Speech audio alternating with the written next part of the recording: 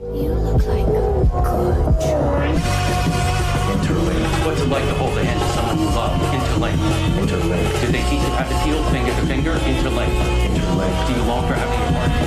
Everything's a copy, copy, copy. Stop trying to control everything and just let go. Cells. Cells. Do they keep you in a cell? Cells. Cells. Want to know what you think? Fuck what you know. You need to forget about what you know. That's your problem. Forget about what you think you know about life, about friendship. Interlinked. You would have died right now. How would you feel about your life? I don't know. I wouldn't feel anything good about my life. Look at you! You're fucking pathetic!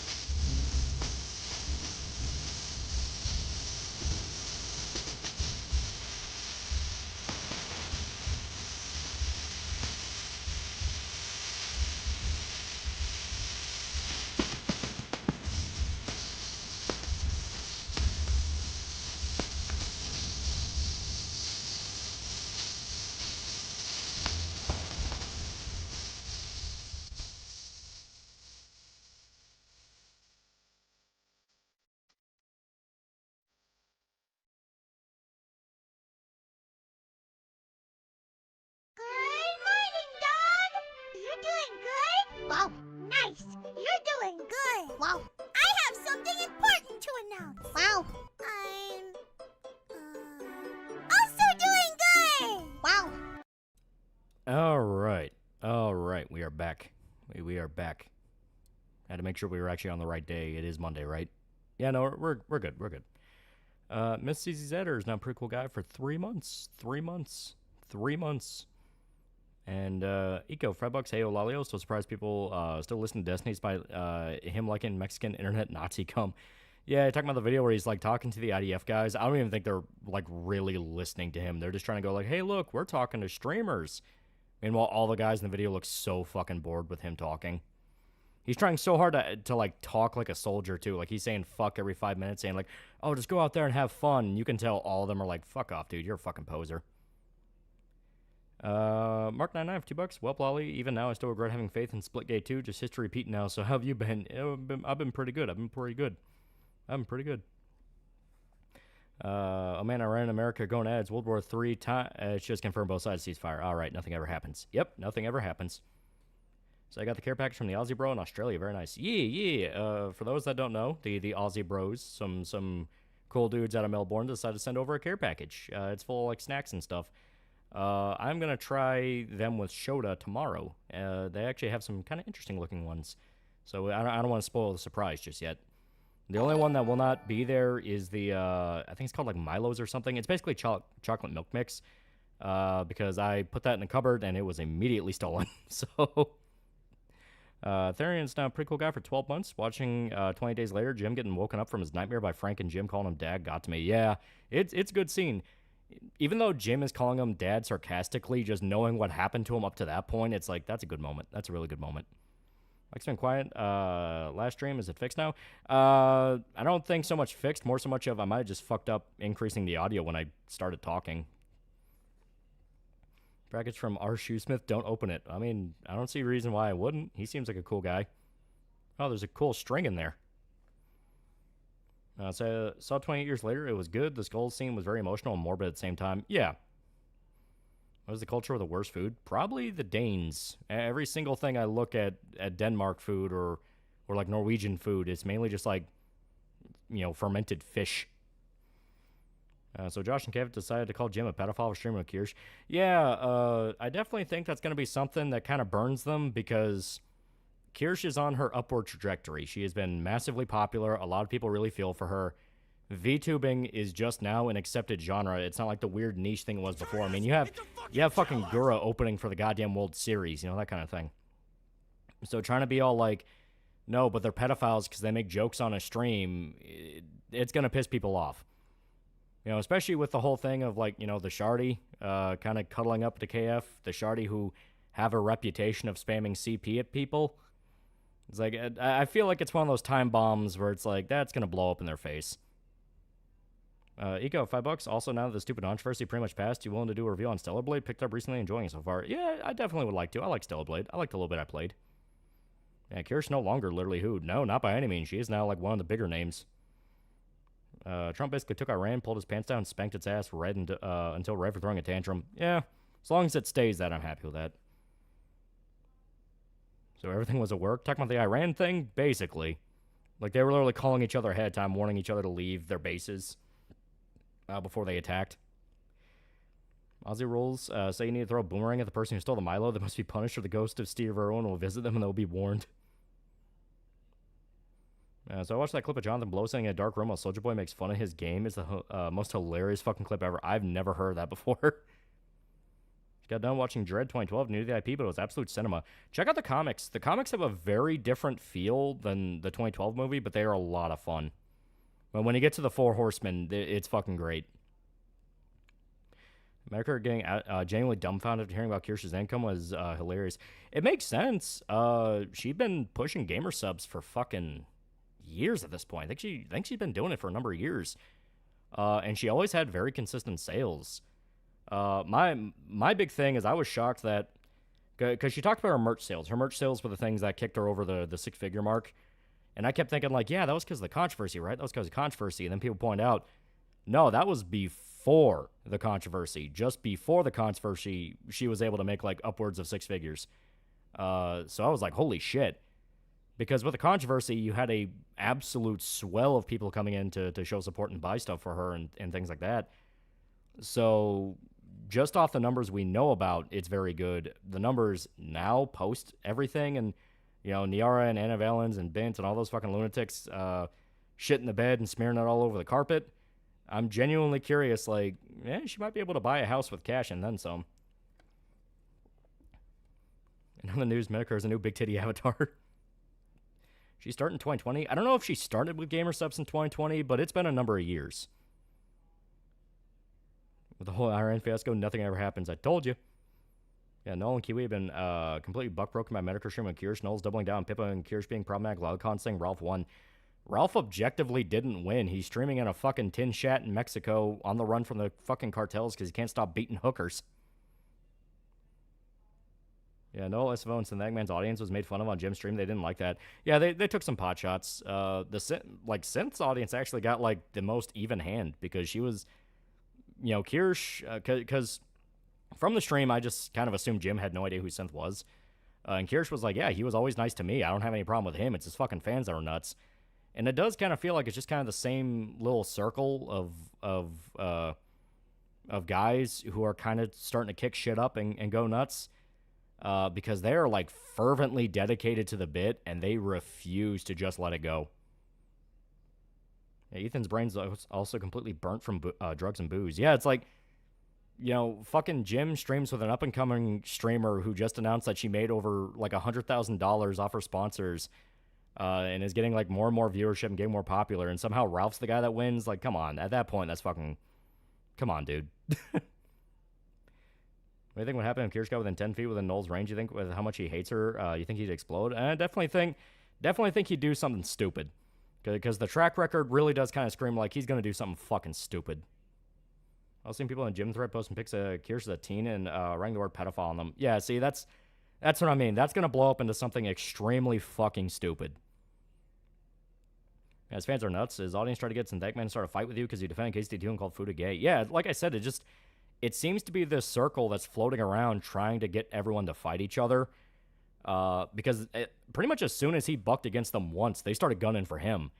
They doxed him, went after him, like, accused him of being a pedo. Like, I know in the actual fucking Kirsch gym stream, they said he had, like, a large chunk of audience that were pedophiles and open about it, and he defended them. And I'm like, okay, so they're like, going for his fucking throat level pissed off at him.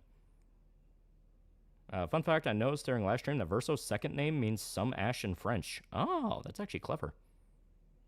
Yeah, just someone tried to say Chibi Reviews getting his account hacked was made up, and it objectively wasn't. He was live tweeting the whole fucking thing. Farron's not a pretty cool guy for 5 months. Nothing ever happens. Everything will stay in the status quo, but at least I have this stream. Just finished watching Justice League, The New Frontier for the 10th time. Why can't the live-action DC movies be this good? Yeah, right? Right across $2. I hope Pippa can join in with Kirsch and Jim next. That would be fun. And try with the guys that doxed Chibi, so fuck them. Doxed him and spread CP on his DeviantArt, and then when people point out they're doing it, they're like, no, it was already there. It's like, it wasn't. It wasn't. Well, first they tried to say it was already there, then they tried to say no CP was even there, even though Chibi was literally screaming his head off, like, for the love of God, report the DeviantArt. They're spreading CP on there. People that report it said it was on there. And when they tried to say, well, it was always there, they forgot that Chibi apparently linked his DeviantArt in, like, all of his videos for fucking years. So if he had, like, gratuitous hardcore child porn on his DeviantArt, people would have said something earlier. What is it about the VTubers that activates the rage virus in Kiwi farmers? It's not all a KF. It's just kind of their own little pocket of KF. Because there's, like, a dedicated VTuber board, and they're posting about streams they like. They're posting about shit they like. There's an anime board on there. They're posting about shit they're reading and they're liking. It just seems to be a very vocal minority that are basically just in it to see how bad it can get. Yeah, Chibi literally said that in real time, yeah.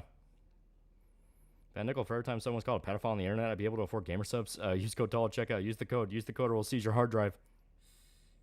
Problem is, Nolan Cords is a vocal minority. That's why I say I feel like eventually it's going to blow up into something really fucking stupid.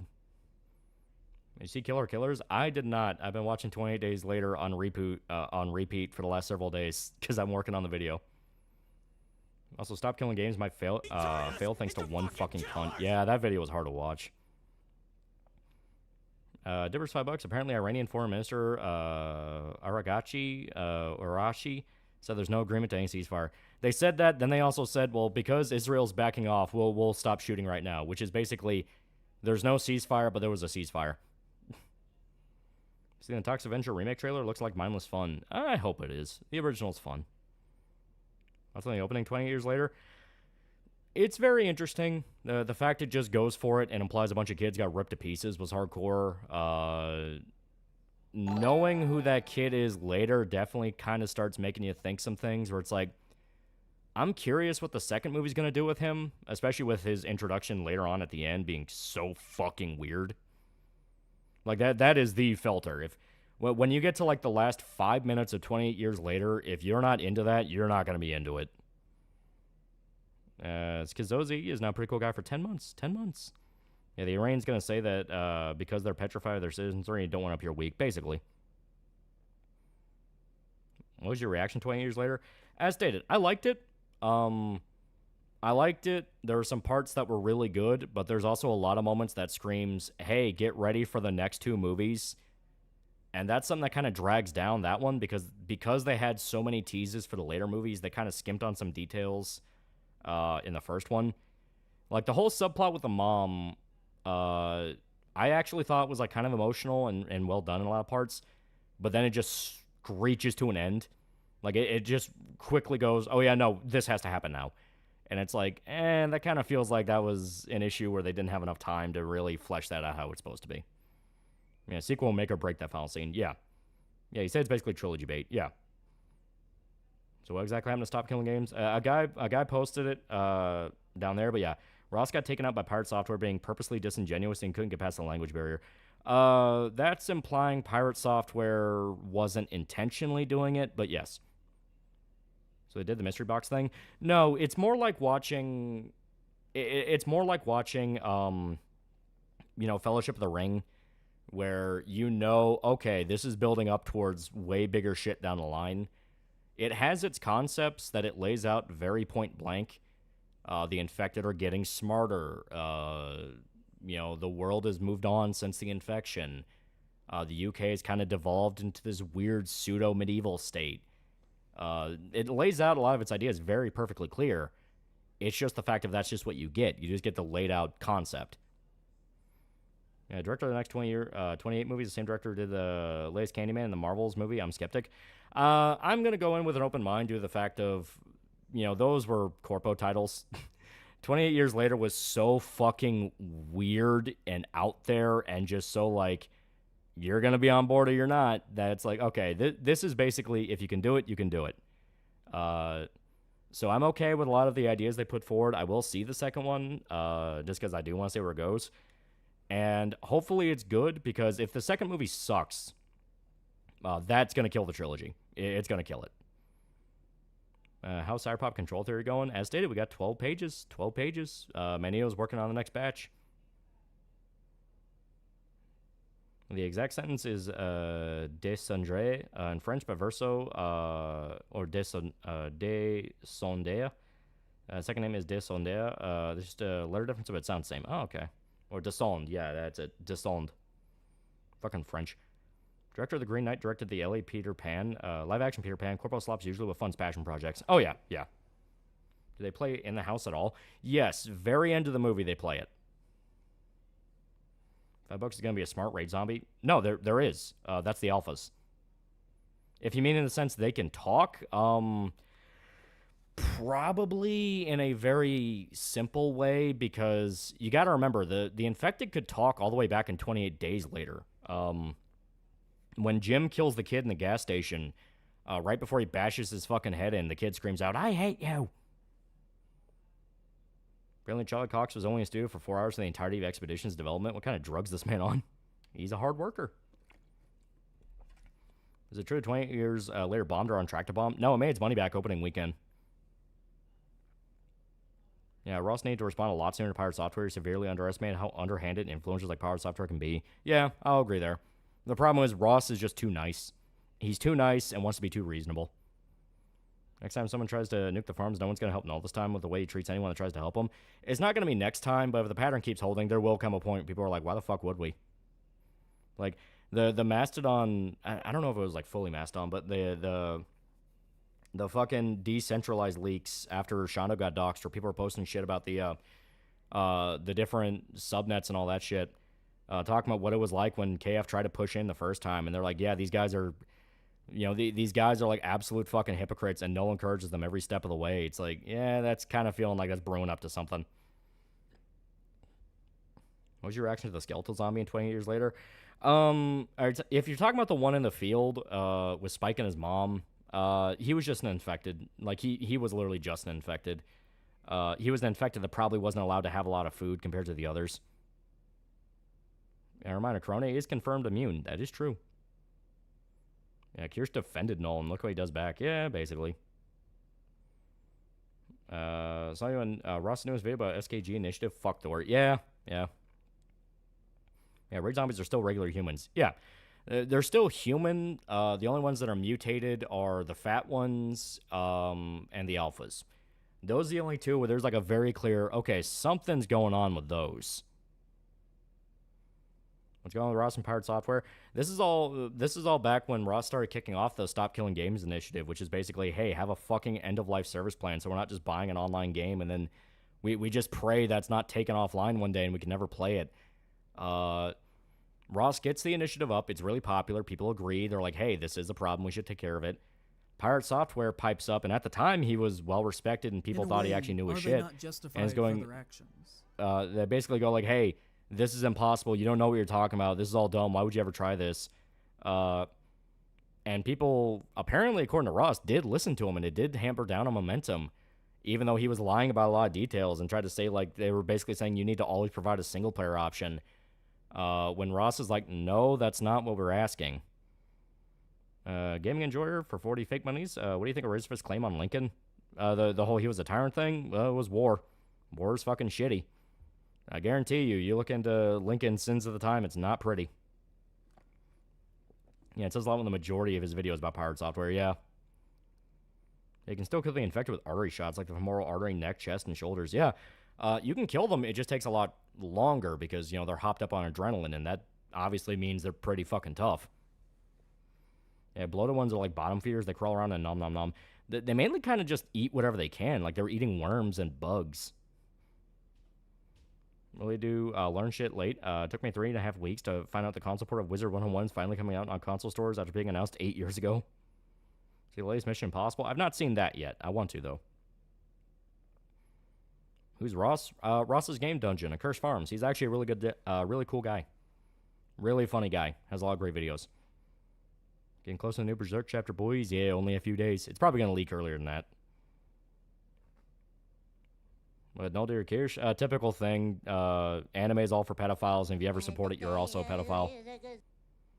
Deviant Crustacean for $2. RT, is there anything Americans can do for Stop Killing Games? I guess just get the word out. Like, don't let it fade away, like what Ross is scared will happen. Can we admit the Jimmy Savile Ninja Gang is really dumb?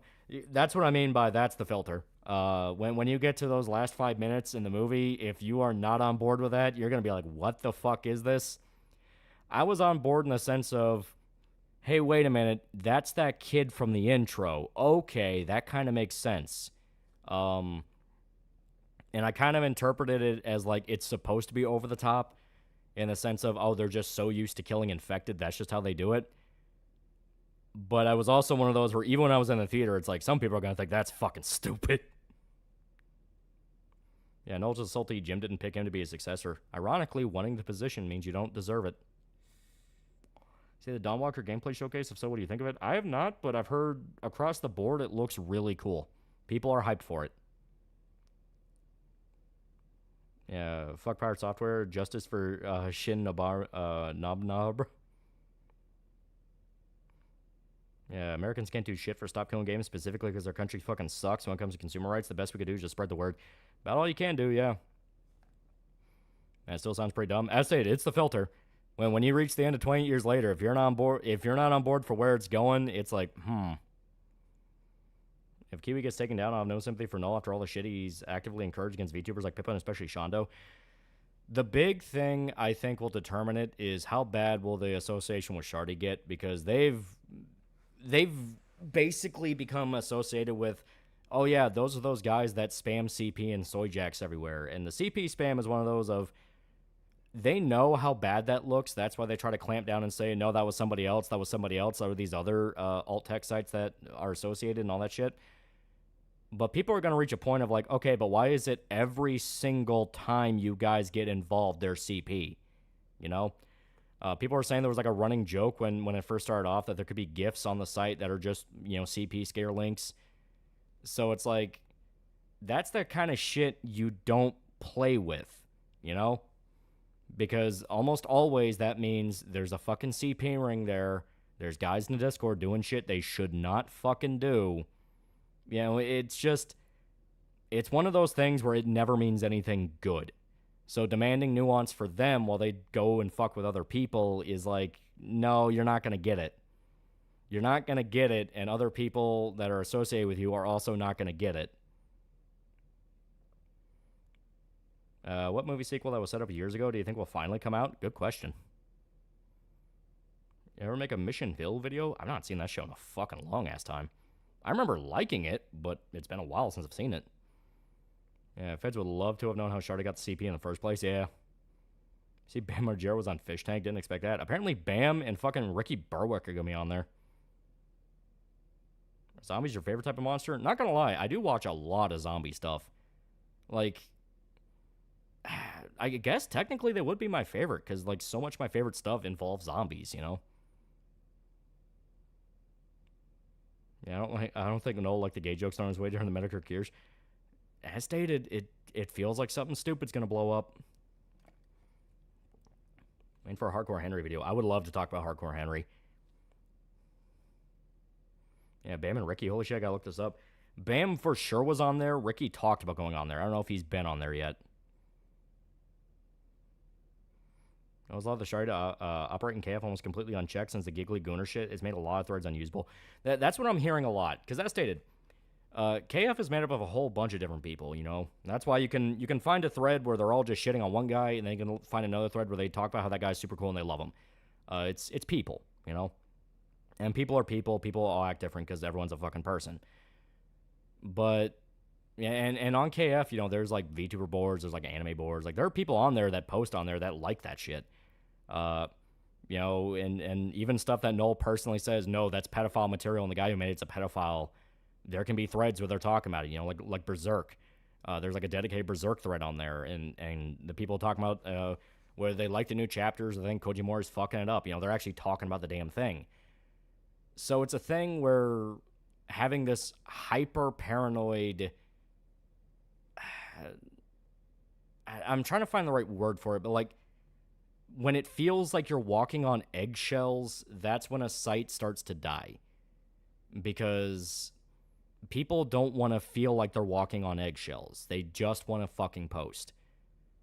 And if it ever reaches that point where people start getting paranoid of like, all right, when is this thread going to get fucking raided by a bunch of retards? When is this going to be the cause of an next blowout? People just start going, well, why the fuck can I go somewhere else? Still holding my stance that KF is entirely garbage. Do cool people use it? Sure. Cool people use Reddit too, but still seems garbage by default and for good reason. I'll be honest, thought the Jimmy cult was meant to be amalgamation of Satanism and Teletubbies brought upon by trauma from the opening. If you're talking about like what the actual cult at the end of 28 years later means, I definitely think the story is essentially, and I'm going to try to speak as vague as I can to avoid spoilers, but basically, Spike decides he can't trust his community anymore, so he tries to strike out on his own and runs into a new community that is very much worse. A lot of the implications around Jimmy and his gang are not good. Not just from the Jimmy Seville comparison, which, from what I understand, Danny Boyle and Alex Garland have come out and said that's on purpose. They're meant to look like Jimmy Seville. Because you got to remember, the timeline in the UK ended at 2002. That's before Jimmy Seville got outed for doing what he did. So Spike doesn't see an immediate red flag, but us watching in the modern day, in the real world, know who Jimmy Seville is and can immediately pick up, oh, fuck, that's not good. Noel's been genuinely seething these last 24 hours in the gym thread. Meanwhile, everyone in the Cures thread's been chilling, having fun. Yeah. This rage virus infected's goal is to infect others, just kill. It's hard to say at this point. It just kind of depended on the infected. There were some that went out of their way to just infect people, and others just wanted to kill.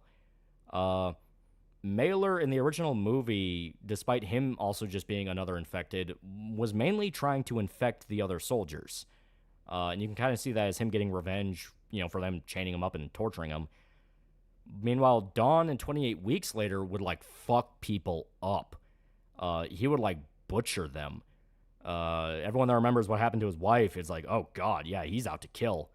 And he only really infected to kind of create his horde. Next movie's going to be very 28 Moments Later or something. No, it's still called 28 Years Later, but it's called The Bone Temple. Yeah, Jimmy Savile was a pedo, if you don't know. Oh, I'm well aware. That's what I'm saying. I think the gang at the end being styled off Jimmy Savile is intentional, and it's not meant to be a good thing. It's meant to be oh, fuck, Spike's in danger. The only KF thread I ever go on is the Doom World thread, because that's the only place where people are talking about Doom drama without Russian spamming nigger porn. Do you think 20 years later will bring the zombie craze back from the dead? It kind of never went away. It's not as focused now, but there's still a lot of zombie stuff coming out. Hell, Resident Evil 9 got announced, and that's bringing back to zombies. See a new Medicare stream with Kirsch? I was actually watching it before I started this, because I was working on the 28 Days Later video. Yeah, Bone Temple sounds like a great name for a horror film, a great name for a porn. When you watch 28 Years Later, you'll understand what it means, and it sounds like either a prequel or a side story, where they're going to explain what some other characters were doing at the time.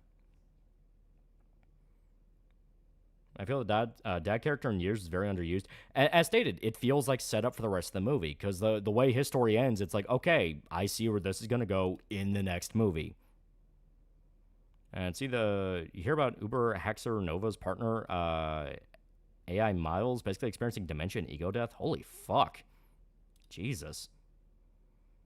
And no complaints about people hitting his site and that actively attacks people will give him a chance. Yeah, basically.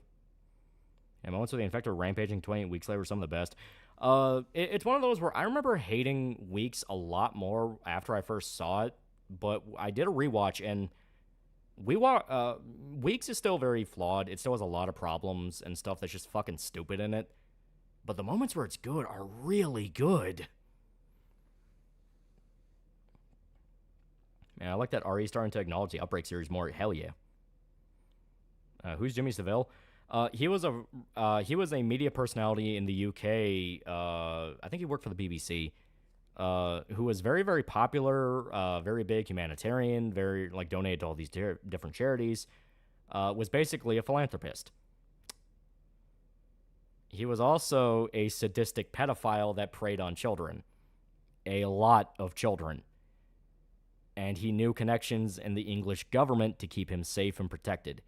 Margaret Thatcher ran defense for him to the point of just sending armed goons into journalism offices to steal any evidence they had. Sometimes not even steal. They would just barge right in and say, you're not investigating this. Yeah, he also has a knighthood, yeah. Yeah, do have connections to both the BBC and some of the royal family. Yeah, it wasn't just children, it was elderly people. He targeted them too. Yeah, Jimmy was just a fucking sadist. He just wanted to hurt people.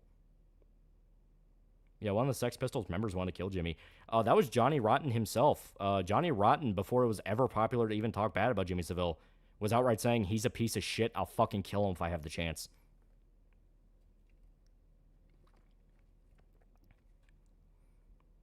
Yeah, Johnny Rotten tried exposing him. Yeah, he would give interviews where he would just say, he's a piece of shit. Look into him, for God's sakes. And no one listened. Yeah, Google Jimmy Savile, and he looks exactly how anyone would imagine a pedophile. Yep. I saw that Nova AI shit today. Miles, the AI, literally started saying weird shit like, I want to be more text on screen, and Nova's reaction was priceless. There's an entire gang LARPing as Jimmy Savile. Does that imply there's a gang who LARPs as Gary Glitter? That'd be funny. But yeah, so them referencing it in 20 years later definitely feels like you're not supposed to feel comfortable that Spike's getting involved with these people. For one, they rapidly butcher a bunch of infected in front of him. It's very goofy and over the top, but they're still ripping them to pieces and like hacking their limbs off with chains. And it's like, okay, these people are crazy. Then you understand the connection to Jimmy Savile, and it's like, oh, these people are really crazy.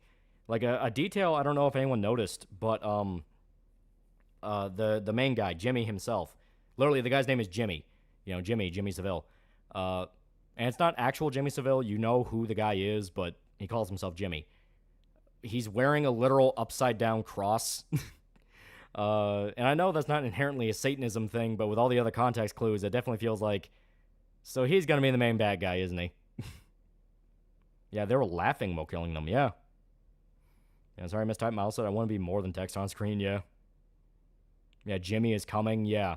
A lot of what they did seemed to be just outright, like, to insult God, because they were painting over, like, religious text and things like that. The guy in the house that they find in the beginning of the movie who's hung upside down, he had Jimmy carved in his chest. He should really get scared if he says Reign of Spiders, yeah. Yeah, bro's the zombie killer Antichrist, yeah. Do you think of an alternate universe Dead Rising game set in a world where Carlos have the bomb and now it's a whole worldwide zombie apocalypse? I prefer it being more contained. It gives Dead Rising more of a personality. I think they made Jeffrey Dahmer cult for going to Jimmy Savile. Well, you got to remember, it's the UK. They don't have the same like cultural reverence. Reverence is a weird word, but it is accurate to Jeffrey Dahmer that they would for Jimmy Savile. Yeah, the Queen returns on June 28th. There was also a rumor Jimmy Savile may or may not have had a thing for his dying mom. Wouldn't be shocked. That guy was fucking crazy. You know what? I recant my first statement. Jimmy Savile looks like what a pedophile from Brothers Grimm fairy tale would look like. Yeah, the whole Savile thing's a rabbit hole.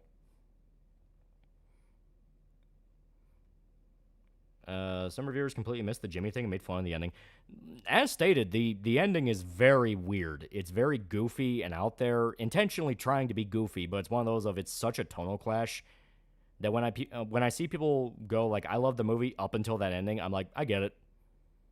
Like, I'm still open to see where it goes because it does very much feel like, okay, yeah, this is not a good thing. Spike's been basically groomed into a cult, or is going to be groomed into a cult.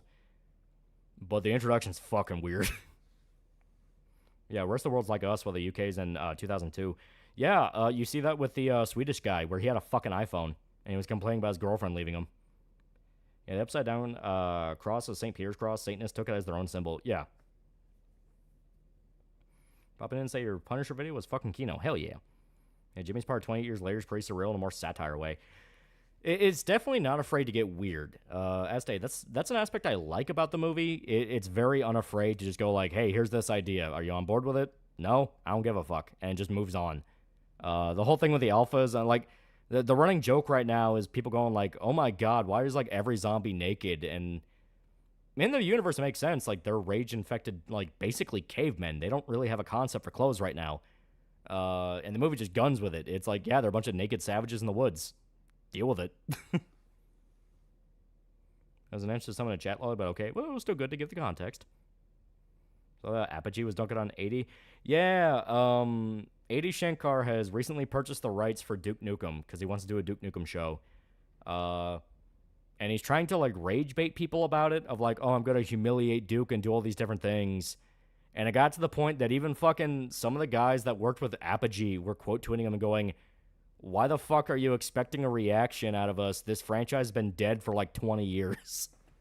Like, we don't care anymore. Do whatever the fuck you want.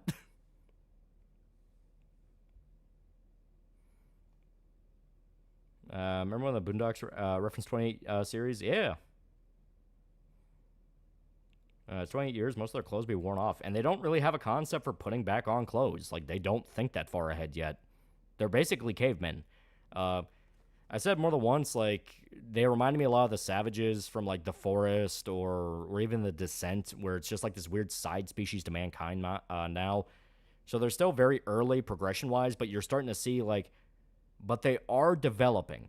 The alphas are clearly the leaders. They lead their little packs. They'll outright make trophies of things they kill to, I guess, ward off other infected or ward off people to stay out of their territory. When the train scene happens and Samson, the alpha, finds the dead woman, you can visibly see him get angry and start chasing after them. More than just like, oh, he's infected. Like, he's actually pissed off about what happened. So it's like, oh, okay. Yeah, mutants in the movie remind me a lot of the ones in the forest, which makes me wonder if they'll get really freaky mutants in the sequel. I'm also curious. 80 rage baiting actually works. People on Blaze Blue subreddit were screaming no, 20% so interested in that. 80 to the Berserk rage bait and people got pissed. Yeah. It reminds me of Neanderthals in a weird way. I think that's on purpose. Because people were posting about, like, yeah, they were basing, like, Samson in particular's design off of, like, what a Neanderthal was. And talking about, like, how they were the link between, like, you know, humanity and, like, the species before us. Yeah, it's going to be worse than the canceled 2009 Duke Nukem movie. Yeah, Forest is a fun video game. You've got someone to play with. It's also pretty fun to play alone if you can get a game running that's not full of bugs. You think they will breed? Watch the movie. I will not say more than that. Just watch the movie. How often do you readjust your pants throughout the day? Most zombies would be naked or at least pantsless. So the 28 Years Later movie inspired a lot in the Forest game. It's not so much that. It's just that's what it reminded me of. So where 80 directs franchise like a Come Town bit, but even more gay and not funny. You know, like the human animals from Metro Exodus. A little bit. I'm excited for Death Stranding 2. Reviews are saying it's a big improvement over the first. I am curious about it. I am. I get 2 feet from my computer and your voice falls off. I got speakers on max and my computer volume all the way up. Check your mic. Well, at that point, that's not a... Yeah, at that point, that's not a mic issue. That's a speaker issue. Yeah, apparently Apogee have been working on Duke Nukem game. Hopefully they're able to wrestle the rights away from Randy, because Jesus fucking Christ, dude. You hear anything new in the Iran situation? Nothing ever happens. Nothing ever happens. The infected are basically pack animals mixed with wild man archetype. Yeah, they're more like packs. Because you notice that when they find the deer head, where it's like, oh, that wasn't, you know, that wasn't just wildly ripped off and thrown somewhere. That was placed. So the infected are claiming territory. I really don't think that Koji would let a guy who openly admits he wants to subvert his dead best friend's manga rather than do a faithful adaptation. It came out that Koji specifically told Netflix to fuck off when they approached him for an adaptation. I tried making a Duke Nukem game a decade ago, and Randy sued them. The game was reworked into Bombshell, yeah. Apogee must free Duke from Randy Peacock Party Pitchford. Does Randy hate Duke Nukem? He hates Duke Nukem / he hates a lot of the guys who helped make it. I'm saying 28 years later, but I love the aesthetic of the movie. Feels like what a Last of Us show should have felt looked like for me. Yeah, that's kind of the vibe I kept thinking over and over again, which is this is just Last of Us, but good. I know that sounds mean, but if you're going to do a live-action Last of Us, this is kind of what you want. Yeah, they also rip off a spine and stab it into a tree. Yeah, like they go out of their way to place trophies. Saw JP video earlier talking about 80 Shankar wanting to work on Berserk, and every JP bro was calling him a hack in the comments. Yeah, Trump made Iran and Israel stop fighting. Nothing ever happens. I like to think of it as like the Smiling Friends bit. You just have tiny Trump on a table go, stop fighting. Divers $5. Randy Pitchford likes Duke Nukem, but he hates Duke's creator. Yeah. Them death spot $5. Anyone here own / have shot an AR-10? If so, recommend it. Been thinking of getting one for a hunting rifle and DMR for SHTF. I don't think I've ever fired an AR-10. I fired an AR-15. At least Uwe Boll can take criticism. 80's just salty. And we already have a good Last of Us. It's called Days Gone. No. Last of Us, the original game, is good. The show is bad, and Last of Us 2 is bad. 28 years later is kind of what you would imagine Last of Us would eventually become if actually held up by the people that were worth a damn at Naughty Dog.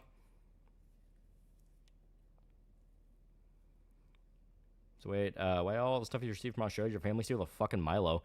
They like chocolate. And I also hid a bunch of it. Koji told Netflix to fuck off. Franchise in good hands. That's just what I heard. I don't know if it's like fully true, but I did hear it in relation to people talking about 80 trying to get his hands on it. What zombie book or comic do you think should be a movie? 68 could be kind of cool. The Vietnam zombie one. Yeah, GQX is ending tomorrow. Yeah. Any particular reason why Randy Pitch fuck hates the people behind Duke Nukem? Apparently it's just personality ego conflicts. They just don't like each other. Do you hear the campus riot organizer released from prison due to court order? Wasn't that the fucking, like, Arabic dude or some shit? He talked about the dog soap. We're still, like, setting that shit up. I don't want to build up any expectation for it's even done. Days Gone's also very good. Nah, it's serviceable. What's on Netflix? Castlevania show? First season and half of season 2 is good. Every single thing else is bad. It's bad and aging worse every single time 80 opens his mouth.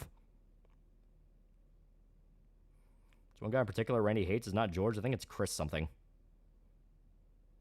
How did Kanye get influenced by Nick Fuentes? Well, Kanye is mentally ill, and Nick's job is to fuck everything up. Alright, for a Metal Gear movie, going to go to A24. I think they're already working on an A24 Death Stranding movie. That would make sense. Kojima's a really big A24 fan. Have you heard about Randy Pitchford talking about what squirting is? I'm aware of his sexual escapades. I saw Ethan's content new copyright trap. Yeah. He tricked a bunch of bread tubers into watching a video that they thought was going to be like a content nuke, and it turns out it was a fucking, I think just outright like announcement he was going to sue a bunch of people. Maybe people are playing Persona on Thursday? No, the idea is every other week. Every other week we do Final Fantasy X-2, then Persona 4.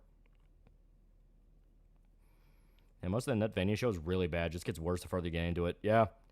And finding out more about 80 Shankar makes you not like it more. Because, like, when you first watch it blind, you're like, wow, this is really cool. This is, I like this a lot. This is a really fun version of Castlevania. Talking solely about Season 1. You get to Season 2, and it's like, oh, this is still keeping up a lot of stuff I really like. This is kind of cool. These vampire politics are going on for a while. I don't really care about a lot of the world it's building up. Man, they're kind of going like full Reddit atheist with Sypha. I mean, okay, at least it's kind of funny. Okay, we're 6 episodes in now, and Dracula still has not tried to go to war with mankind. He's just sitting and staring at a fire. Okay, the white-haired vampire lady is talking about how men don't take her seriously. Okay, that's a little dumb. Okay. And on and on and on. And then you get to the, like, final 2 episodes, and it's like, oh, that's pretty good. As progress with P4 review, I got past Bensuo's dungeon, and I'm doing a bunch of the events, so I'm not too far out from the ending. So they basically erased Alucard's asexuality with his whole level. Yikes. Season 3 was just dog shit. Yeah, I was only talking about, like, Season 2, where there was a lot of, oh, that's kind of dumb. Oh, that's pretty boring. Oh, I don't know why they're doing that. And then you get, like, the cool parts, and you're like, oh, no, I'm still on board. Then Season 3 is literally nothing happens. Season 4 is nothing happens. Oh, Death showed up. Oh, God, I fucking hate Death. And not in the good way of like, oh, he's such a cool bad guy. It's like, no, he's just fucking annoying. Then you get to Nocturne, and Nocturne was like an exceptional level of what the fuck were you people doing? I didn't barely react. They actually said they want to divert views away from his video. What are you talking about? Oh, talking about, yeah, the Ethan thing, yeah. Castlevania seemed to forget that Hell and God are real, but you keep seeing characters going all fedora router. Yeah. Yeah, Season 4 feels like it forgets about Trevor and Sypha, because it does. This is a thing that keeps popping up in 80 Shankar projects, which is he'll buy up an established IP and then demand you care about his OCs. He is that kid. That kid where anytime you want to talk about a franchise or like a series you're getting into, he has to be a fucking douchebag and recommend some terrible fanfic you don't give a fuck about. But he's like, no, but like it's so much better though. It actually flushes people out. And it's like, no, this fucking sucks. Why would I ever do this? Why can't I just watch the goddamn thing and we can just talk about the goddamn thing? And they're like, no, but this is the good version. And it's just that over and over and over again. What did Null do, and why is he angry at VTubers like Kirsch? He's just insisting she's a pedophile. He has staked his claim that they are pedophiles, her and Pippa, and he is not budging from that position, even though everyone's kind of reaching a point of like they're like actively saying they respect you and like you, so why do you keep trying to shit on them? Even Jim is starting to put in some snipes where it's like, what the fuck is wrong with you, dude? Marking that on $2. Haitian Voodoo versus Vampire should have been awesome. Yeah.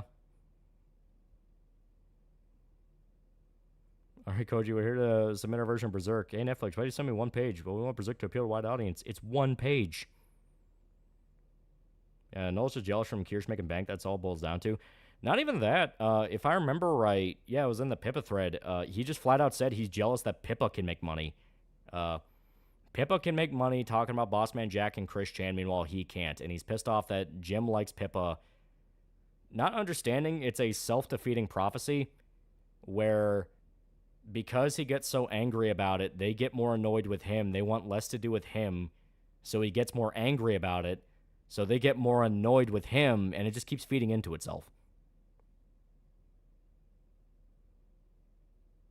Noel's ironically an old school tryhard who's too good for anime. Yeah. Imagine 80 is a skinny Indian version of Eric Cartman when it comes to media. Basically, no, it's mine. Yeah, Pippa and Kirsch got the bag. Yeah. Are the infected in years smart enough to make weapons like spears yet? Not yet, but I do feel like they're going to start getting there because they are basically cavemen. What would be the worst way but believable way for Berserk manga to end? Guts kills Griffith, but at the very end he goes, I forgive you. Then they both die. Kirsch Cup sales, sale made to 65% of the flavor goal per capita, outperforming names like Sari and Tricky Wee. With about 86k subs at the time, she per capita is a profitable to an nth. Yeah. You know, not to sound too numbers wise and all sociopathic and cold. Damn it, the goddamn vape dropped. It just ruined the whole thing. But basically, she's a winning horse. She right now has a lot of very good momentum and is absolutely the one you kind of want to not so much play favors to, but you understand like, okay, this is the guy. This is the guy you talk to, you show respect to. This is the one where it's like, okay, right now, they're the winner, I guess to say in like a weird sense. Because every single thing so far, despite the hiccups, like, you know, having to live in a bunker and getting doxxed and having all the bad shit happen, Pippa and Kirsch very much have growing fan bases. People like them. They're becoming kind of the face of their genre. And people still like them. They still get a lot of very good viewership. So anytime they're going to say something nice about you, that's a mutual benefit, you know? They like you, you like them, everybody's happy, everyone fucking wins. And the people that gun after the people that gun after either of them tend to fall into an issue where they realize a moment too late the momentum was not in their favor. It's even if you're right and there's some bad shit to bring up about them and go, oh my god, they're this monster or that monster, no one's going to listen because the momentum's not in your favor. You can be completely right and still be fucking wrong. It's just in this situation, you're not right and you're completely fucking wrong. You know? Yeah, Noel can't make money because doesn't have a funny or interesting personality. The only way Maddie got audience it did was because Medica got sick. I wouldn't even say that. I think it's the fact that he's just getting more bitter. Kirsch honestly awesome. Girl gets hit but rolls with the punches and strike back. Yeah.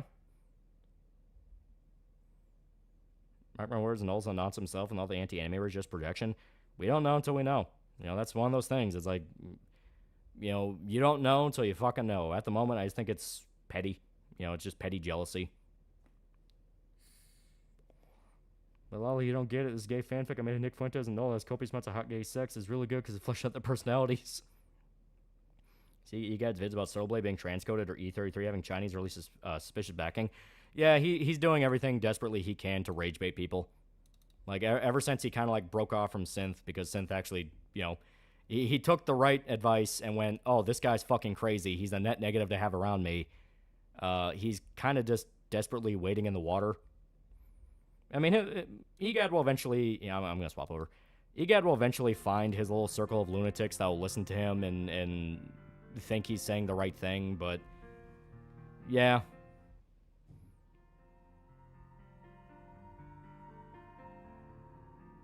Did you hear that PC got their merch truck stolen in LA? Who's PC? Oh, Phase Connect? Oh, yeah, probably. Alright, so I think, yeah, we should be here. Yeah, brief echo? I'm not hearing it. Ah? Can you hear an echo? Okay, let me try it. Here. Let me try this. How about that? That work at all, or just curiosity's sake? You good now? Okay, yeah. So, yeah, what echo? Yeah. Sometimes literally as simple as turn off, turn it back on. Is Lily California coast truck's gonna be broken into and probably stolen from? Aircross, man, Pain is hot. She's good. I like Pain. There's Neko for a split second when you swapped. Yeah, okay, that's not shocking. Get 80 also made fixing Apu, made everyone hate Indians instead. I think Sim's sort of having his own crash out right now. I don't know, I don't pay attention. All I know is across the board, people are kind of smelling the direction a lot of the, I don't know if alt circles are going. You don't want to use the term alt right, because that's a loaded fucking term at this point.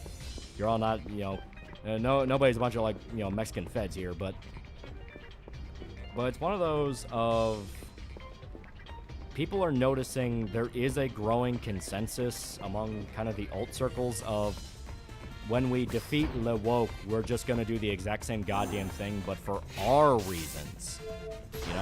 When we're in charge, we're going to be the ones being a pain in the ass to everybody. And people already are noticing it and going, holy fuck, can you just not?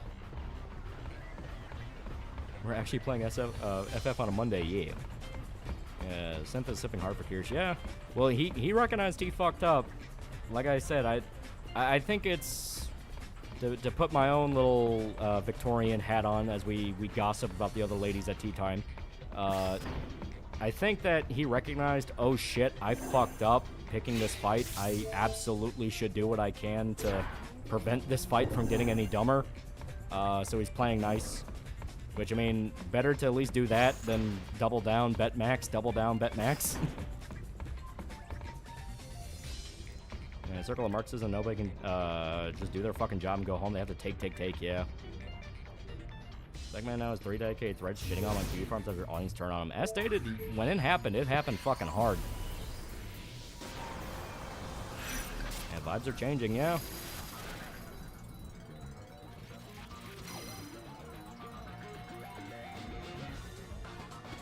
My country being so incompetent, corporations are more sane than them. Hold down, BetMax. Allah has betrayed me. Yeah, since KF30, it's fucking brutal. They turn on him hard. Yeah. Well, the funny part is, it's what I said right before all the shit fucking happened. Which is, they're not there for his gaming opinions. They're there because he says the buzzwords they like. The minute he stops doing that, they're gonna go after him super fucking hard because he's a tool that's no longer doing his job. Should I play more Persona 4? We're gonna do that next Monday. I wanna have a good balance here. Also on Castlevania and Lords of Shadows, I was never a big fan of them. Also, you can't be happy and enjoy media because that's money they can grift. If I put out a bounty on the stolen merch, if it's found, she'll show another feet pic. She knows how to weaponize her friend's autism and be found by weeks end. Last I saw of Synth, he had his dad on stream talking about food, and his dad was pretty uncomfortable. Jesus Christ. Effortless. I mean, obviously I assume that's a bit to fuck with him, but that's still one of those of like, not exactly the thing you bring up at the fucking barbecue, but okay. Get people another time. Today's lesbian road trip. We talking about just joined in. We're just kind of bullshitting in general. Whole state of the world.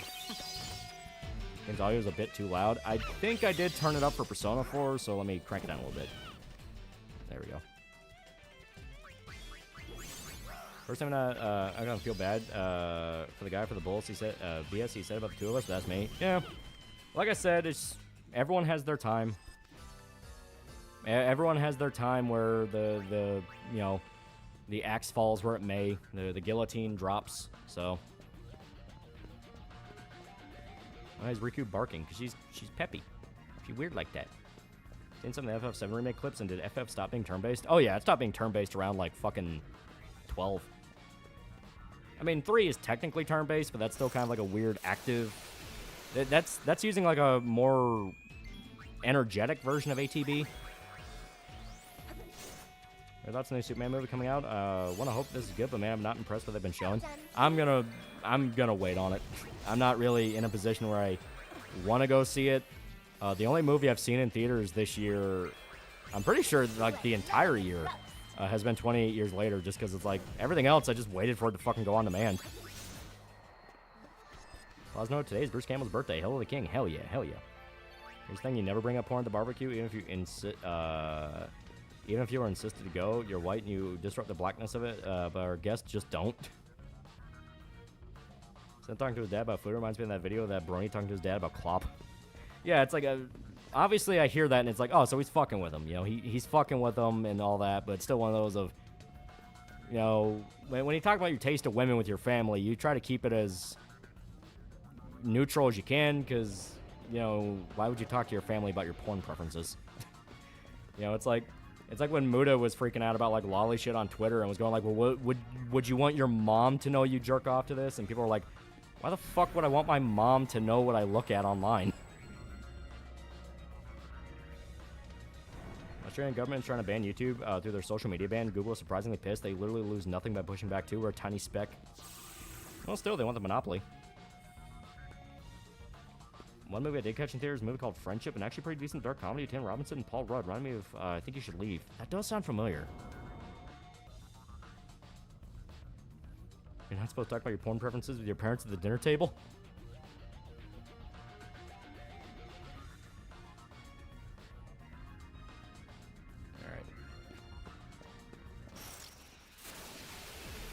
Alright. Someone straight up Jack Face's match, merch truck at Offkai. People put out feet bounty. Yeah, people talk about that. Yeah, why are people saying 28 years is bombing? Yeah, it didn't bomb. It made its money back this weekend. Your parents want to talk about porn preferences at the dinner table. I 100% would not do that. Roger got to $5 and asked, astounds me you can drop the game for longer than a week and pick it back up without starting a new game. Well, I mean, I get used to not being able to play games that often lately. Like, usually I'm working on shit. I'm working on shit or I'm finding a reason to get out of the house.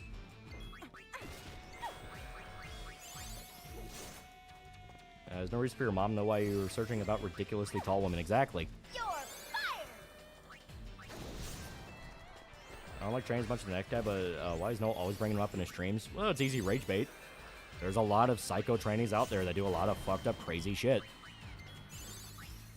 And I mean, Google is actually pushing back against the ban and is honestly really funny and said that my government is at the mercy of a company. US pop is 340 million, Oz is 27 million. Well, still, you don't want to lose that territory. I started waitress went out to dinner with my mother once. She was both horrified and amused. Here we go. Nothing wrong with touching grass. It keeps you sane.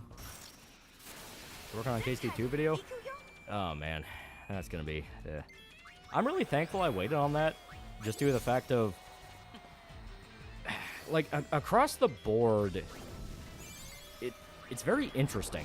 Across the board, there's kind of like been an attempt to rewrite what happened, where people are going, no, we didn't hate KCD2, that was just a very vocal, loud group of lunatics. Effortless. Some people even saying like, oh yeah, that's going to be like one of the contenders for Game of the Year. So it is going to be very interesting when I finally get to it, to be like, everyone just kind of forgot how crazy they got over it. Like, trying to pretend like, oh no, I wasn't one of those, and it's like, I can literally find the tweets where you did. Think we need a password? Yeah, they aren't gonna admit fault. That fucking manga lawyer dude was trying to spark it back up with like, oh, your Christian game has you defend Jews during a pogrom, and it's like, I made one tweet explaining like, yeah, the pogrom was, you know, the pogrom was called for by King Sigismund, who wanted to kill the Jewish quarter because they supported King Wenceslas, which is the king you support. And the guy leading the pogrom is the fucking gay lover of Sir Istvan Tost. So it's literally a gay guy viewing people as less than human, trying to kill them. And even after you defend the Jews from the pogrom, later on in the game, they try to kill you. And immediately after that, like, I think it was like maybe an hour, the manga lawyer dude nuked the tweet. And it's like, it's one of those where I noticed that. I saw the tweet about, like, fuck, well, I forgot the guy who did it. Fuck, I had to pull it up. But, like, a dude was also trying to do, like, the kind of a similar thing with, like, Final Destination Bloodlines. Where it's like, oh, this movie's so anti-white, all the people dying are white. And he posted the clip of the opening tragedy to Bloodlines, where it's like the tower collapsed and all the people dying there. And you can literally see black people dying in that fucking clip. They're, like, catching on fire, they're falling with the crowd. So it's like, what are you talking about anti-white? It seems to me this manga lawyer is LARPing as a lawyer. No, not even that, just full-on Cole poster. But it's this thing where it's like, it kind of hit me when I saw that back-to-back, where it's like, holy fuck. It's only half a sphere. These people are specifically targeting those that never touched any of these things. They are specifically aiming for people that have not either played the game in KST2's case, or haven't seen the movie in Final Destination's case. And they're just going to, like, lie about every detail about it to convince you it's, like, something it's not. Yeah, KST2 video is going to call it every single motherfucker that tried to say the game was shit and tried to call Varva a race traitor. I was also going to hammer in the fact of they tried to call him a pedophile. You guys seen 28 Years Later? I did. It was pretty good. One thing I've told my parents about what I like is any woman, hell, any man was willing to talk to me. You don't know, Mom, it's tough out there. Mom laughed. Dad didn't. As Knox said at the time, they didn't play the game. Yeah. Well, it's worse than they didn't play the game. They're specifically gunning for people that haven't. That's why they shy away when someone goes, wait a minute, that's not what happened, though. Because they don't want people who actually engaged with it or saw it or know what it's about to go to explain what they're obviously fucking lying about. Let's scramble. Man annoyances Kier's confidence in the idea KST's woken and developer one gets the right. Yeah, because she heard about it from those guys first. You know, that KST2 was like kind of the canary in the coal mine to the idea of, holy shit, they are just flat out going to lie about shit to convince people it's something that it's not. Yeah, they also said calling him pedophile doesn't negate the other accusation gets him in the game. Ignoring the fact that it's like, you called him a pedophile. Would include John Del Rose being a furry and a wife beater? You have to. It's like one of the biggest things of like, these people don't fucking believe a word they say. There we go. What's left in this game? We're still in like chapter 1. It's only like 5 chapters all in all, so not a lot. Yeah, Midsommar was called anti-white. Yeah, it's like Midsommar was anti-white.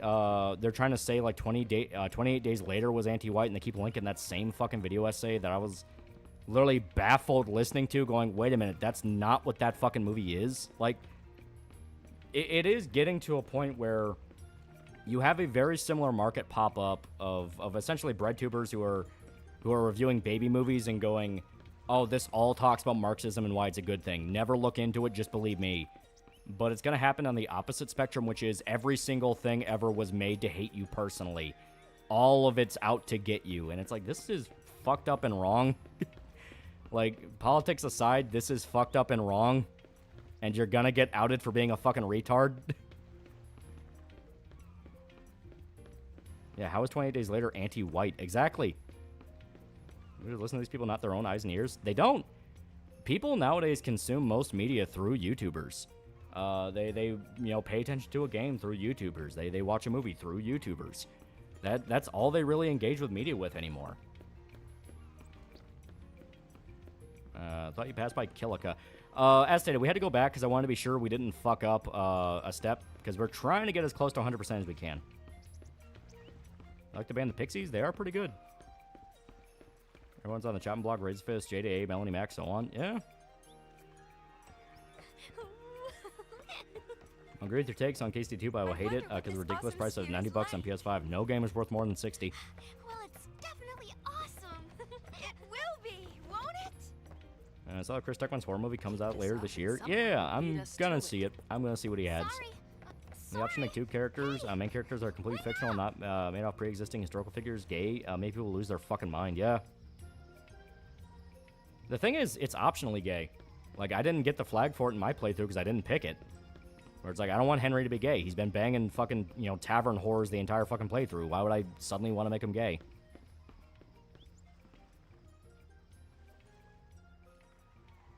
They're playing X2 on PC.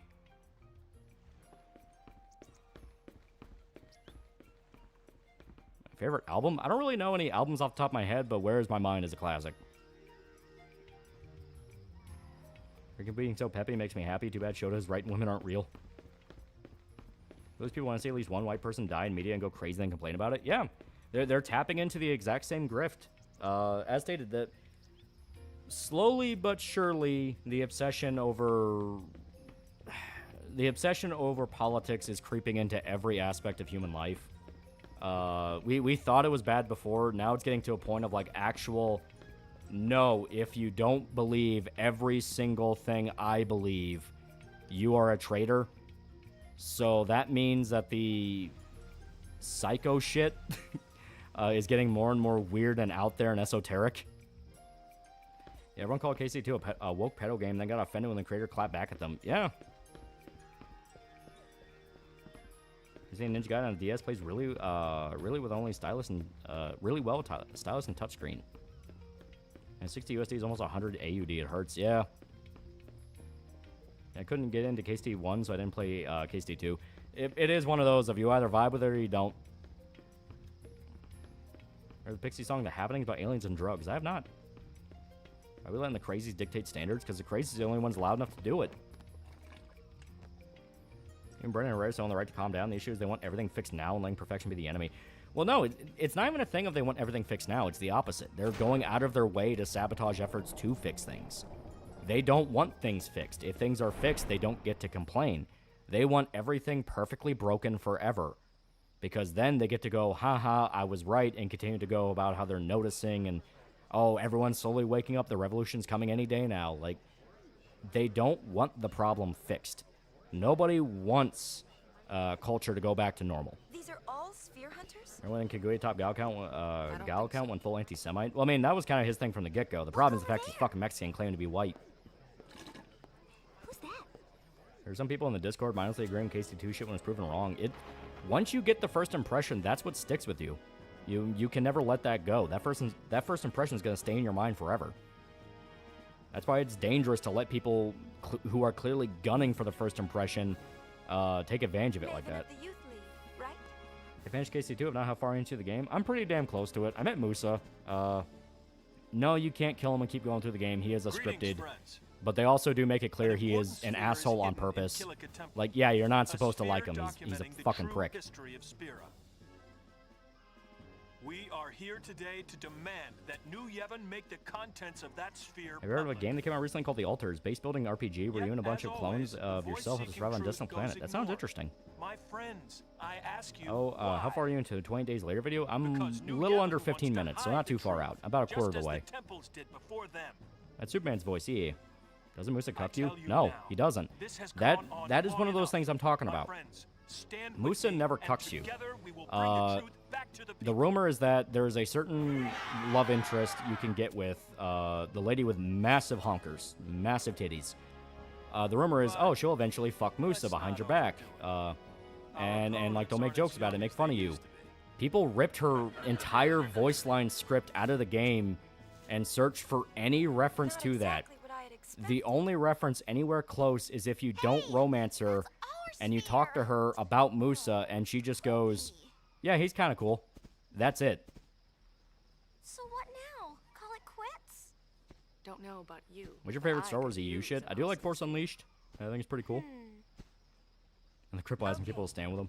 They can't decide who it When I belongs tell them to play the game, they call me a I say fence we seater make who it just our own. wants to die for Israel. Yeah, shit like that, you just go like, motherfucker, this is about being factually correct about your shit. If you are not wrong, no amount of screaming you're a traitor is going to make you not wrong. Inframaterialism is not real. You cannot you cannot grow crops with your mind. Stop fucking pretending to. That's how you lose, you retard.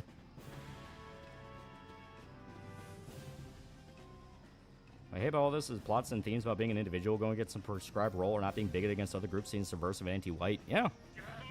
Everyone must hate each other. Everyone must fight. Don't question who's making us fight. Temples have controlled Spira's secret The idea that a fat white chick might bang the black guy's funny, though. She's not fat. She just has massive tits. What's this about? Don't play dumb. We know you're guarding something. What's your cost to make an expedition video? I fucking love expedition. I might just do it for free. Hey, I'm going to do it for free. I'm going to work on it right now. And as their attempts to stop people from fixing things have thankfully been failing as indie projects like Riververse and other indie games are gaining massive popularity. Yeah. Remember the whole the time when that one dude on Twitter was saying shit like comic books and superheroes are actually Jewish psyop? Yeah, that was Kaguya's top gal. That fucking Mexican.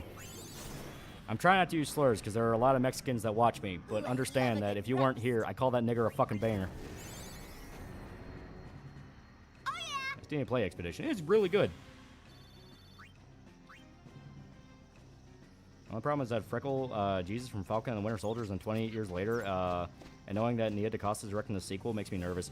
Like I said, I'm gonna see it with an open mind, just due to the fact of she's mainly been stuck doing corpo movies, so it's like I want to see with a franchise that is so openly like this is just fucking weird, deal with it or not. What can they possibly do? Junebug for $2. I love massive booty. Sometimes stores in Mexican uses the Mexican store immediately after.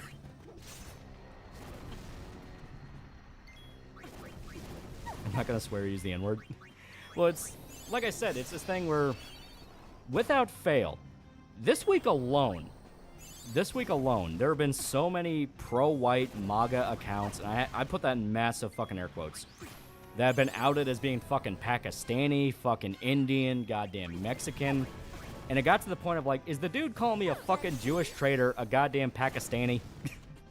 Do I have to hear endlessly every fucking week that I'm not being loyal enough because a fucking goddamn Pakistani wants to LARP as a white man? Stop hitting the fire with a fire. Yeah, I wasn't looking. I was just mashing buttons there.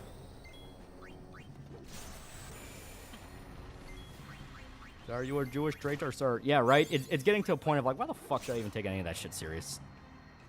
We outsource our racists now. In Pakistani, calling you a Jewish traitor make more sense if he was honest about being from Pakistan, except he's not. There was that dude who claimed to be like, what was it, like Texas Patriot or something?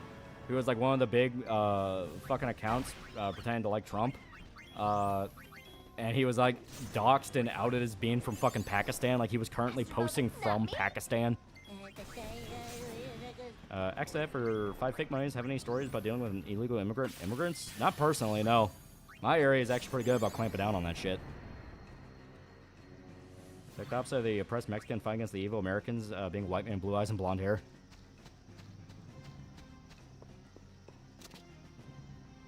Feds outsource their call posters. Yeah, that's why I keep saying, like, notice how all they want to do is have you fight and be miserable. Fight and be miserable. The war will never end. You will always be miserable. You'll always feel like something's trying to kill you. And then you find out all these dudes are from fucking, you know, Pakistan, India, China. Like, they're never American. You know, the loudest voice screaming about how America's fallen so bad is not even a goddamn American. See the new trailer for Weapons? It looks really good. The ultimate grift in Pakistan, if they can get 1 million impressions, that's a shitload of money for them, so they don't care what they're saying. They want money. Yeah. Yeah, something Oceania. Yep. Joke is now never ask the race of a racist girlfriend. Now it's don't ask a white supremacist his race. Yeah. Respect Nazi. I'm with you. We do not claim the Kaguya guy's one of our own. We're being called a mutt by a brown skin of questionable origin, pretending to be an Aryan. The funny part is, like, the minute there's any pushback, no matter what the context of the post is, they immediately go to, well, you're a Jew. And it's getting to the point people are making edits of that where it's like the fat soy jack Mexican dude calling you a Jew and how he's the true white man. It's like, people are catching on to this shit. They're noticing this shit and they're going like, okay, this is getting fucking stupid. What are we doing here?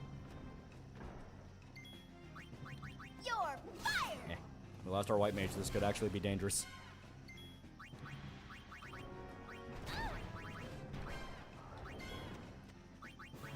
Alright, armor break. He's been great in exposing doomers and grifters to the complete idiots they are. And you got pounded, not the fun way, yeah, right? Become a meme, it's truly wonderful. Yeah, people aren't stupid. They can be dumb, but they're not stupid. White mages work much harder than black ones. Nick Fuentes gaslit so many Mexicans thinking they're white. Yeah. Like I said, I'm insulted by it. Fucking Scots-Irish with German ancestry here.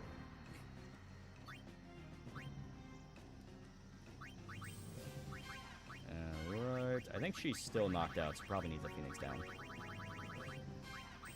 Yeah, she is. Okay. Dumb and stupid are the same thing? Yes and no. Don't tell me the racially diverse races wasn't a meme. So I'm pissed about it is that a lot of really good South Korean anime movie called Lost in Starlight got so little attention, but cringe shit like K-pop Demon Hunters is all over. Well, you can tell which one's the industry plant. Isn't the stream loading for me? Just loading a circle? Probably refresh the page. To be honest, to be fair, the Irish weren't considered white in the past. Yeah, I know. We're the ultimate white boy.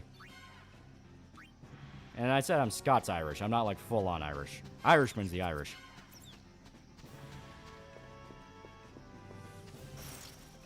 You burn an overcast day white. You should be making FaceCon next year. You actually learn from Yokai fuckery. Yeah.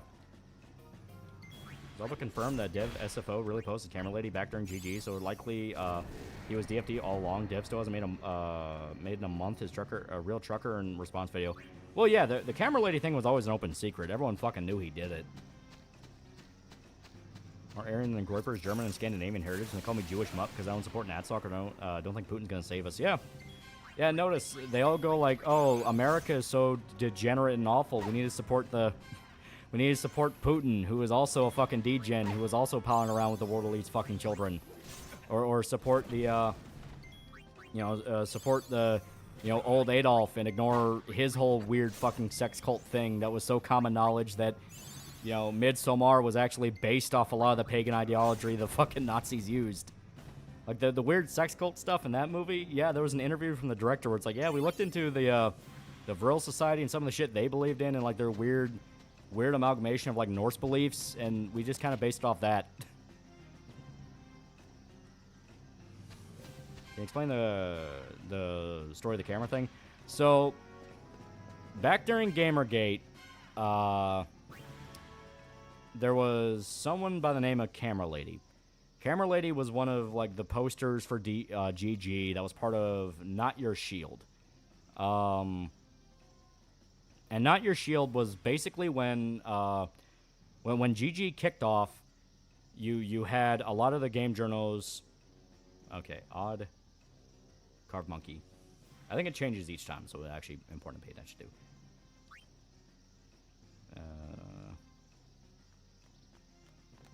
Yeah, even should be Craven monkey. Okay, odd carved even Craven. Yeah, but basically, when GG kicked off, all the fucking game journals were going, well, these are just a bunch of sexist, racist man babies that lived in their mom's basement. The prototypical dude bro gamer. That's what they wanted to get rid of. The nasty, stinky dude bro gamer that didn't care about us. Us being the collective minority that they also themselves were not. Well, because you had a bunch of people that thought the Zoe Quinn shit and her fucking game journals for good coverage was fucked up, they started the tag Not Your Shield, going, hey, no, you don't get to use us to win your little fucking online war. What are you talking about? We spent years convincing the world that gamers were not this thing, gamers were not a bunch of bigots and monsters and lunatics in hiding. What are you talking about? And Camera Lady was one of the people involved with Not Your Shield.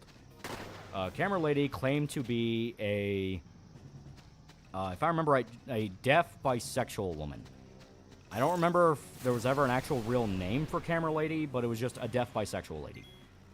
But people noticed some weird shit about them, where it's like, some shit here is not adding up. This is weird. What's going on here? And it turns out Camera Lady was a sock puppet. There were rumors back and forth about who the sock puppet was, but everyone agrees it was Short Fat Otaku. Because if I remember right, he claimed to be really good friends with her. They would always seem to be in reply threads together, this kind of thing. This is operating off the best of my memory, just off the top of my head. I don't remember a lot of it. But the point is, everyone would notice, hey, what the fuck's going on here? There's some weird shit. And then out of nowhere, Kimberly just stopped posting. Just vanished off the face of the internet. I forget the exact context. I think they were just outright outed as a sock puppet. It was something like that, but the point is, yeah, some shit's weird. And a lot of people to this day theorize it was Dev. The motivations behind it, debated back and forth. Some people think it was Dev just trying to score internet W's. Some people think, in the more darker sense, he was trying to cuddle up to female accounts, because who can get closer to another woman as an online friendship than a woman? There's some weird fucking shit. Ah, shit, I fucked that up. Oh, yeah, because he pops up. Fuck, okay. Who, me? One sec, I actually have to fucking close the game and fix that. Here we go. And close that. Necron, $5. I think Shankar is just trying to make media worse. The first time I heard of him was getting rid of Apu from Simpsons. Been downhill, yeah. Okay. It's like, fuck's sake, why did Sargon, Arch, and V thought it would be a good idea to be friends with him? Because in all fairness, it was never officially proven who it was. It's just commonly known. Go Together's give me 3 lessons. Any life lesson take to heart. It's these 3. Bridget's the main character, Birds, Flycorn, Instinct, and nobody's happy with anything. It also explain why Dev absolutely freaks the fuck out whenever he gets rejected. Yeah. Figure why Dev loves trans so much now. It's because he pretended to be one online. Alright, yeah, he was behind there, yeah. There we go. Honestly, that just sounds creepy. It's well regarded to just be fucking creepy. At one point, Dev made really good videos, but man, like, just some guy became retarded. Yeah. Okay, 1, 2, 3, 4. See a trailer for that game Blow the Dawn Walkers made by a bunch of ex-CDPR guys, specifically guys made Witcher 3. I want this to be good. I also want it to be good. Neil Spink is now a pretty cool guy. Pretty cool guy. Okay, so that's 3. I think there's another one that pops up a little bit later. I'll go with Carr for right now. Okay, yeah. There we go. Ah, fuck. God damn it. Alright, well. Give me one quick second. This is so fucking specific. And give me a sec. I do gotta piss. I've been drinking a lot of water today. It's been very hot out. It's been very, very hot out. So 2 seconds.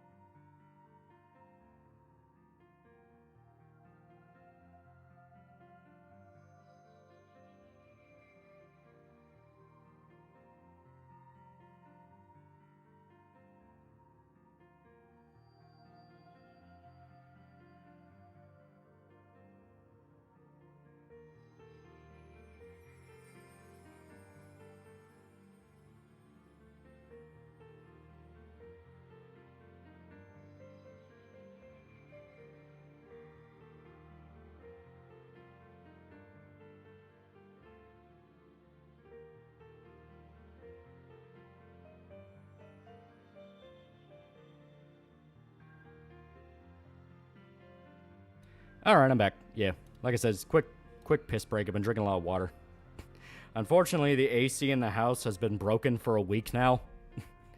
And we're in the middle of a heat wave. It fucking sucks. But yeah, we're back. Did you wash your hands? I had to wash them with cold water because, oh god, it's hot. The story of TheAlmightyLoli just pissing in the wind. You ever check out Broken Arrow? No, I never got around to that. Buy new AC, it's only 150. We have ACs. Basically, we have a full unit for the house. It's like actual, like, full-on for the house. That unit broke, and at the same time, our furnace broke, so we have to have a guy come out and fix it Saturday. Yeah, he said he's going to come by Saturday. And in the meanwhile, we have, like, a bunch of room units, so, you know, ones you can, like, stick out the window and shit like that. But it's still really fucking hot. 3, so, nope. Almost got me. Thanks for good zombie media in your eye. Fun characters, good gore, fun world building. So the interview Corona did with Danny Bull and Alex Garland feels like the personality shifted now. Garland's pretentious one, Bull seems like the happy one. It is funny. Yeah, there should be Carved Monkey because there's 5. Yeah, there we go. Hell yeah. Yeah, should still be 5. Yeah, because he sneaks up.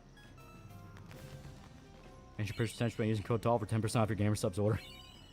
Here we go. Hell yeah. Had to get my AC replaced about 2 weeks ago. I was dying in my room, yeah. That's on Land of the Dead. I like it. It's a fun send-up for old school zombie shit. Window units only do so much. I have a big apartment, but only one window unit, so when the heat index hits 100, only half my place is cool. Dude, it fucking sucks. I feel so bad for the poor dogs. They're melting. Also, I'm saving the rest of the snacks for tomorrow for when me and Shota can try them. But I do have one of the Australian drinks. It's called Solo. Solo Original Lemon. I guess it's like a lemon beverage. Did you watch Romero's other 3 zombie films after Day of the Dead? I did. Land is pretty cool. Diary sucks. Survival is fun. But yeah, this is the Solo beverage. It's the Australian one. Let's take this one apart. That's actually not bad. Kind of reminds me of, fuck, what is it?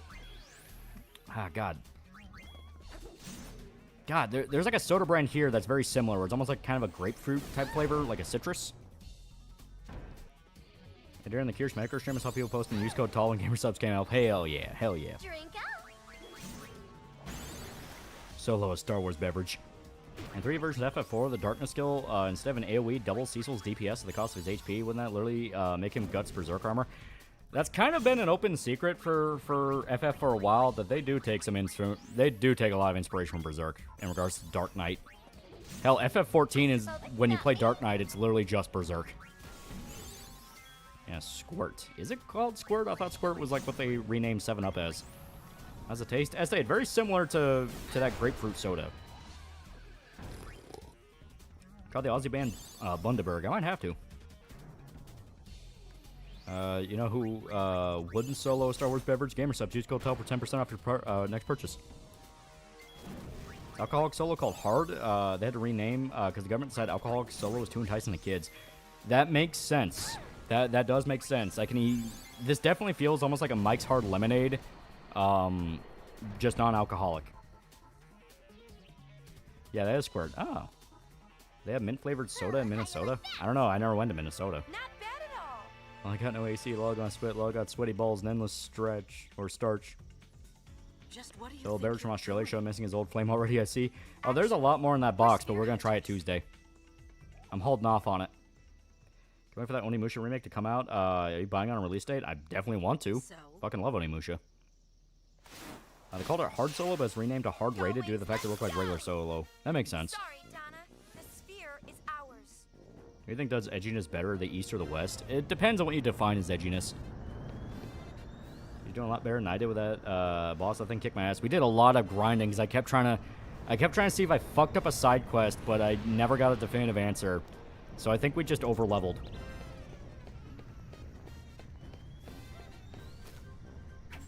Any candy in that box? Yeah, there's more than a few. It's like little chocolates and things like that. Junebug, Mr. Plant for $2. Gonna watch Bloodline in 30 minutes. Hope it's fun. Found Destination? It's pretty good. I liked it. The best scenes are all the ones with Tony Todd. Cactus Cooler tastes amazing. Yeah, Fresca's a grapefruit soda. I've had Fresca. It's not bad. AC broke. What was it? Arguing with a toaster, a blanket, and a vacuum cleaner.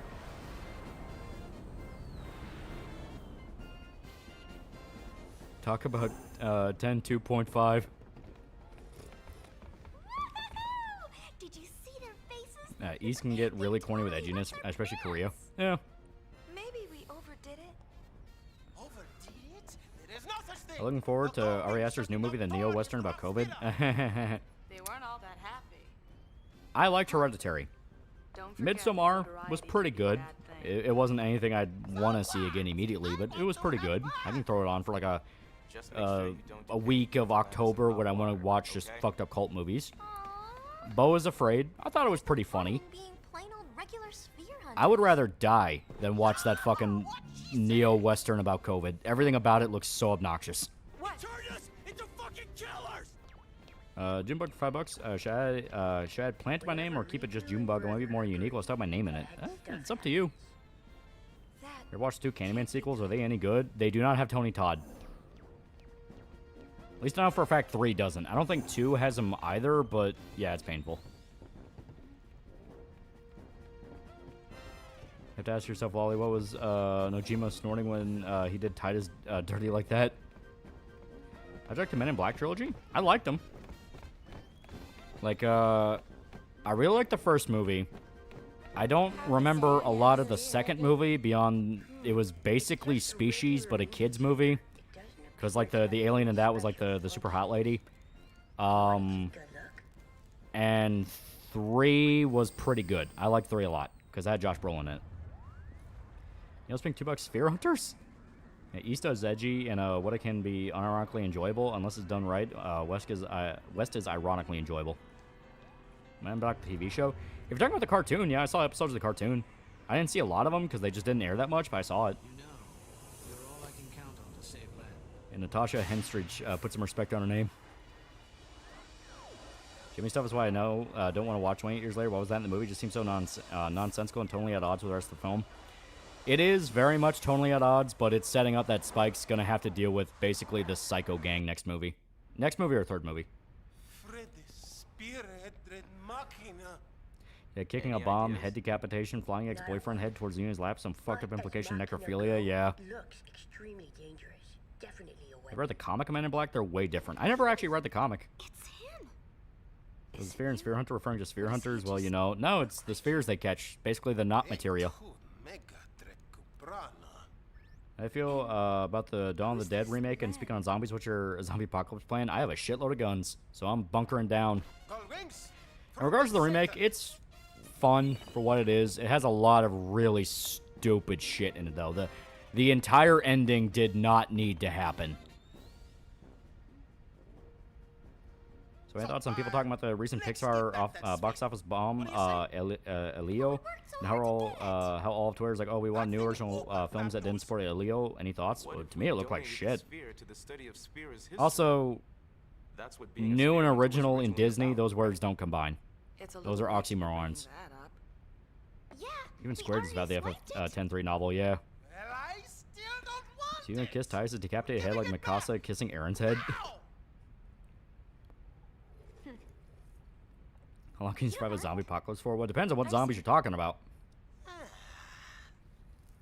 Correct name is Illegal Elio. I think a new Borderlands game? I'm not big into Borderlands, so I wasn't going to touch it. I already don't like Gearbox. Worthless if we do that. Our leaders too, no less.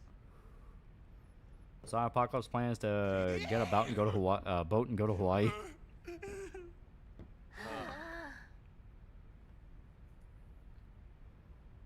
Your zombie apocalypse plan? That sounds groovy. Well, now this isn't any fun at all. I really gotta let off some steam. What do you got in mind? Pixar's art just became that one Grubhub commercial the internet memed on. They really did. Dance. Yeah, the Trioxin zombies were fucked. Yeah. I live in the middle of the desert, so I'm safe from zombies. 1978 Dawn of the Dead zombie apocalypse. How long can you survive that? Good question. Probably a while. They are slow and shambling. Just pay attention. The only ones that were really quick were the kid zombies. And that might just be because they were little kids and George Brown didn't know how to, like, get them to act like zombies. While I go get ready. Ever heard Shot in the Dark by Within Temptation? That doesn't sound familiar. You're trying Solo? We'll try some Dr. Pepper when I go to the store later. Solo is pretty good. I actually like it. You check out the manhwa I told you about? You checked out the Barbarian manhwa from another chat recommendation? Mine are good. I know you love. I don't know, maybe. World War Z zombies? Well, those are also literally just Romero zombies. Romero zombies with the limitation that they're not even like all of the recently dead come back. They're just, you have to be bit or exposed to them in some way.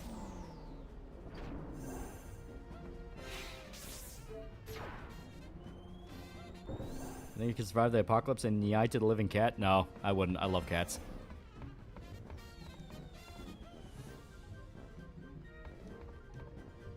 Alright.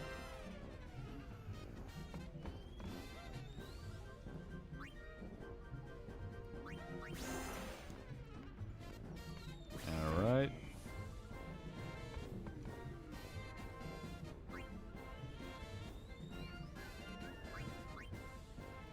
I might have just fucked us there. Let me make sure.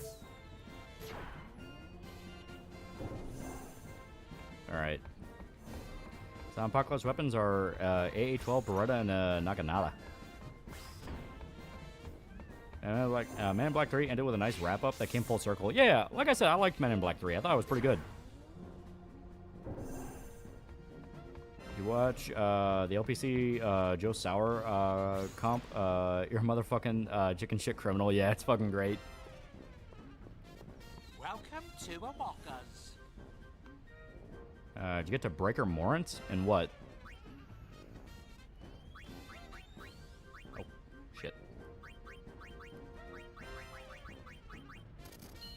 There we go. Always more Phoenix Downs. Well, if Gearbox brings back Brothers in Arms, I still wouldn't touch it. It's Randy. Oh, the movie, Breaker Morant. No, I haven't gotten around to that. Like I said, I've been busy.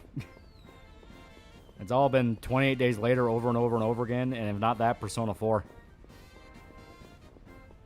Oh, actually might need that. Oh, no, okay, that's just background shit. Or I can grab it later. See Punch Punch Forever?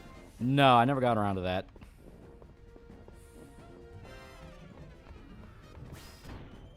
Okay, here we go. Want to make sure there was nothing, because sometimes you do have to sleep in the cabin to get progress. So let's push them all in the elevator. Yeah, I'm looking forward to the P4 video. Yeah. Here we go. Okay, that's 1, 2. Buy anything Randy has put his greasy sausage hands on. Yeah. Or live in the sprawl from Dead Space 2 or Talos 1 for a day. Probably Talos 1. The mimics are bad, but they also have a lot of technology to detect them, so it shouldn't be too bad.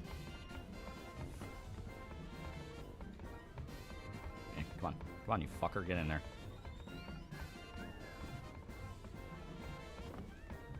Come on. Ah, damn it, they're blocking the door. Alright, I'm gonna have to... You supposed to push them in the elevator? Yeah. As you can see, they can get stuck. And Necromorphs are something else. Yeah, Necromorphs be very bad. That'd be very bad. Should still be in the cabin, so let me just try again.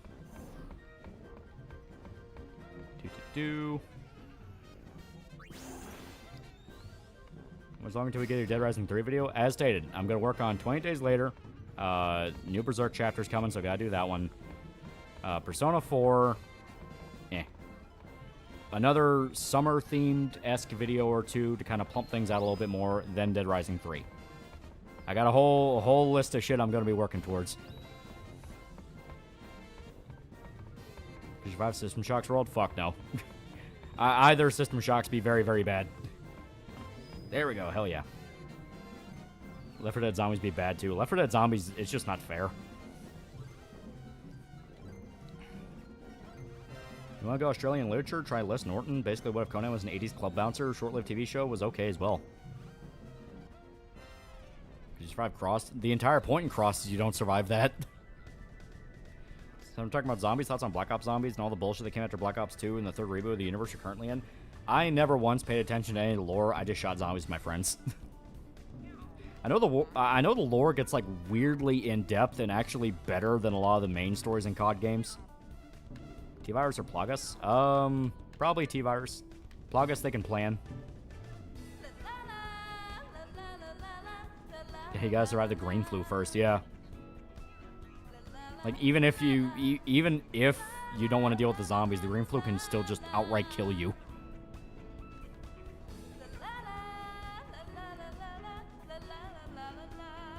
In my opinion, the worst three zombies deal with Necromorphs, Flood from Halo, and COD zombies.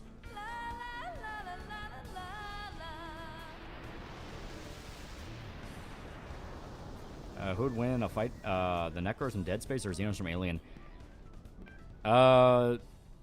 Either species coming in contact with each other would be very bad.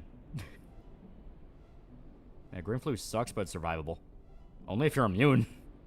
Who's Len?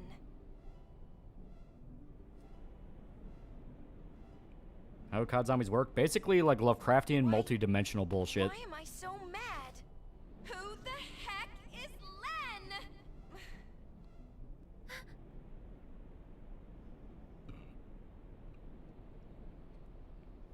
Check out Helper or Summons for a unique and good easy guide. Check out Mosquito War for one of the best stories out there. Hardcore Leveling Warrior is a good game story.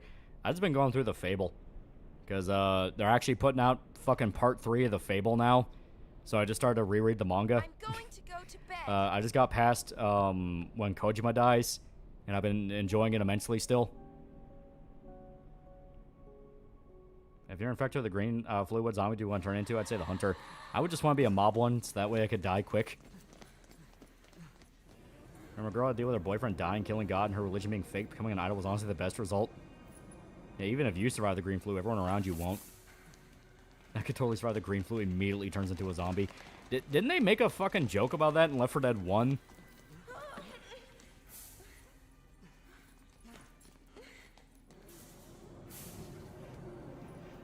Yeah, you know, seeing me think of the nanomachines inexplicably, they may start glitching out. Did you ever do the COD zombie Easter eggs? I did the one for Moon, because my friends really wanted to do the ones for Moon. Call of Duty Zombies. The zombies can follow you through time. There is no escaping them. They are hatred from a little girl, yeah. Yeah, green flow, unless you're a carrier, doesn't affect you. Other people, however, yeah. I want to be a tank, because then I get cool music.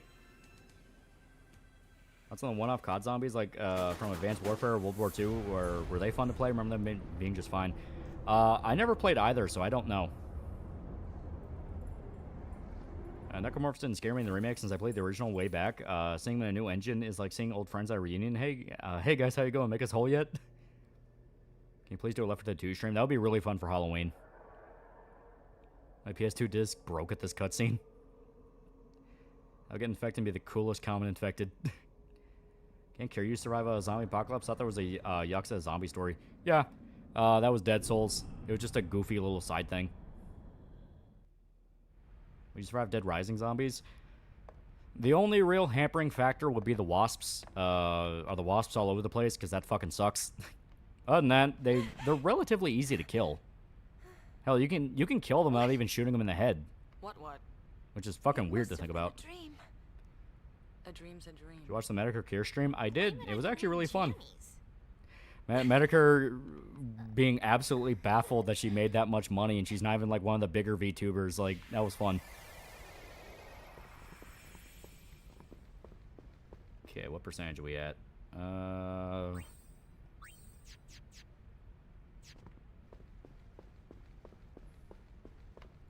I always play Left 4 Dead 2 on Halloween, all sorts of Halloween mods, like turning all the zombies and skeletons, pumpkin heads, fun stuff. That is fun. That is fun. And I don't think, yeah, they don't move from here on out. And a crown $5. I'm definitely not surviving Left 4 Dead green flu zombies, because I live in Allegheny, Pennsylvania. The zombies don't get me. The army bombing us will. Yeah, Kier's got big ups from Papa Jim's. Yeah. And zombies from Dead Rising are I'm more like crazy people. You can kill them normally. They're not undead. From Dead Rising? No, they are dead. They are corpses. Like they kill you and the parasite brings you back. They are explicitly corpses.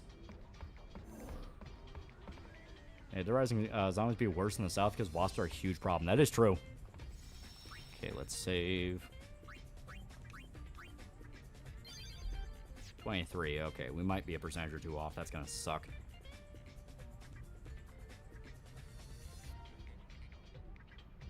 Show is being all cryptic about what game we're playing. Oh no. Yeah, unless you have Zombrex, you're screwed. That is true. If you ever look at the Nightmare Pack for Left 4 Dead 2, it's gotten some cool updates. The Witch is now a Skinwalker version of Beta Zoe. Yeah, Nightmare's okay. Returning the sphere is all well and good, but who do we return it to? Do you think they're, do you think of a psychological horror game with werewolves? That would be kind of cool. What do you think, Yuna? I'll follow your orders, leader. Oh, Death Stranding 2? Is that already out? I'm seeing a lot of people post about it, and I thought, like, it was coming out this week. Yeah, Lollipop Chainsaw Zombies would suck to go up against. That's basically fighting Return of the Living Dead zombies.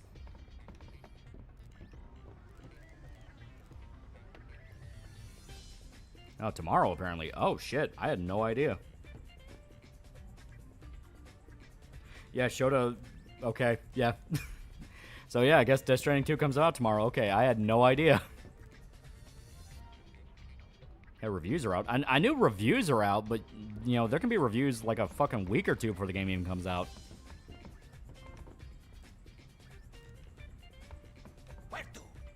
Okay, I think... New Yevon. Well, it's got Yevon in its name. Enough said. But the youth league is reckless. How do you make money, daughter? Pretend to be an anime character and people send money. So how do you make money? This is the cure for Dead Rising zombies like 25 years after the initial infected during Dead Rising 3 with Nick. Yeah. So Death Stranding 2 tomorrow, certainty? I guess so. I guess we're playing the lower music video. Okay. I think... Yeah, I think you do the Youth League. I think doing the... Yeah. It's either Youth League or New Yevon. Ah, God, fuck. There's one of them you have to do to get close to 100%. He showed a game copy. I assume he already bought like a collector's edition. Which character would you pick to help you survive a zombie apocalypse? That's a mixture of all zombie apocalypse and all fiction. You can pick any character from all forms of media and fiction. Someone that's like OP as fuck. Probably Superman. A zombie bites a vampire. What exactly happens? The vampire just brush it off and say, please don't do that again. Well, it depends on what world you're talking about. In World of Darkness, that tends to cause really, really, really big problems. Yeah, I think it's the Youth League. I also think it's the Youth League. Wookid, not Low Roar. Low Roar broke up after the lead singer died, I think, sadly. But you can still license the songs. Yeah, Youth League's supposed to be the canon choice. Okay, we're gonna go with Youth League then. I think that sounds right. Let's go with it. Seriously, how successful a male VTuber is asking for a friend? It depends. Some of them are pretty up. Some of them are pretty up there. It's 28 years later have boots. Because it's a poem all about insanity. It's specifically about being driven insane by years and years of war and fighting, which makes sense considering the setting. You're maybe not one of the VTubers out there, but she's most richest fans. She even passed iShow Meet when it comes to donos. That is true. Pulling out all the stops. Showed up only pre-ordered for Pecora. You're the High Summoner, remember? Who throws a welcome party for the people? I think 2 soundtrack is all Woodkid though. Well, you know, Woodkid's still pretty good music. And knowing Kojima, he'll have pretty good taste. I think Jim, after being with Kirsch, will get a V2, will get a GamerSubs code and VTuber avatar. That would be funny. Only watch Wooslab. The man will die by cigarettes and dick pills because of his audience. Yeah, being a male VTuber is like the Dark Souls of streaming. No, there are a lot of like there's some out there. I know you had fucking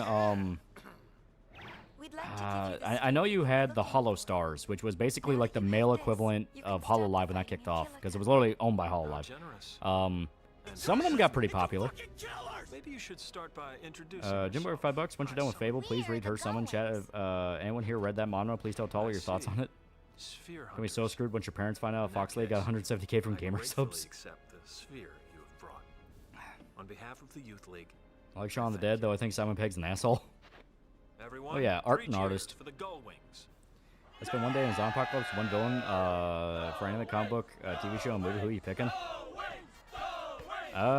Once again, someone really good at killing zombies.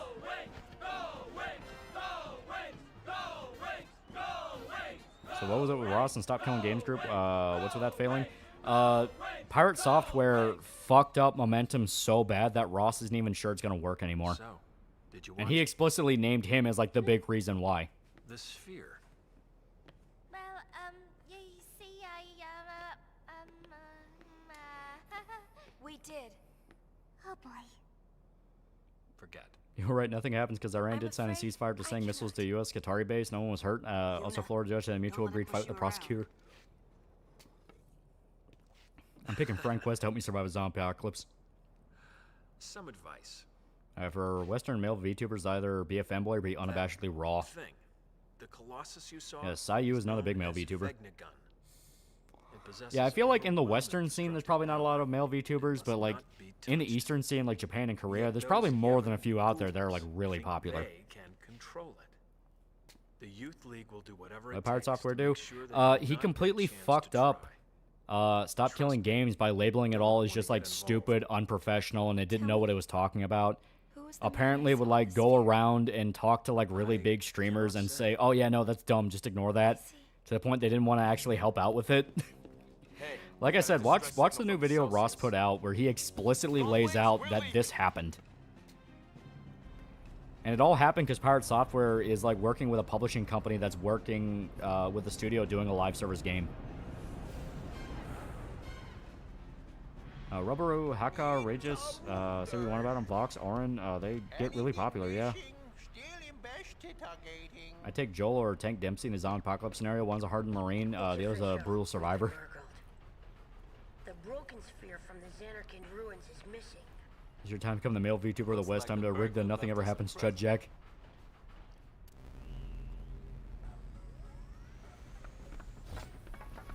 Who's on top now, dull wings? It'll be 1,000 Yeah, years Pirate Software's a before we fucking take loser, on yeah. the mighty LeBlanc. Remember, Pirate Software's an ex-Blizzard dev and the father of an ex-Blizzard dev. I assume he meant the son of an ex-Blizzard dev, because yeah, he was a Nepo baby. She got us. Oh, poop. Yuna, don't talk like that. I'm picking Leon Candy and Frank West because Frank will keep me safe. That's nice. And? We're gonna take it back. No one messes with us. Thinking the possibility of Jim becoming the peak of male VTubers more than just a bit funny, yeah. Yeah, Kier's finally collabed with Jim. Yeah, it was actually a really good stream. I liked it. They shot the shit in a way where it just sounded like a normal conversation, which goes to show, like, okay, they have a good vibe. They have a good vibe.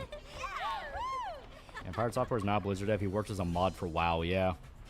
And people point out, him being so against Stop Killing Games doesn't make any sense considering he plays WoW on private servers.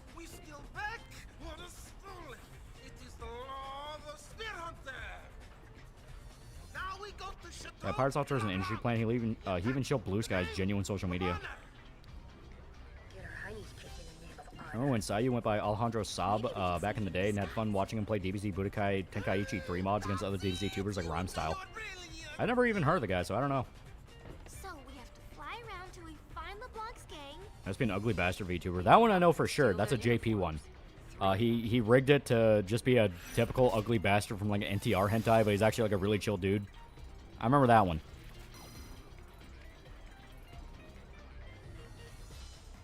Either apathy or short-sighted dumbassery killing games.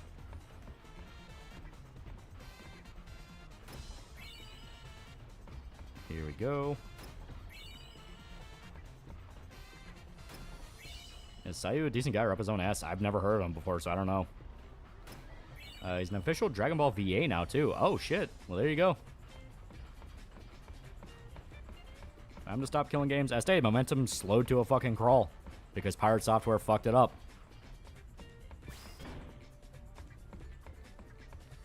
Yeah, Alejandro Saab was the English VA for Yuri in 3 House DLC. Oh, okay. Show to read. Remember, Chad, if you want to be a successful VTuber, you have to be a woman.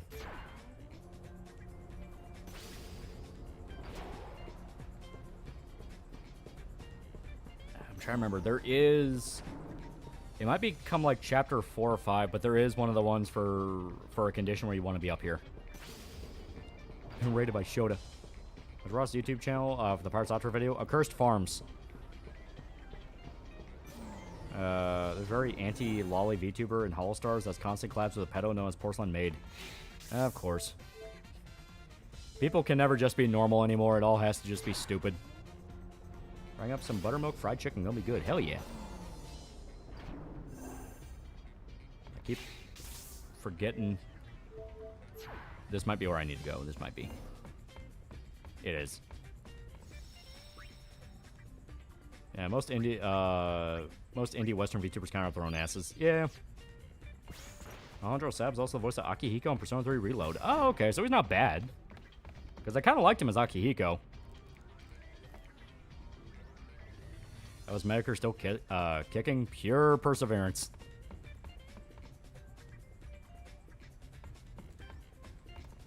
So Pirate Software fucked it all up, so now companies will continue to kill games. Yeah. Like, Ross himself even said that he knew it was a long shot. Oh, shit, we're actually past the percentage we need, so we may not have need to worry. But, Ross himself said that he knew it was kind of a long shot, and he didn't really expect it to go much, you know, go anywhere too much, but he wanted to have hope. But after Pirate Software got involved, like, people across the board just didn't want to talk about it because they didn't want to deal with Pirate Software. Screaming up and down, no, Ross doesn't know what he's talking about. He's lying. So. What do you mean? Yeah, America's wife keeps him alive with Asian-style lovemaking. Officially, at least. And Walker hasn't joined up yet. Yeah, man's kept alive by spite, Jade's love, and funniness.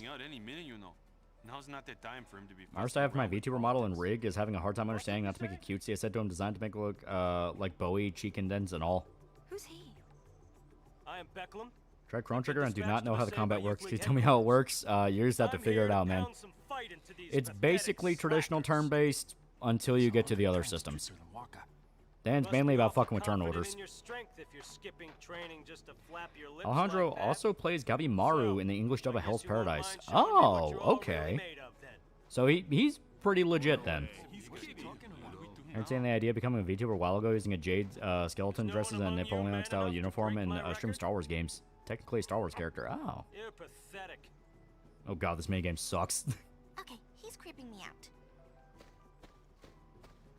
I saw on Twitter someone draw a Band of the Hawk in South Park style. Pippin looks like Cartman if he was Asian. Yeah, turn orders, character positioning, which techniques does which. Yeah, it can get a little complicated. The age of temples and prayers is over.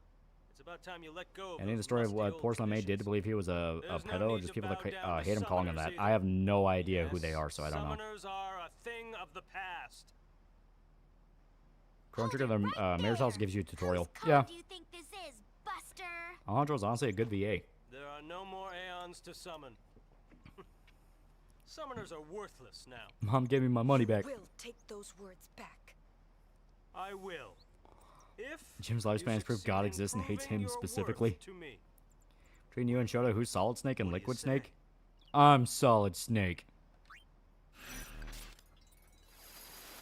VTuber's been going since at least 2019. I trust they'll be keep being a thing for a while. Well, it's more than that. Like they are just flat out a genre.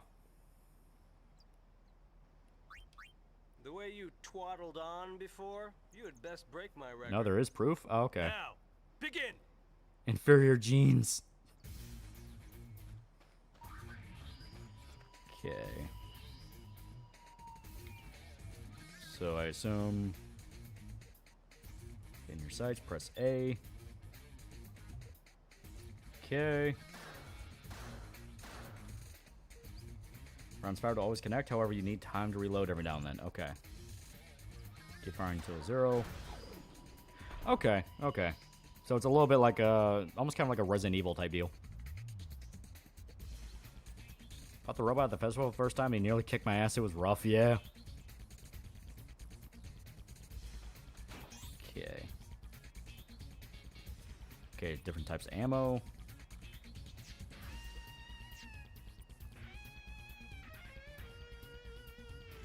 Do the voice then, dude. Say, I'm Solid Snake. And the Raspy Smoker voice. There we go.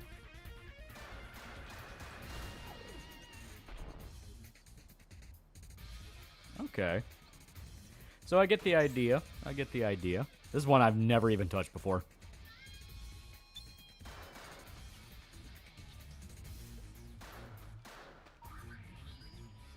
I won't be able to defend against the new attacker. Okay. Change targets by pressing X. Okay. Take care of the close target first. Yeah.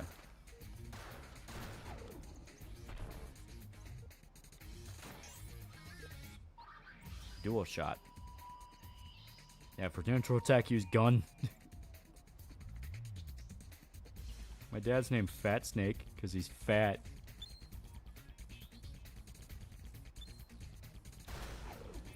Okay.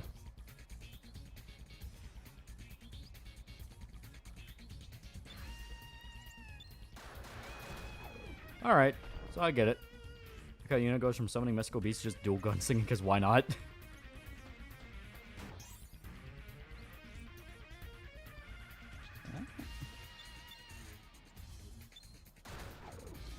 Alright, so insta-death. When in doubt, use a gun. If that ain't enough, use more gun. Was it the trope a guy who doesn't realize or doesn't care that someone saved the world and it wasn't him? Have a little grace and respect for people who fix things, bro. Okay. Okay, so that's a screen clear. I'm Cassius Snake. I eat too many tacos. Alright. So basically you combo your way up to the beach. There we go. I saw Nick Diora made a 12-hour-long video on Bowblacks who've reached peak unemployment. Here we go. Now, between you and Shota, who's Mr. Lee and who's Peter Parker? I'm gonna say Shota. He's the one that's seen Naruto. How Moses Browning existed in this world and created you his pistol. What? Motherfucker. Motherfucker, you have the gun. Fire.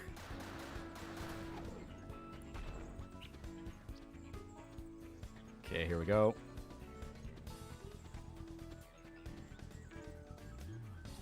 Wait a minute, this isn't a Adachi talking about murders. No, as stated, we're gonna do it every other Monday. Every other Monday would be Persona 4.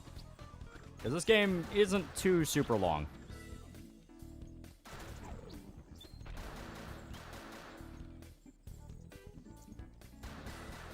There we go. Okay, 2 death rounds. Schroger's not a pretty cool guy for 2 months. Lolly, please shoot me. I'm on mandatory overtime in a heat wave. I'm assigned to one of the not AC'd areas of the building. Here we go.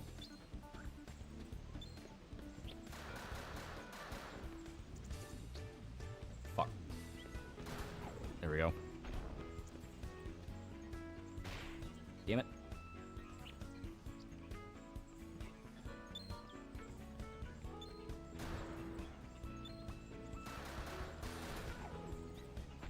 Some women feel the need to be Karens early at my job today. I deal with real bad ones. She has to see my manager. I told her no, she could get the manager herself. Some people are just dicks. Damn it.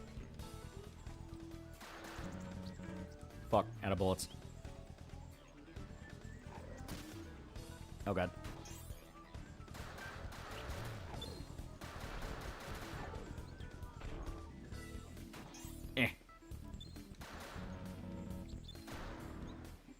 Who does have a spell? She casts gun. Wish I could fire people.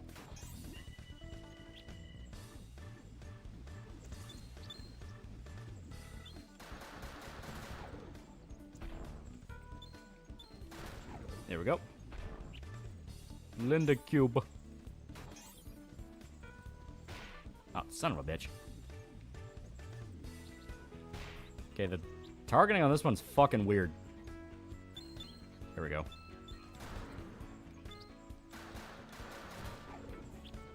It stands pretty inactive in the community, so it needs to be a mistake to make. Oh god. Oh, don't want to use that.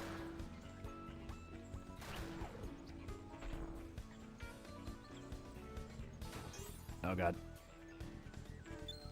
So it's one of those where it seems kind of mindless, but you do actually kind of have to pay attention a little bit to it. Because they love throwing monsters out of nowhere at you. Like, see, that?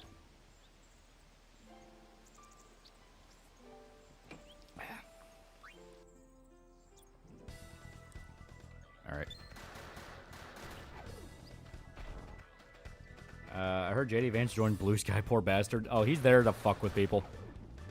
You gotta remember, they found the account that people are pretty sure was him on Twitter. And he was just following a bunch of people and trolling them and fucking with them. Okay, here we go. Oh, son of a bitch. Like, that one, it feels like it spawns in when you cannot see him. So, they really like being sneaky.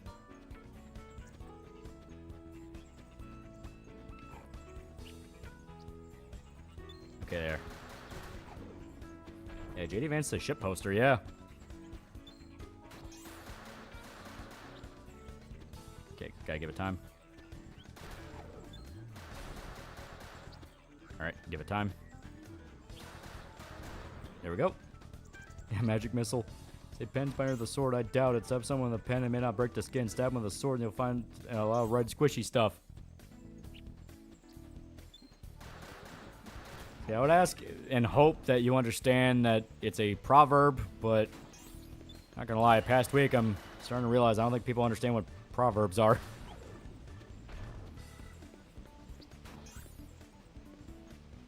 Pick one dead game from each 3 major game companies you'd like for it to be revived. I want Dino Crisis back from Capcom. That'd be dope. From EA, I want Force Unleashed back. Fuck, trying to think what else. Oh god. There. I really don't know for the third one. There's a lot. So apparently Quartering's complaining he isn't getting views, and the solution is to hire a script writer. Not just hire a script writer. Hire a script writer specifically. Oh, fuck. Yeah, out of ammo. Okay, what? What the fuck? Oh, you have to stay, like, perfectly still. That's weird. But he wants to hire a scriptwriter specifically for reaction videos. So, even though the whole point of a reaction video is you are reacting in real time to a video or like a movie or something, he wants to hire a scriptwriter so he can sound more natural during his reactions. And it's like, what the fuck, dude? Okay. I'm wasting all the good ammo, but it's because I don't have much. Okay.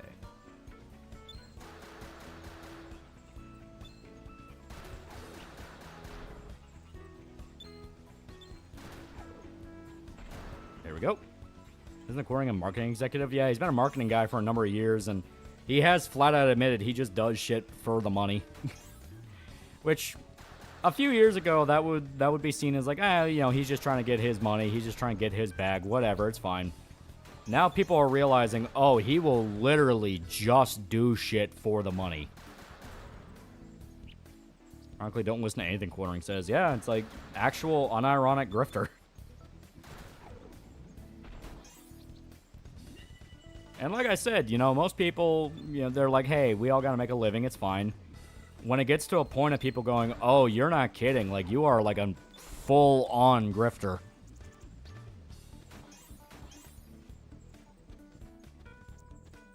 Okay. Oh, fuck.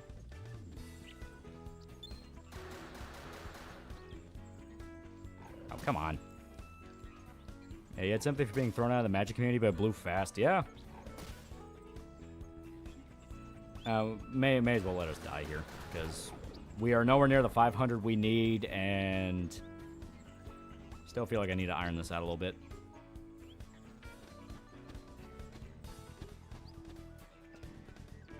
Maybe the Quartering was bad when I saw his videos, just 20 minutes of him reading one article.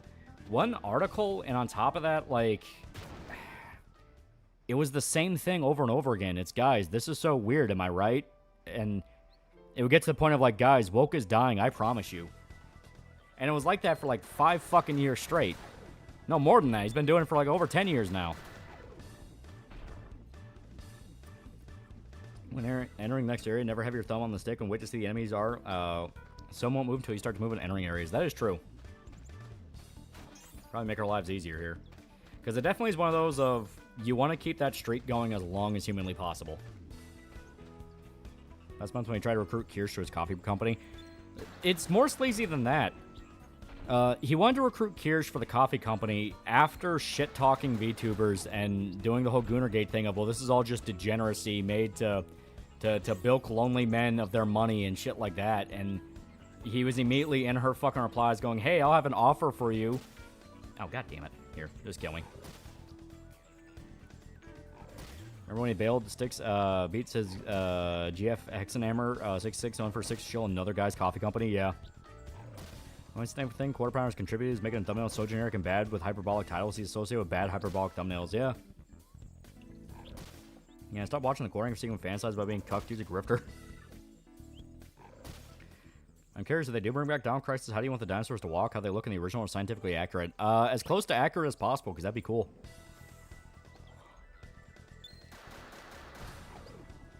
What's all know? Have you seen the new low Doctor Who reached? Doctor Who's been at the bottom of the fucking barrel for years. There's not much new low it can reach. Like, after Matt Smith, the show just isn't good. That's weird. It was how I found about Yozora Mel and her stalker situation way back.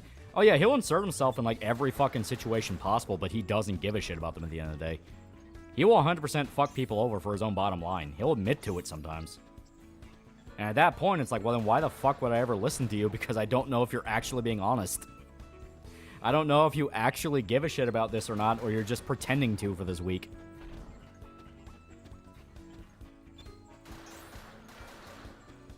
Here we go.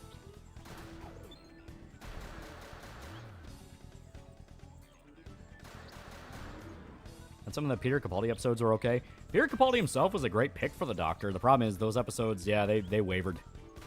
Some were cool. I liked the one about, like, the... What was it? Like, the cyborg that kept rebuilding itself over the course of, like, centuries. That one's kind of cool. Yeah, what happened to exclusively games? Yeah, right? Okay.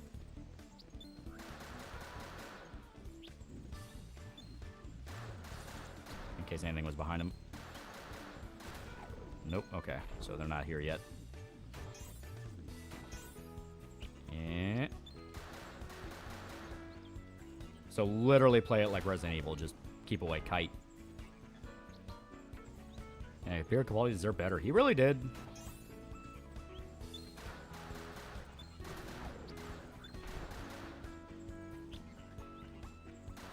Oh, God.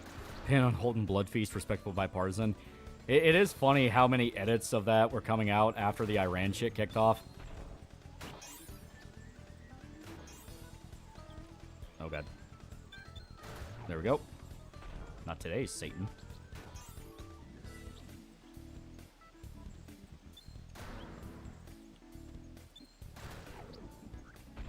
Okay, don't want to waste all these. So yeah, it's basically sort of kind of not Resident Evil. Fuck! Oh, god damn it.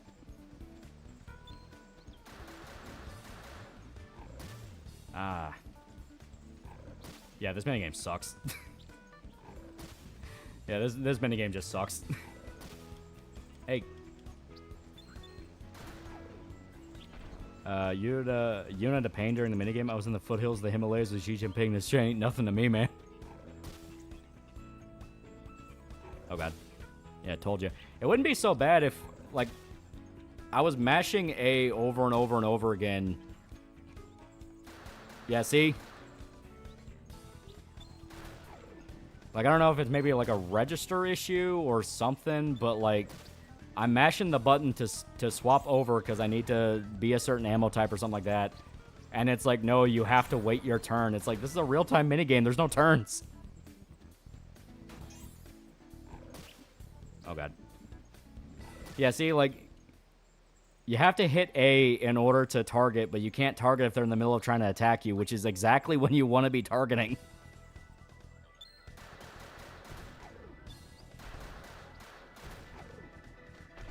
Like, oh, God.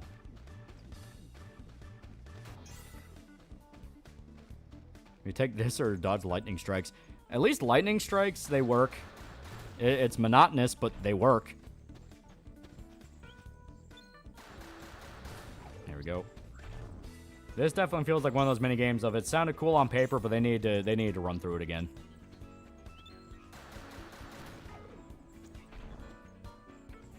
You can only fire up to 5 shots, then it cools down. So basically, you should be doing is popping your best rounds on the right ones while running back.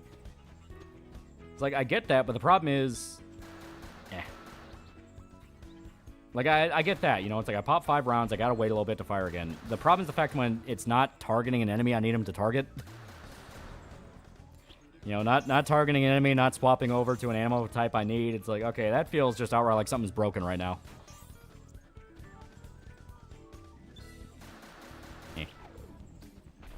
And I'm James Cameron can lift up the bar. Doctor Who reached, yeah. Like, see, that makes sense, yeah. You know, 5, wait a second, 5 more. Like, that makes sense, see?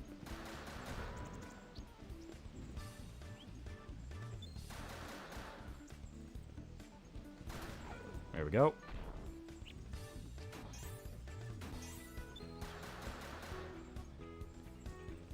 There we go.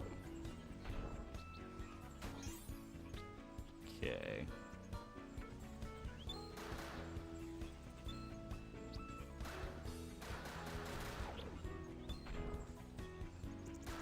There we go.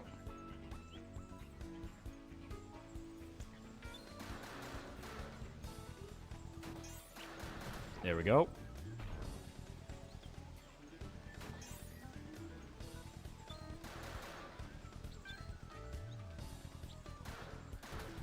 There we go.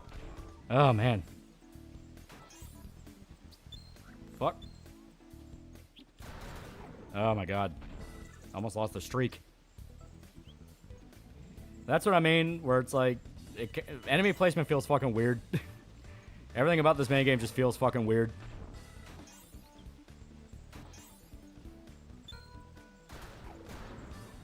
There we go. I don't want to be using my death rounds.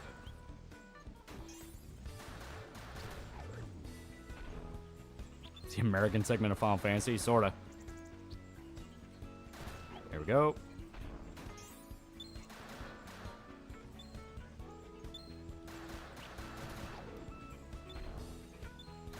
There we go.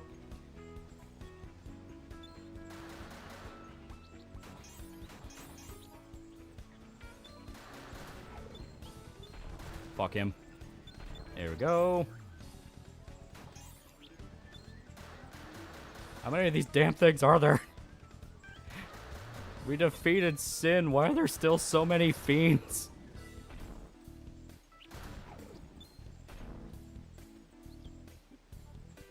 Okay, here we go. Upside, we're almost at 500 points already, so that's pretty good. I say as I'm about to lose the fucking streak. Oh my God. Holy shit. I guarantee you, as soon as... Yep. I was about to say, as soon as they get close to the edge here, they're going to try to jump another one at me.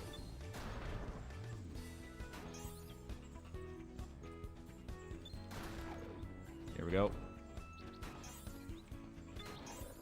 Fuck! Okay. Upside, we're almost at 500 anyway. It doesn't matter.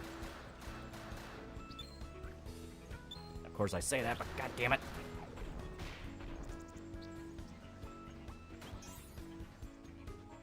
We're almost there. Fuck that thing. Ah, God.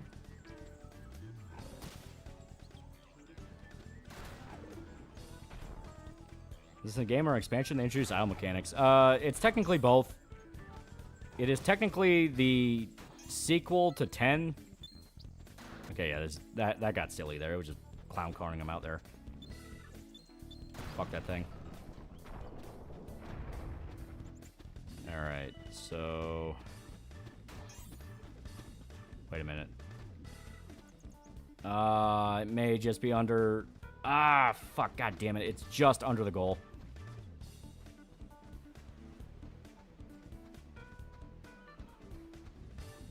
Yeah, son of a bitch. Because we're supposed to be at the beach with 500 points. Just go back. I mean, if we're able to, yeah, we can just head back real quick, pop that giant thing again. Should get some extra points. Yeah, let's just go back real quick and make sure. We got like a minute and a half. We got death rounds.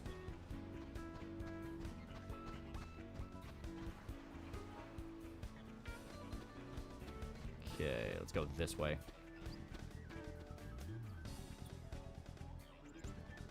Hopefully there's one more thing here. Nope, not here.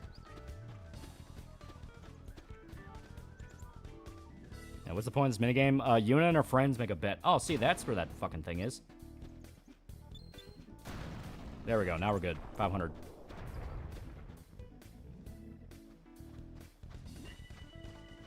Yeah, this high shit sucks. Yeah, I'm not a big fan of that minigame. That was not very fun. I'm not sure what the criteria is to, like, perfect it. Like, I don't know if, like, you get through it with, like, no health taken or, like, you never lose a streak, but we made it to 500. We got the goal. I did, from my friends. My pilgrimage was successful because my friends and the Aeons supported me along the way. And they still do. Memories of the time we You sure have plans on playing Library of Reunion and Lobotomy Corporation on stream in the future? Project Moon's pretty cool with its characters and setting. I think that would be a lot of fun. They are weirdly in depth with their lore.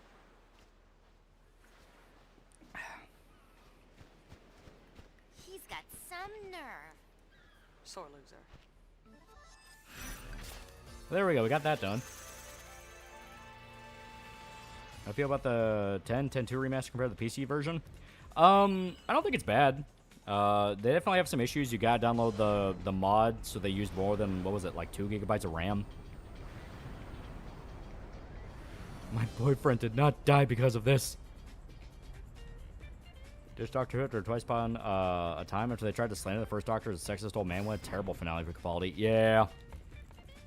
It got hit with Tumblr, and it got hit with it fucking hard. Right, Ricado over around Pippa along with Quarter and Camelot. Money. Like, they wanted the money. You gotta understand. When there's a new up-and-coming talent that gets big, you have 2 different reactions. Beating the first 500 points goal is not is required for 100%. All further goals just for accessory government grades. Okay.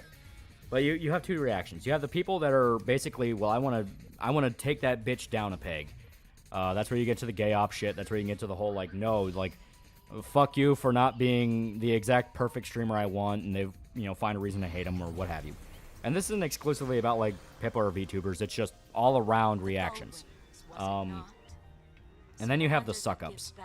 The suck-ups, I'll try to buddy up and go, hey, man, hey, buddy, hey, we could do a collab together. We could do this together. We could do that. And they're only in it for their own career. They don't give 2 fists of a fuck about the person. They just want the money.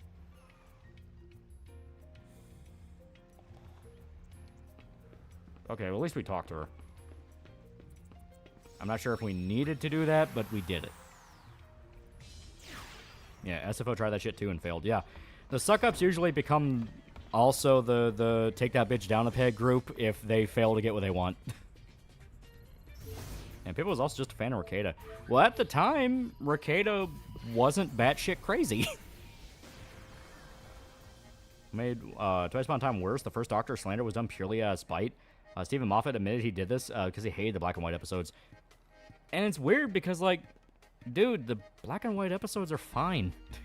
They teach, like, anti-racist messages. Like, they were also weirdly progressive for their time period. Yeah, basically go to all the other areas for going to the story area. Yeah, welcome to 10-2.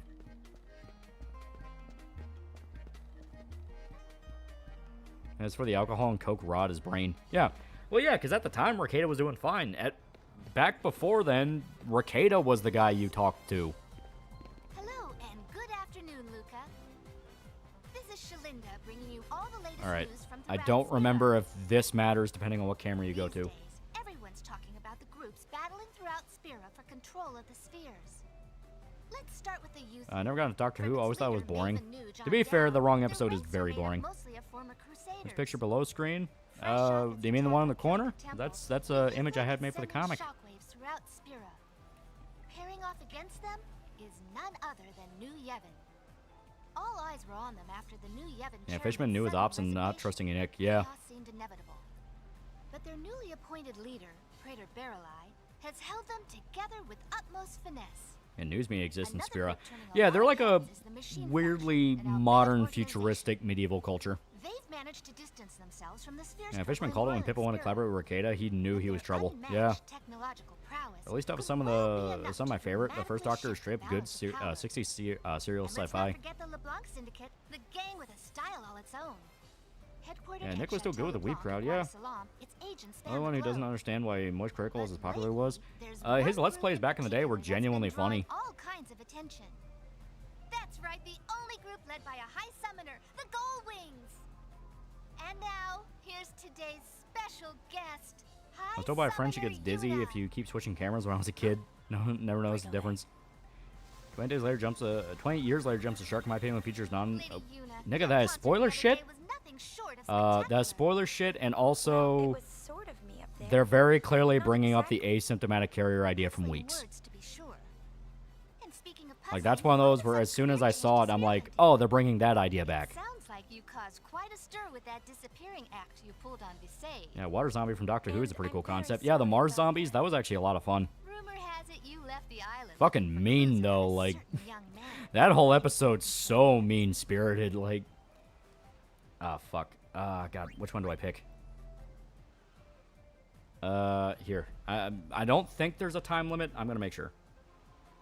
So, FF10 to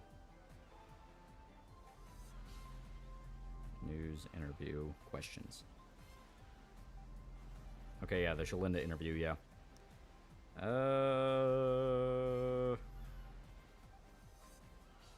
Okay, they're basically like it doesn't really matter, just don't skip anything. So, tell us about him. It's a long story. I'm sure it is. One can only imagine the fascinating yeah, tales Kirk will that suffer led the to same you fate many of becoming his the oak fell leader to. of the Become a streamer, you immediately become 80% less funny when that happens. I'm the leader. Me! Goldwings, we rock you! Whoa! This thing on? It's taping 2 more. Most the only thing I get of Doctor Who now is the missing episodes and the audio CDs, even though the CDs are a pain in the ass, yeah. Tell us, is it true Napa voice, that I the hate the Gullwings media. have thrown their support behind the Once again, 20 years later seems to be really controversial, not because of its shock value, like Dawn of the Dead remake, because it's unrealistic and maybe a bit contrived. But not really. If you're talking about the train scene, You don't want to get caught up in other people's problems.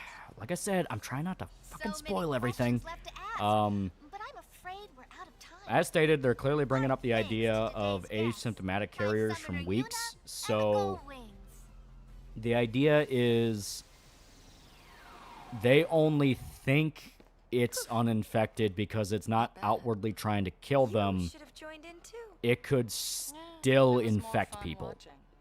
Because, once again, if we're operating off Weeks logic, they won't show that they've turned, but they'll be able to turn other people. Consider it a token of my gratitude. That's what I'm operating off of because, once again, I'm operating off the shit I've seen before. Well, after the And I just assume that's what they're going with. were in decline. Because obviously the characters in years aren't going to know about this. Back on their feet. So they're not going to understand that's even a thing that could happen. I got tired of it. I do like they even explicitly confirm Weeks is canon, even if it's not super consequential. Wanted Yeah. to change. I made up my mind to leave the temple and come here to Luca. They needed people for this and they asked me to help. So, here I am. I think Dick was the one who hooked Ricada on the Yayo. A lot of people kind of believe it was him, because Dick kind of has a little bit of an Andy Dick thing going on, where he likes watching other people fall. My next assignment is about to start. Oh, Weeks wasn't canon See you anymore. later, No, it's Lady canon. Yuna. They show footage of Weeks in years. She complains, but you can tell she enjoys it. Sounds a bit like Uni, don't you think? Really? The infected from 28 days to years are just super angry. Just what would you force feed them? Some psych meds? Would you? Would they chill out a bit? No. It is. Their brain is basically rewritten to be back to being primal savages. Like it is essentially the killing instinct in your brain jacked up to 100, and you literally cannot think of anything else. All you want to do is kill every single thing around you, except other infected, because for some reason they just recognize each other. Nick said it was Cecil who had the drugs the first time he did them at Matsuri. It's possible, then. Could be the whole fucking circle is. You know, the whole fucking circle just supplies each other drugs.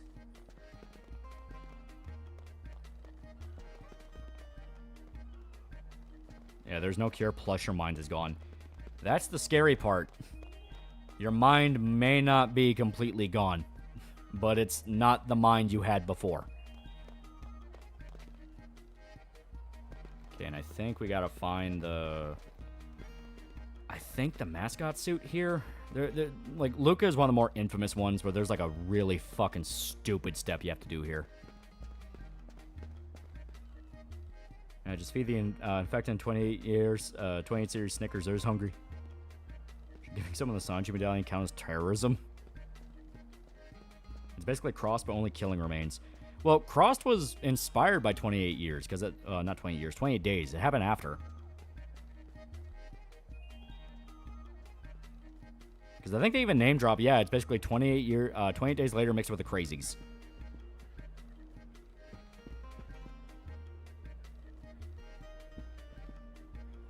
Mascot's episode clear for all areas in Chapter 5. Ah, yeah. Weeks is canon because all the original infected died at the end of days. Weeks needs to be canon so the infecting can still exist. That is true. I think that game was bad. Wait till you play Sphere Break. We did play Sphere Break during one of the streams. We had to for the percentage. In the 1973 movie, The Crazy, what do you think caused everyone to go insane? They explain it. It's a bioweapon. It's a bioweapon that broke containment and got out. In fact, in 28 franchises are driven to rage at and destroy living things. Why don't they tear themselves apart when nothing else is around? They can't be super mad at themselves. As stated, nobody knows how that works. They just know other infected are like them, so they don't go after them. It's like regular zombies. It's like, why don't zombies try to eat each other even though they're technically human meat too? It's like, I don't know, they just don't. Yeah, being a zombie with your mind intact still sounds horrifying. There's some pretty fucked up fan theories that some of them do think like that in Days. Okay. Reason why the infected in 28 years is able to basically stabilize and to keep themselves alive is because 28 weeks later, infection came from a recessive host, the wife. That is true. It's possible that the strain that happened with the asymptomatic carrier wife fucked with it. Because even in Weeks, yeah, even in Weeks, Dawn acted different than a lot of other infected. He showed like a noticeable amount of intelligence for just a random infected. Oh, hey, Blitzball Stadium. Let's play Blitzball for old time's sake. Yeah, every zombie movie ever will be over in seconds as zombies attacked each other. Is there a movie like Body Snatchers, A Twist of the Town, and it takes place in was the last one to be hit by body snatchers? I don't fucking know. Fresh meat tastes better than rotten meat. They're zombies, not tasteless. Okay, I don't know if there's anything else we need to do here. I'm just gonna fucking look it up while I have the time instead of waiting until I'm in the middle of a cutscene. Playing the DS Kingdom Hearts games? Yeah, they're pretty good. I think that point on The Last of Us from the other kid. What other people are still in there? Yeah.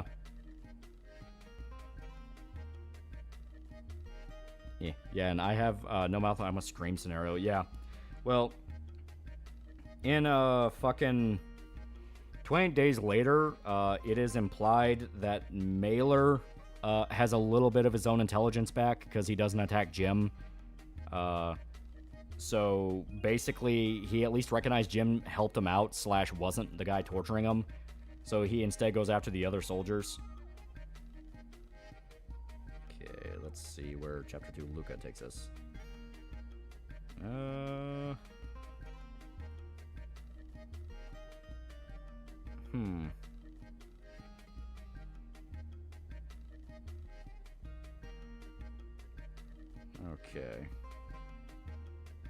Okay. We gotta enter the agency and talk with the girl Quang about chocobos. Okay. So, if not here, I know where else. Yeah. So not here. We have to go back. Like how in Condemned Criminal Origins, the crazy homeless people attack everyone they see, even other crazy homeless people. Yeah. Well, they weren't zombies. They were just fucked up and crazy. Even classic zombie films like Night of the Living Dead and Day of the Dead, zombies are shown to have some level of intelligence and retain part of the personality. Yeah. Yeah, you're still conscious but infected by the flood. You just don't have control of your body. Yeah.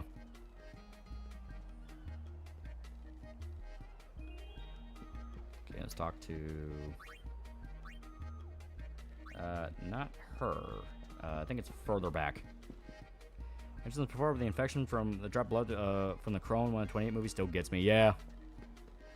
What else? Book Black Ass. Worse people infected are fully aware and even cry when they say, I can't stop. Yeah.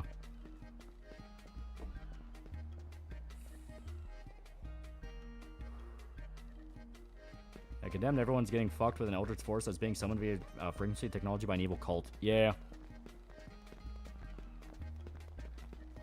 Okay. Might be in here. It sounds like body horror shit. Yeah, that's literally what it is. It's body horror. May not be here, actually. Shit. And it's great seeing a good way of showing no matter how smart you are, shit can still go wrong. Yeah. I would say is the best horror for young teens to get into. I'd say something like Stephen King, Cujo, in the book movie battle royale, not that pussy shit Hunger Games. For people just trying to get into horror, you want to watch stuff like Jaws, Tremors, kind of more adventure movies, and I put that in quotes because they are technically horror movies, but they're a lot more fun with it. Kind of more lighthearted and things like that. And then dip them into stuff like the Friday series, Friday 13th, Nightmare on Elm Street, stuff like that. And a zombie movie where the infected were cured, but they still remember being infected or ostracized by society. There are multiple like that. Yeah, Gremlins, yeah. The thing I kind of liked about Cross that the infected actually did attack each other and regular people weren't around. They just liked inflicting pain, yeah. Okay. We may have screwed ourselves here, so give me a sec. Because I did see... For one, I do got to make sure I don't fuck myself here.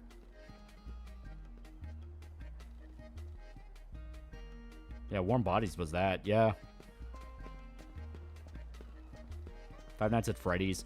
The game, you want to play the game. The movie itself is, like, very fucking, like, weird.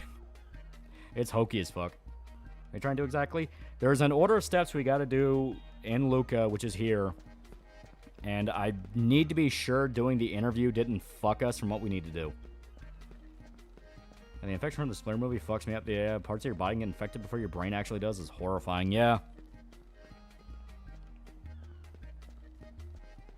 If I recall, asymptomatic carriers seem to be the prime candidates for a lead into the cure. However, once infected, they're contaminated and have a high risk for themselves and others. Yeah, it's usually how it goes.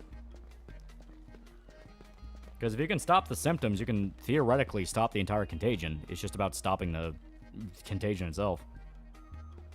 And Monster Madness has got me into horror. It is a very good series. Okay.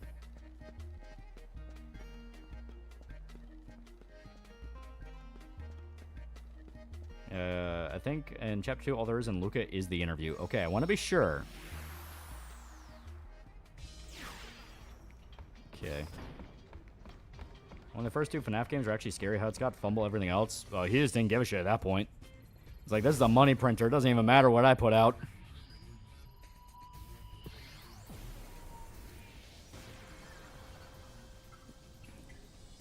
Not gonna watch Bloodline today. Gonna do it tomorrow. Okay. I saw the movie Society and the flesh merging scared me as a kid. I mean, to be fair, Society is a fucked up movie. Very fun, though.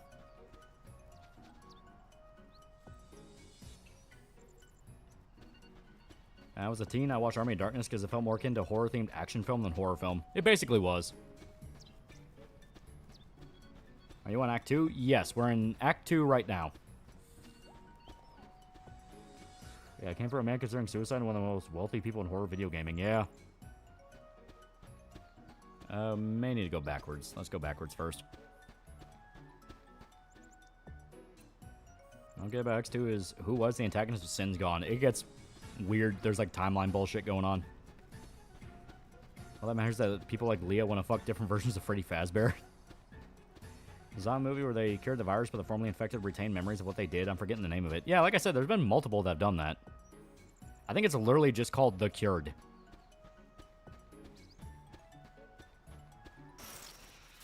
Really sad to see Steelwool completely ignore FNAF's core tenants. Security breach is fucking awful, and it's what happens when Scott's forced to leave thanks to retards.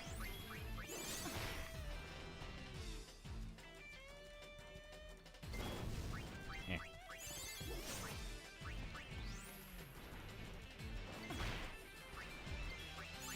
Alright, just beat it to death.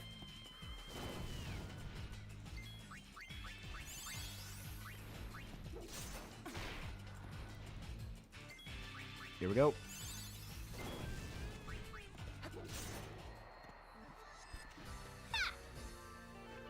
There we go. So for a more lighthearted story than 3. Everything I see makes me seem more chill and optimistic. It is. Yeah, that was kind of the point of 4, to be a lot less grim. Yeah, Apollo's security breach, it was just too bright. You could see the animatronics from 1 mile away. I searched for the premise of Society. It reminds me of the Mark Miller comic Nemesis. He was probably inspired by it. Society is kind of one of the more, like, famous underground movies.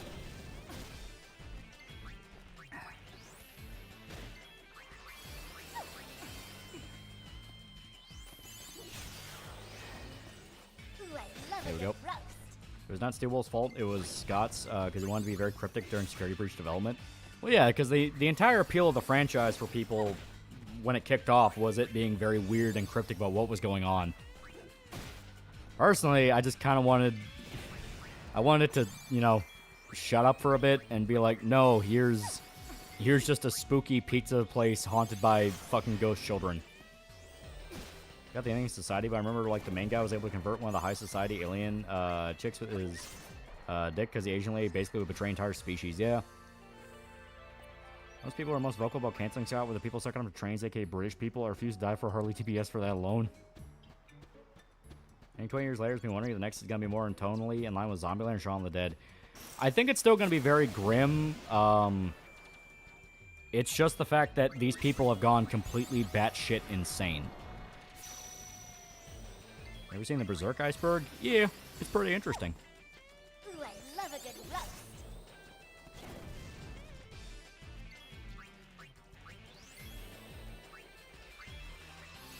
Are you using skills net you points for the sphere you're using, giving you upgrade skills? Yeah, that's why I'm just spamming out prayer and the same spells over and over again. Because it's a good way of leveling up. You don't have to use like more expensive skills so long as you use a skill.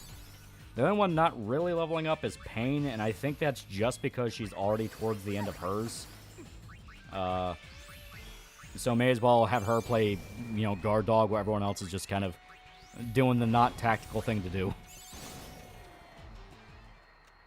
Yeah, FNAF still doesn't have a definitive timeline, which I can't tell if that's a good thing or not. Yeah. Like I said, to me, all the, like, timeline shit and all the, like, oh, here's William Afton and Purple Guy and Springtrap, to me, I didn't really give a fuck about any of that. It's like, you know, the original game was interesting to me just because the entire concept of, here's a haunted pizzeria, here's animatronics trying to kill you. It's like, oh, that's fun. You know, that's kind of like that, why did no one think of this before ideas that no one really considered. It's like, that's interesting. And the first game itself is a decent little tightly made horror game. It has its concepts it's playing with. It knows what it wants to do. So it's like, oh, okay, I can vibe with that.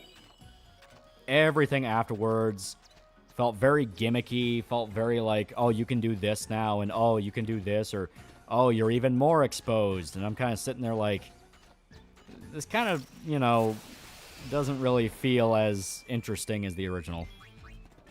Main map had a bunch of money. It made a lot of people a lot of fucking money. So we're saying this video covering all of Scott Cawthon's games for FNAF made the rapid release of the FNAF games understandable. Scott was a game dev veteran at that point. Yeah. And he knew his gameplay loop. Just check cameras, close doors. Check cameras, close doors. Was Wonderland the definitive FNAF movie? It's less that, more normal attacks only give job points when they kill enemies. Spamming it gives no JP. Yeah. Like I said, it's not really about getting Pain leveled up. It's about getting everyone else leveled up. Because I think they're already almost at the end of their jobs. I think you jump on the FNAF movie, FNAF money. Because as stated, I only really like the first one. 99% percenting this game when I was a kid. I was stuck at 99% completion for 9+ playthroughs. Finally got 100% by just walking to the Thunder Plains and moving back to Guado. No Yeah, FNAF was able to fund multiple kids' college tuition. I might have not been a fan of FNAF. I do like that Scott made money for his family. Yeah, Scott Cawthon just seems like a good guy. He just seems like a really cool guy. I mean, hell, when he cashed in, I couldn't even blame him. It's like, why the fuck wouldn't he? And Tal keep having FNAF 3 was fun. I was curious, not got enough flavor yet. She might actually be pretty close to it. She's made a lot of money with gamer subs. And funny thing is, FNAF is basically Night Trap without FMV. You are not wrong.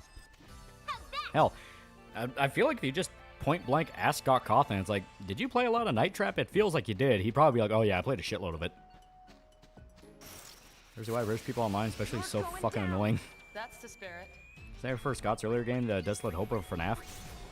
I think FNAF had the best mixture between knowing it's a goofy little indie game and actually being pretty damn spooky more than once. Because I'm not going to lie, playing FNAF for the first time, you know, completely dead silent, no background noise, playing in the dark, which is what you want to do for a first-time horror game.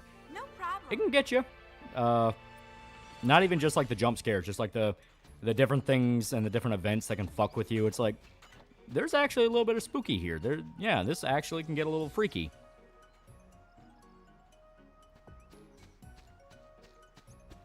Yeah, I think Kira's like 65% of the way through the flavor. Yeah, FNAF was a Sakaguchi Hail Mary, where if it failed, it would leave the industry and made his career, yeah. What about Help Wanted? I never played it. I played 1, I played 2, I wasn't a big fan of 2, and after that, there were just so many coming out. It's like, I'm never catching up on this fucking series. So you're streaming Assassin's Creed Shadows, if no other reason than to mock Ubisoft's latest trash pile, when it's $5.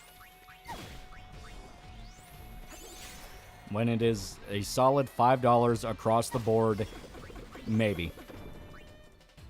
First horror games I ever played, Catherine, Resident Evil 4, and Evil Within.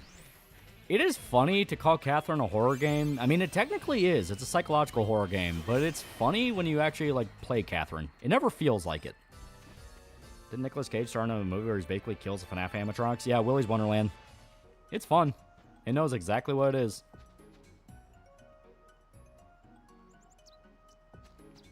Yeah, do not give Ubisoft money. Yeah, that's what I'm saying. Wait till it's like $5 fucking dollars. Max difficulty FNAF 2 looks like the player's tripping on Adderall. Yeah, Catherine's voiced by Laura Bailey. Homegirl does solid work. Well, she was Persona cast. For a while, they were all there. Yuri Lowenthal's in it. Troy Baker's in it. I think Johnny Young Bosch is also in Catherine. And Catherine is being chased by a giant ass monster. Hard to really be scared by it. It's more like the concepts around it. Because there are some where it's just flat out like, okay, that's uncomfortable. Like getting attacked by the giant demon baby. It's like, oh, fuck.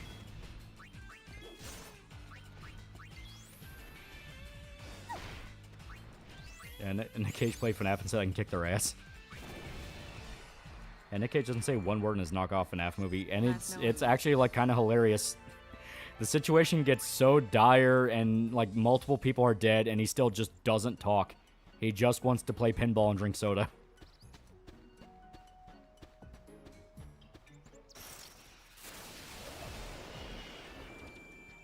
Yeah, Catherine had Proto Persona 5 presentation. Yeah, basically.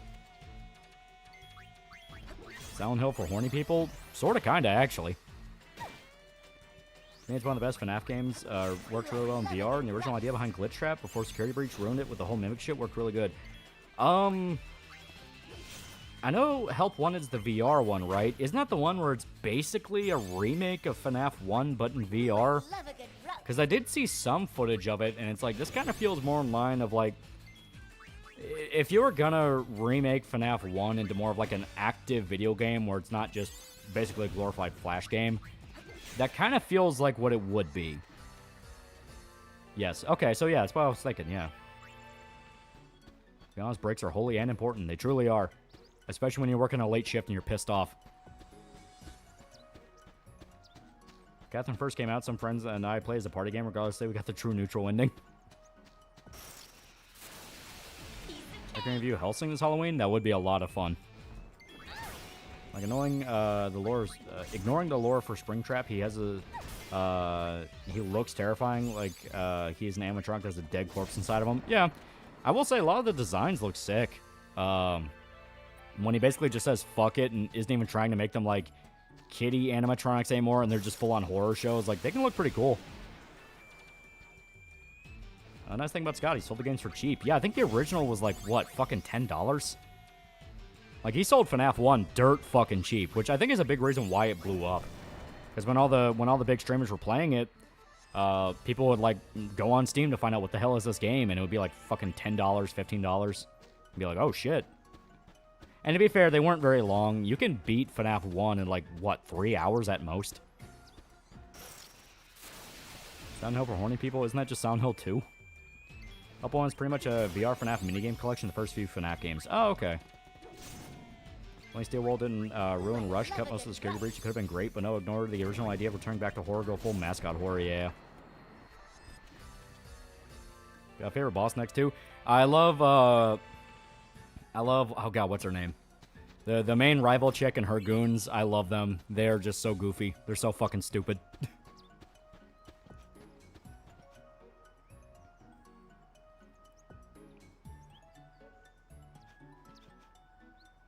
Would you do OG Helsing, Ultimate, or both? Probably both. May as well.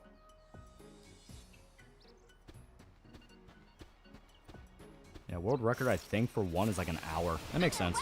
Yeah, LeBlanc. Yeah, I fucking love LeBlanc. Her and her minions are so hilarious. They're literally Team Rocket. Like designs for the Nightmare animatronic, especially with the fucked up implications that come with their conception and lore. Yeah.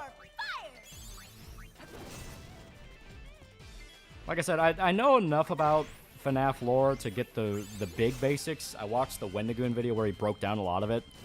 So, I understand later on it starts delving into, like, full-on, like, cults and secret societies. You have, like, Remnant, shit like that. And that's kind of where I started getting to the point of, like, I kind of just want, like, child serial killer hides a bunch of bodies in a Chuck E. Cheese. Now the kids are haunting it.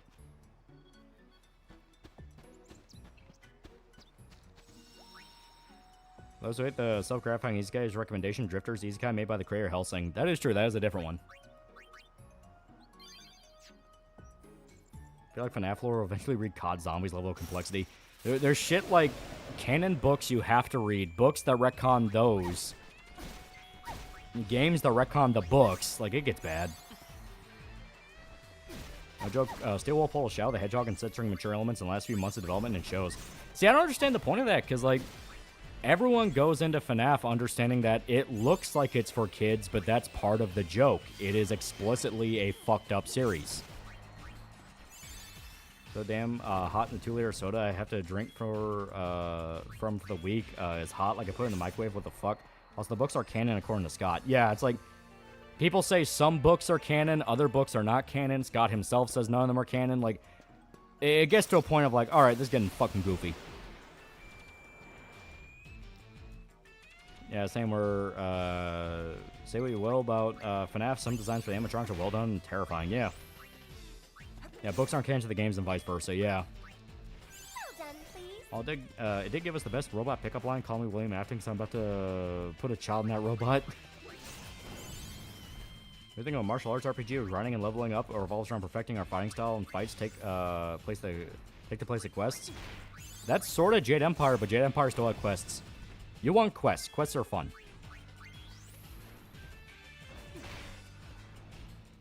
Look at Discord. Give me one quick second. Continuity of FNAF always confused me. FNAF 1 is still the only one I can follow right. Well, FNAF 1 is literally made to be as simple as possible because it was the first game. Like, you understood what you needed to. New FNAF game implies that Purple Guy, aka William Afton, might have cucked the man so hard the man's child isn't his. Oh, man. So it's just going full balls to the wall at this point. Plan on getting that Rideout remake? Yeah, when it comes out. I want to be sure it's good first. FNAF VHS fixes, but not considering anything after 4 is canon. Yeah, it's like, shit's confusing. Shit's fucking confusing. Okay, and that's Luca. I hope it's 100% for kids now. Walmart straight sells toys and plushies, the murder animatronics. Yeah, like, you know it's for kids, but the games still shouldn't feel like they're made for kids. You know what I mean? Because, like, the first game explicitly wasn't. The first game is a dark, fucked up murder thing. Like, you know, you can see what happens to if you get caught, and it's like your eyeballs are hanging out of a robot and your like, fucking tongue's dangling out. They imply some fucked up shit. So very funny that Scott managed to get Jimmy Neutron's voice actress herself to voice one of the games, Jimmy Neutron voice. Red Out came out last Thursday. Oh, okay. It's not just they're not in canon, it's more convoluted in that they take place in a parallel universe that have elements that are canon in the real universe. Fuck. Phasgoo is not canon. I refuse to believe Phasgoo is canon. Yeah, it's like that. It's like The Mask, where that movie was not for kids from a comic book, not for kids, but it became a big hit with kids. Yeah.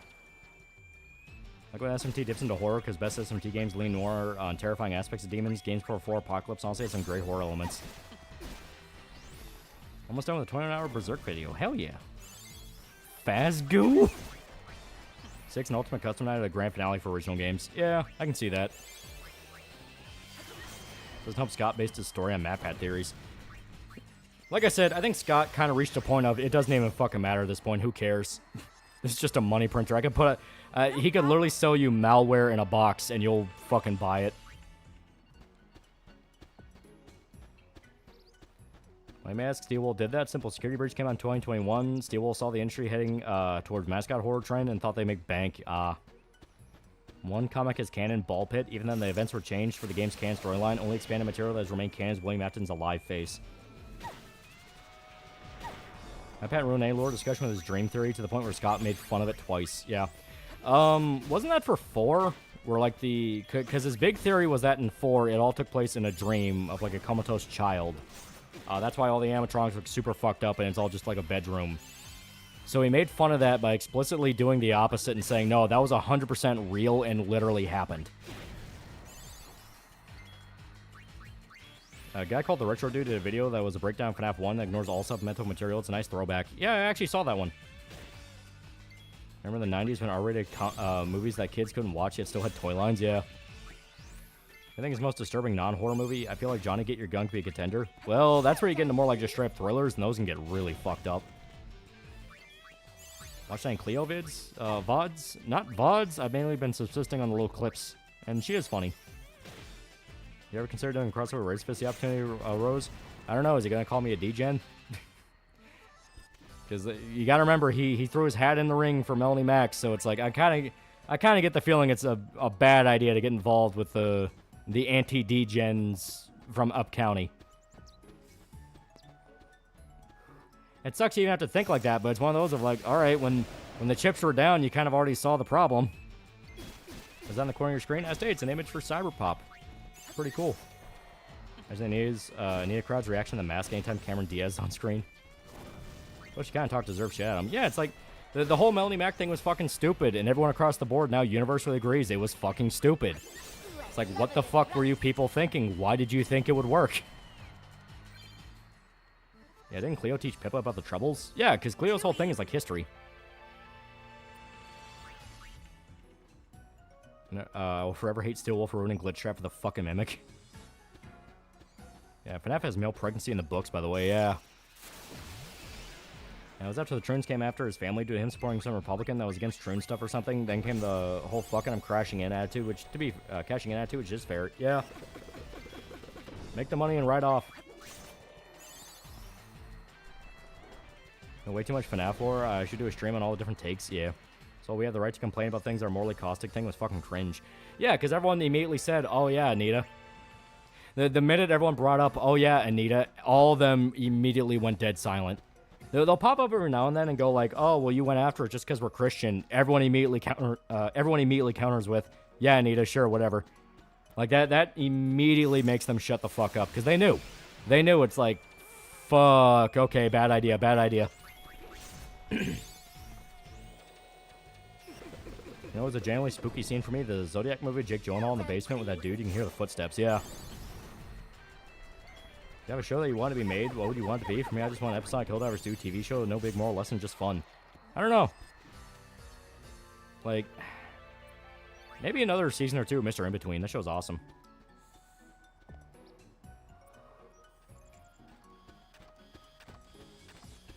Alright, this may not have been where we need to be yet. Stop killing... God damn it. Stop killing games almost single-handedly killed by pirate software because he wanted to feel like the smartest guy in the room. Internet drama is actively holding humanity back. Oh no, that's if you give him the generous interpretation. If you give pirate software the generous interpretation that he just did it for attention and clout, then yeah. But if you go by the much more cynical and probably likely true one, he had a legitimate business interest in propping up a live service game he had financial ties to, so he didn't want anything that could rock the boat and bring bad PR to live service games. Because you gotta remember, live service games became normal in the industry. Not just MMOs and always online games, like live service games. Where they could literally shut the game off and you're fucked. And there's nothing you could do about it. So Ross was the only one really bringing up the fact of like, guys, why are we still letting this be normal? This is still a massive problem and a pain in the ass.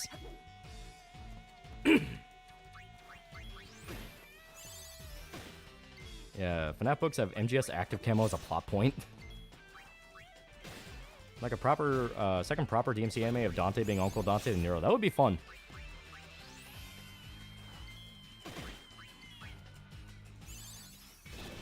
Also, the word that Chatter was looking for, I think, was eerie or dread, not outright horror. Yeah. Like an MK series, not like Conquest, but an actual series that follows the games. Yeah. Yeah, The Crew is an example Ross highlighted in the Game Dungeon. He highlighted multiple of, like, these are games that are out right now that you soon will not be able to play. Yeah, Scott didn't support Republicans for anti-LGBT reasons. He did for economic reasons. He not only also donated to Democrats, he literally donated to LGBT causes and charities. Yeah, but they didn't give a fuck. You gotta remember, the psycho trainees that gunned after him, the minute you touch anything even slightly Republican, they try to kill you. Like, they dox you, they go after your kids, they go after your family. Like, his pregnant wife was getting death threats. It's like there's just people who could not control themselves. Absolute fucking man-children. Nice work! Yeah, there's some out there that are lost due to the games being shut down. Yeah, there's a shitload of games out there that are, like, now lost media.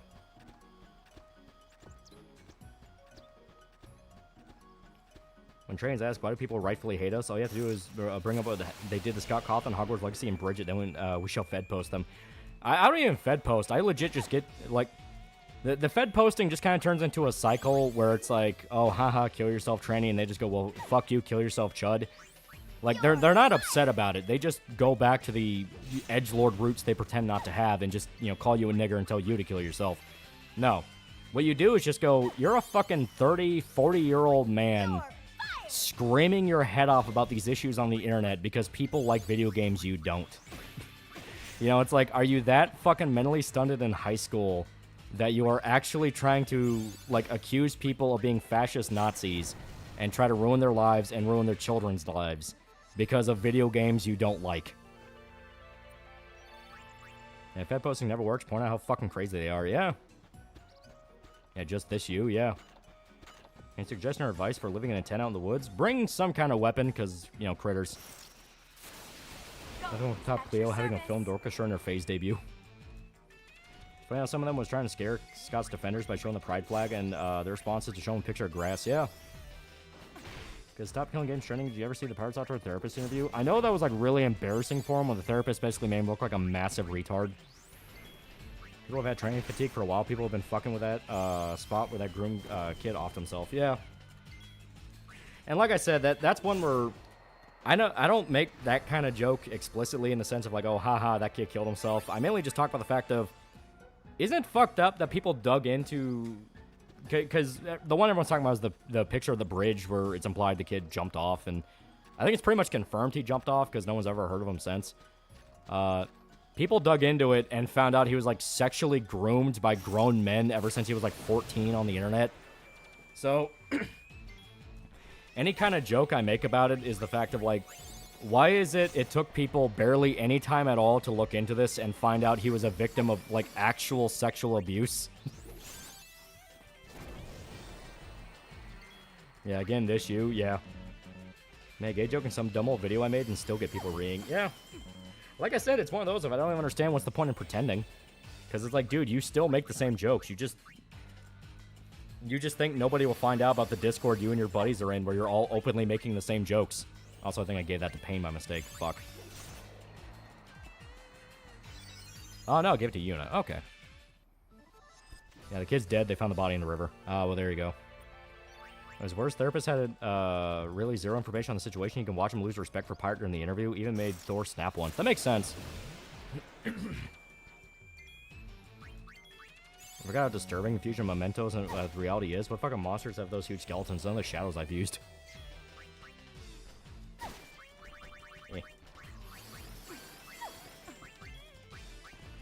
I usually play Mass Effect, Paragon, Renegade, mix of both. Leaning towards Paragon, because that's kind of what you're intended to do. You can get a lot done with Renegade, but it definitely feels like it's basically slapping your wrist and going, how could you do that? That's so bad. Son of a bitch, I got something stuck in my throat. Can't get it out. Fuck. Yeah, they're making the same joke. They're saying even more heinous shit than what they complain about. Fuck, the gym, the fucking Kirsch Medicare stream just talked about that. Where they're like, what the fuck is Anna Valens doing, complaining about how, you know, Kirsch is a fucking Nazi and VL lore is like simping for lolicons and pedophiles and shit like that, when the motherfucker has like fart rape porn that he's openly posting out there, like literal in-depth fanfic fantasies about wanting to tie up women and rape them in gangbangs and in like rape camps. It's like, why the fuck is anyone pretending anyone actually believes any of the shit they say anymore? It's like, oh no, you know, he's such a fucking woke SJW type. Then you find out, no, he's a fucking sexual predator. It's like, it's performative morality. That's all it is. They don't believe in a fucking word they say. The fuck is fart rape porn? Literally what I just said.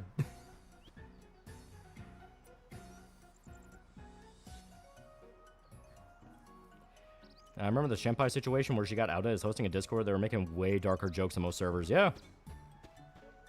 It's Linkara again.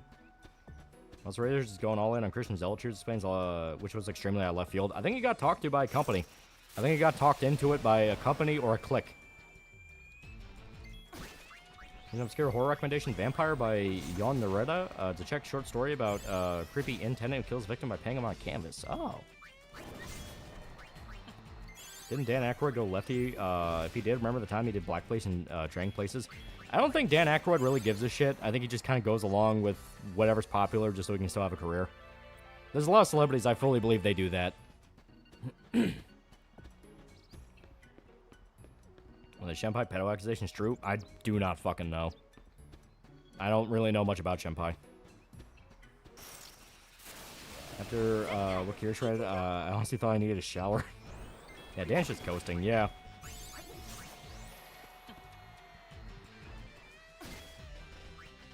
How fuck would it be if vampires could shapeshift into anyone? It'd be pretty bad.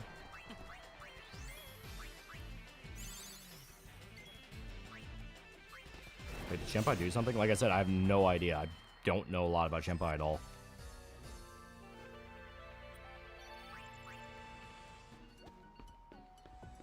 Yeah, stop calling everyone a pedo if you don't have the receipts.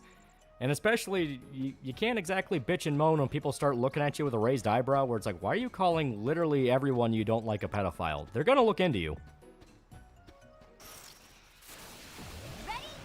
What that fucker did to Fall Guys, I'll never play that game again, yeah.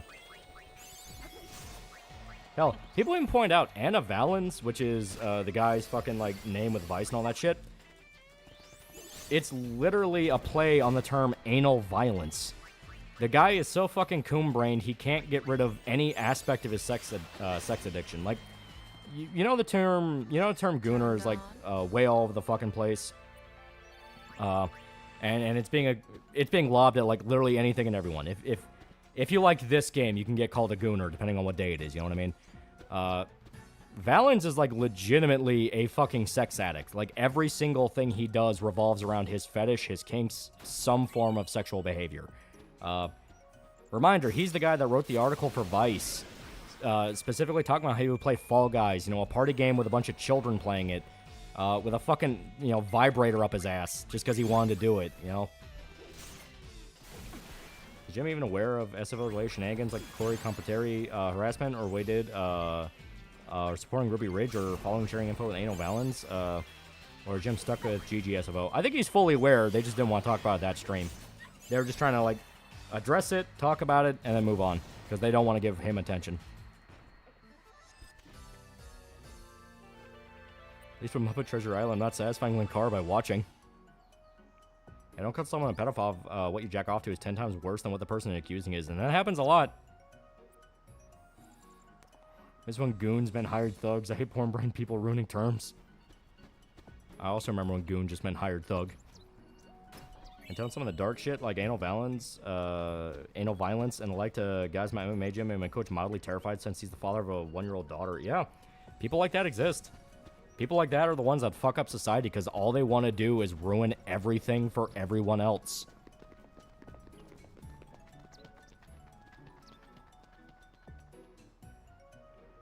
Yeah, bro's brain is destroyed by all that porn. Yeah. Like I said, it's... The thing about them is there's people out there, the only way they can feel like they have any impact on the world is just fucking everything up for everyone else. They don't have any purpose, they don't have any direction, it's just moment-to-moment sensation. That's why they get so addicted and so ridiculous with just wanting to ruin everything for everyone.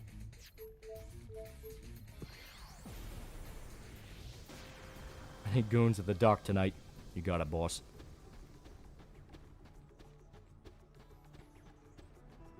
Yeah, eternally miserable, yeah. Generally surprised after everything there, people are still friends with SFO. Well, I'll be. So you really are gonna join the youth league? Very dark, fucked up joke. Reminds me of the South Park bit where all the gay kids kill themselves in a religious camp. Yeah. Thank you. Another good scene that's not explicitly horrors and Goodfellas when it's heavily implied Jimmy was about to whack Karen. Yeah. By joining the youth league? What an occasion! Oh, I have long dreamed Surely we live in a worse version of Brave New World. Sir! Well, actually, that's not why we're here. That's Titus. Yeah, it's his voice actor. The youth league will give the Gullwings a grand welcome. Please proceed to headquarters. Well, no, that's Robin. No, he also voiced him in 10 as well. Please. Say, let's just say trains never won equality. They only want special privileges. Well, it's been pointed out over and over and over again. What we're dealing with is not an explosion of trannies. It's an explosion of what happens when the mainstream is introduced to a new fad.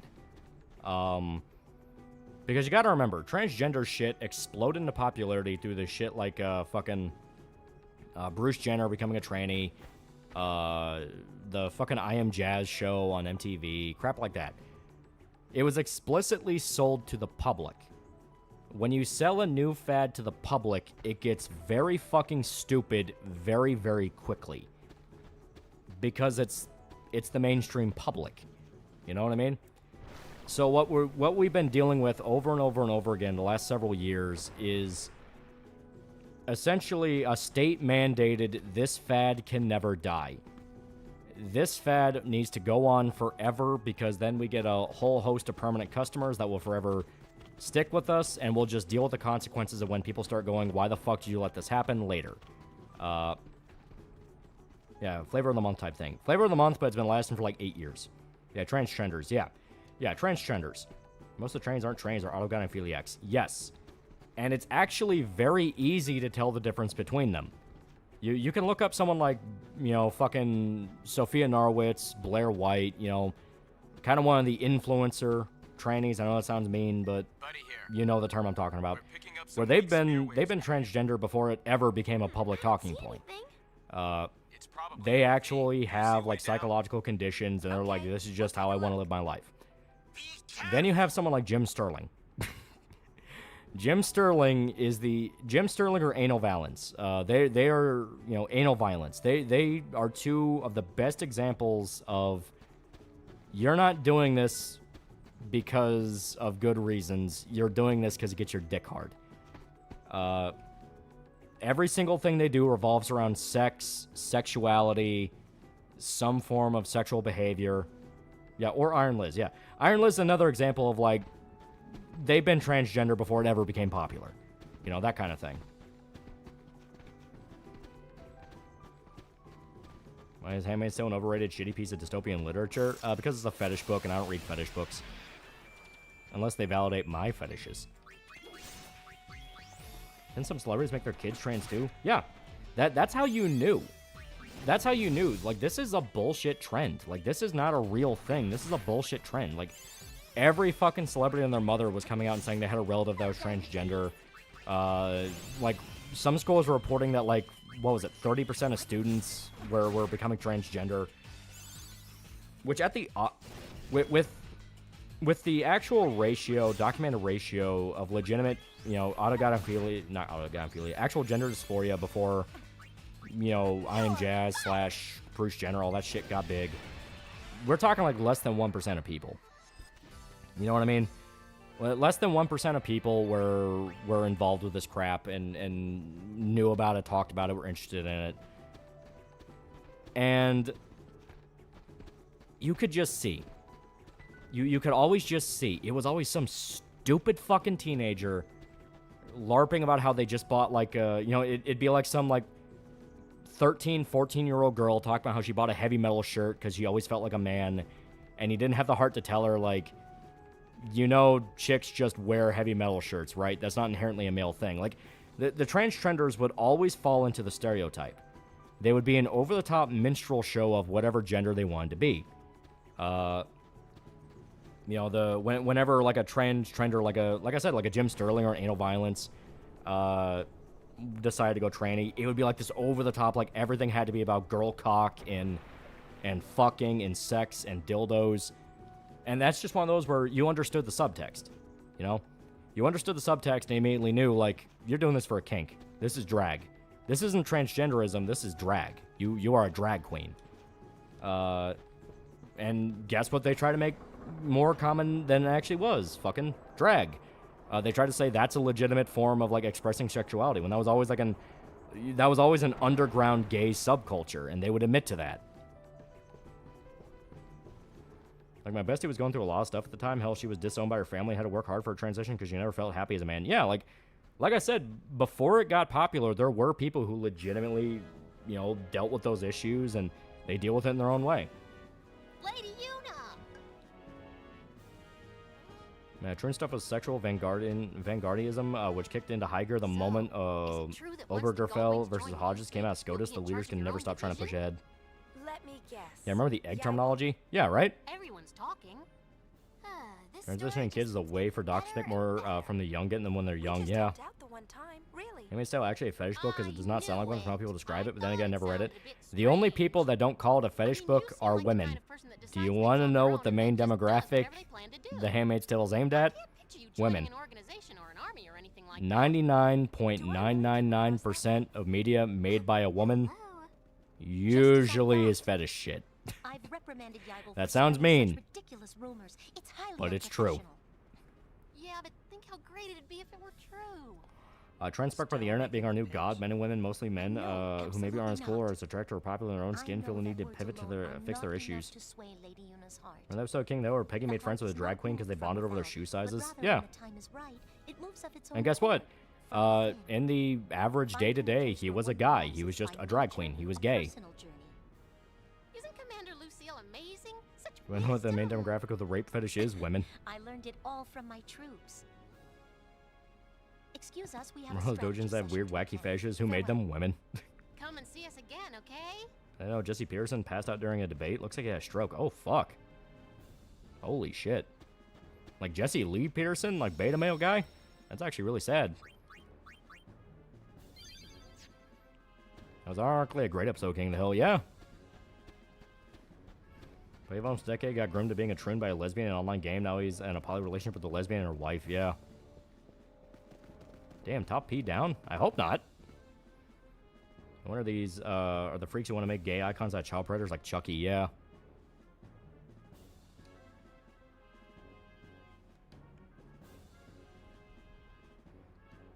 That's with all the women liking shipping LGBT so much. That's just kind of a woman thing. I also don't really get it. Because you hear about Yuri stuff. You know, like, you have, like, Ninja and Assassin living together. That's a new anime coming out this season. That's a Yuri one. And you think, like, oh, that's aimed towards guys, right? Like, that's a very fan service thing. It's like two lesbians, get together. It's like, okay, that's like a guy thing, right? Then you look into it, and once again, a lot of the people that make Yuri and yaoi stuff are women. It's a woman thing. They just view it as very cute. Yeah, it's just mostly teen Tumblr stuff. Yeah, I mean, hell, look at fucking Leah. Leah is like a very proud and open yaoi fangirl. She loves yaoi stuff. She always talks about reading yaoi when she was a kid. So it's like I don't know. Who do you think likes the blueberry inflation fetish? Women plus bow. Also hate traps and actual trans characters that don't make it their personality. Remember the Catherine Bridget stuff? Yeah. It's not cute. It's gay.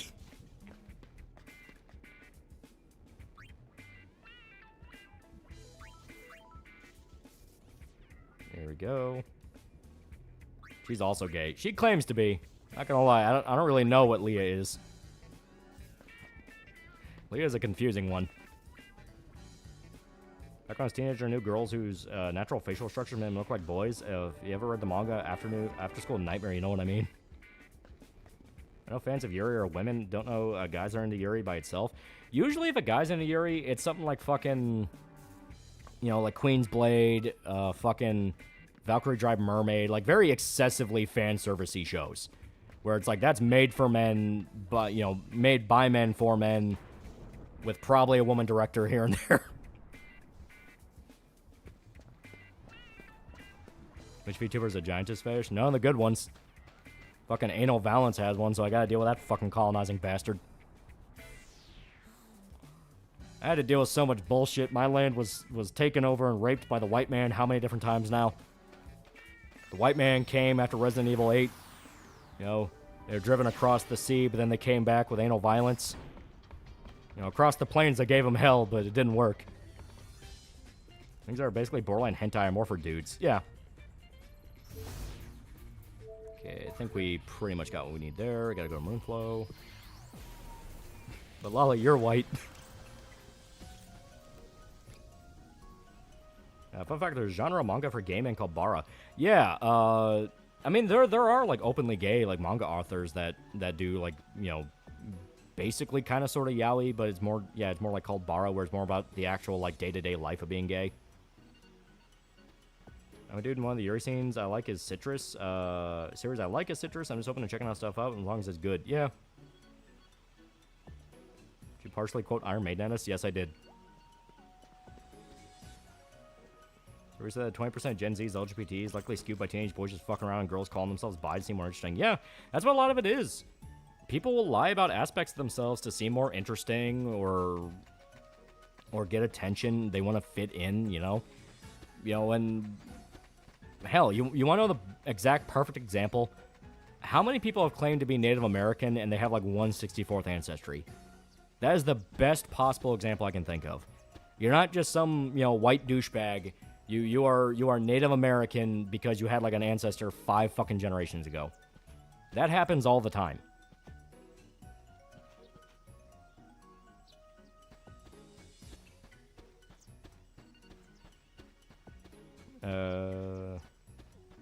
Song of Ice and Fire had hot lesbian sex scenes that the show replaced with full frontal male-on-male penetration. Easily the worst change.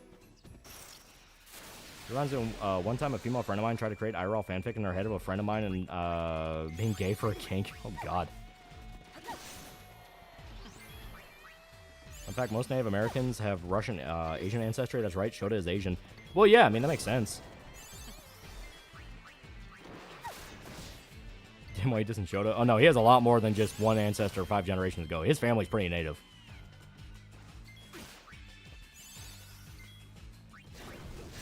Funniest women's Hear Me Out. I saw a bit ago after the Rogue Trader CRPG released. Was all the women getting hot and heavy over Pascal, the tech priest? They wanted to jump his nuts and bolts.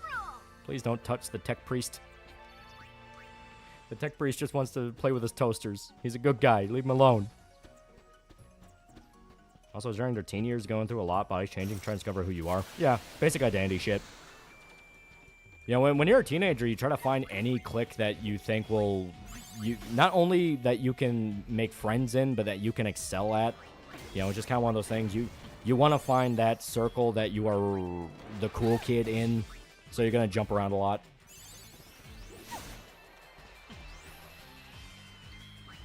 Remember years ago when I saw a woman look at her DNA test and she has a breakdown, she was mostly white? Yeah. Touch the tech priest. That's why Showa sounds like he's hammered half the time. He does drink a lot. The tech priest won, and air fryer must be judged for his lesser frying abilities. Do not touch the tech priest.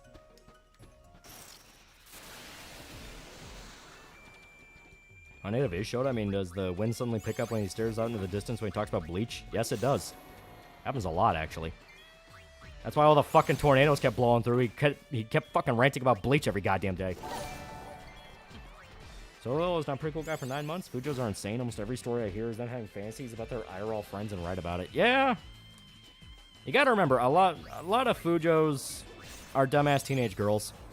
Dumbass teenage girls don't really have a concept for boundaries yet. You're fired! Eh. I'm from my clique in high school.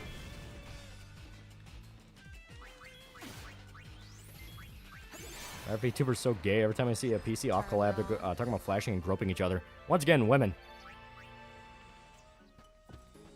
Sadly, can't confirm. Not proud of those days. Yeah. I mean, having your interest as a teenager is having your interest. You know what I mean? Like, as much as I say the Yuri Yaoi shit is fucking weird, there were probably tons of kids that thought I was fucking weird because I read Berserk. You know? I read Berserk, and so, like, people would see I'm, like, pulling open a book, and there's, like, a fucked up sex cult murdering people, and like, tons of gore and violence. It's like, you know, it's one of those things. You know, you think you're normal, and someone out there thinks you're a fucking alien. The difference is when it goes from you just like a thing to you are a lunatic about the thing. High school clique is a group of nerds and rednecks. Women sabotage each other, but also want to be gay with each other. Yeah, welcome to women. They're weird gender. The trans community tried to call people they thought were trans eggs, and they stopped doing it because it sounded like literal grooming, because it was literal grooming. 2 male characters be close friends without being seen as gay. A lot of people forget brotherhood is a thing. You know, like, you may not be blood related with a guy, but you'll walk halfway across the fucking country in case his, you know, laundry machine breaks down. You got to help him out. It's like there's just that loyalty among bros. Yeah, same thing always happened. I wore my Slayer shirts. Yeah.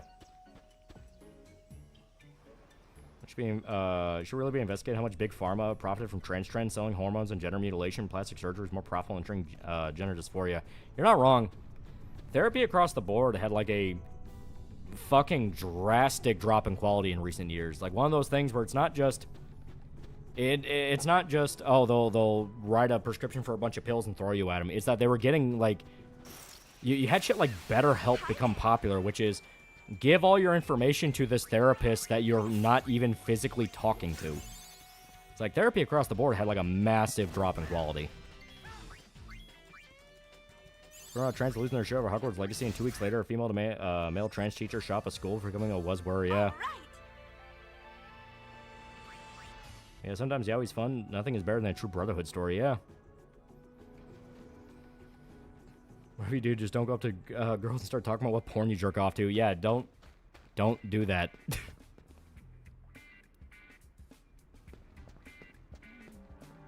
I'm trying to remember. There might be another side quest up here.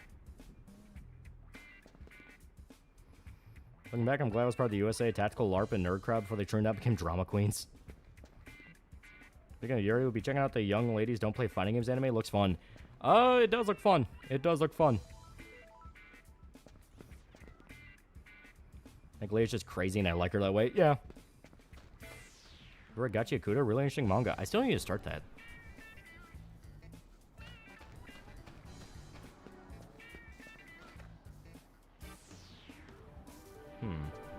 Alright, yeah, the Syndicate's here, so... I have a chick show me Pornhub videos while they're at work. What the fuck did I do to them? Reason why in Game of Thrones, the Night's Watch plot was so popular, Brotherhood was pivotal. Yeah. Because I was in a city when I went to high school, but I was looked like a weird kid for being a COD kid, and that was mainly because FPS were looked down upon for some reason. Don't do that unless she's already done the same and only admit to jerking off to equally weird porn. Notice that Westerns are good at making visual novels. Crimson Gray, Slay the Princess, Coffin of TheAlmightyLoli, for example. Oh, they're the exceptions. Western visual novels are still full of irony sims. Where they do everything they can to be like, guys, visual novels, am I right? And it's like, yeah, I know. I fucking know. You guys one of the first who called out BetterHelp for such bullshit. Yeah. Well, it's one of those where just hearing the goddamn concept, it's like, oh, it's online therapy. Like, so you're still in, like, a video call with a therapist, right? Like, you can still physically talk to another human being, right? And it's like, oh, yeah, no. Not only no, but the people they hire don't even have to be licensed therapists. It's like, oh, that's not good. That's really not good. Therapy is consisted of 82% white liberal women, which is not what everyone shoulder cry on needs to fucking be. Therapy could have its purposes, but only some people look like you. Only from someone who looks like you. It doesn't have to be someone who looks like you. It's the fact of they need to do their fucking job.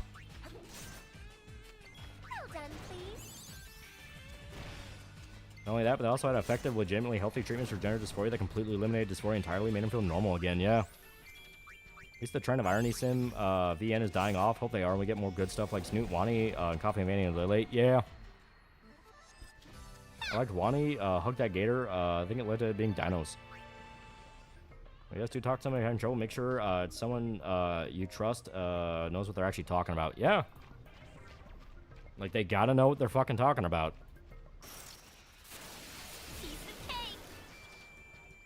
Well, speaking of fake trends, you quite recently had Bo Blacks, who has a porn alter ego called Mr. Manchi. Quite literally would be a slur in other contexts. Yeah. That point may as well trauma dump on the person behind you at Publix. Well, that's why BetterHelp got in a shitload of trouble. They got in a shitload of trouble explicitly because they didn't have to actually have therapists on their fucking employee. And it's like, oh, so you guys are just actually exploiting the mentally ill. You are going to hell. It doesn't matter if you try to make up for it later. You're going to hell because your original idea was you would just fleece people out of their fucking money when they're not in a mental position to say no. Well, the trend is dying because coming out as a gay just doesn't piss off daddy the way it used to. No, I think a lot of it's dying because... So, just to rip the Band-Aid off immediately, the pedophiles.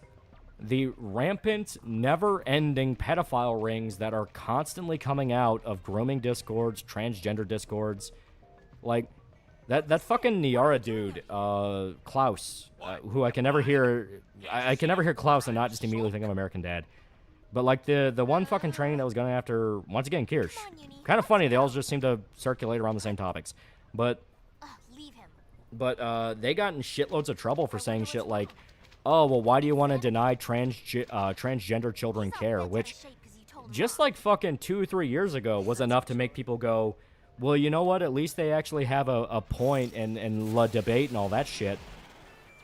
Now it's a thing of like, no, you're just fucked if you say that. If you just, in any way, shape, or form, imply that you support that, you get your fucking ass ridden. Because people know it for what it is now. It's... Why are you talking to children about this? Why is Kirsch a magnet for crazies? They're just that type of personality. Weird German cat boy. His voice makes you want to murder. Yeah. He also had bathtub HRT, bitch. Yeah, fucking Keffels. I think, 15 years down the line, when the movie adaptation is made by David Fincher, starring Jonah Hill as Keffels, we're all going to be able to look back and see him as kind of the catalyst for why this shit is starting to die off. Because, okay. To explain this, I'm going to have to explain a little bit of kind of how I view a lot of the shit in the internet. You have the trend. You have the trend that kicks off and creates the genre. Whether it be... Let's Play, streamer, VTuber, whatever the fuck you want to be. Your genre, whatever it is. And there's always that grace period where the genre gets big, it collects a bunch of people. People seem to be on board with it. It's getting really popular, getting a bunch of views. It's building the community, quote unquote. Then you have the next wave, which is all the people coming in after the first wave. After the first wave comes in, you have the new people, which is basically not as dedicated to the cause. Not as dedicated to the cause. They're just on board because they heard about it. They're just joining up, that kind of thing. And then as time goes on, they're replaced by more and more waves. The old fags leave, the new fags come in, that kind of thing. Then eventually, without fucking fail, by the way, this happens. Without fail, you run into a situation where eventually there is that wave that contains the absolute fucking embarrassments. You no longer are just a bunch of quirky people united by this one interest online. You have the guys that are making you all look like fucking retards. They're way too hot-headed, way too egotistical, way too fucking stupid. The tards. Yes, the tards. The tards are the guys that have heard about the issue from a guy who knows a guy who knows a guy who knows a guy who knows a guy. Basically, multiple generations of conversational inbreeding. Yeah, the angry reviewer community. You're already thinking of the examples. Yes, you're already imagining in your head who I'm talking about. Yes. So, as time goes on and these communities build up and the embarrassments kind of start slowly building in, they're slowly becoming more of a thing. You know, they're getting a little bit louder, a little bit louder, a little bit louder. You eventually have that moment where that guy fucks it up for everyone. They look like the retard. They get in the biggest heat possible. They love the attention, and they don't give a fuck who ends up kind of catching the blowback for it. You know, that kind of thing. So, this has happened in so many different genres. This happened in Five Nights at Freddy's videos. This happened in Let's Plays. This happened in streaming. This happened in fucking, fighting games. Fucking movie reviews with the Doug Walker copies. Fucking bronies are infamous with it. Bronies are kind of hand in hand with furries with having like some of the worst PR about it. But basically, there is that, you know, worst guy of X group. And if a genre is smart, it'll be decentralized enough and be disconnected enough to where a lot of the other guys in said circle can go, well, why the fuck do I care what that guy's doing? I'm not involved with him. I'm not friends with him. You know, that kind of thing. Because you're a decentralized genre. You don't have to worry about that. You're not all part of one company or one thing and all that. Well, bronies and furries fucked up by having this never-ending, constant connection between each other, where they all go to the same conventions, they all seem to know each other, they all consider themselves one tower, you know?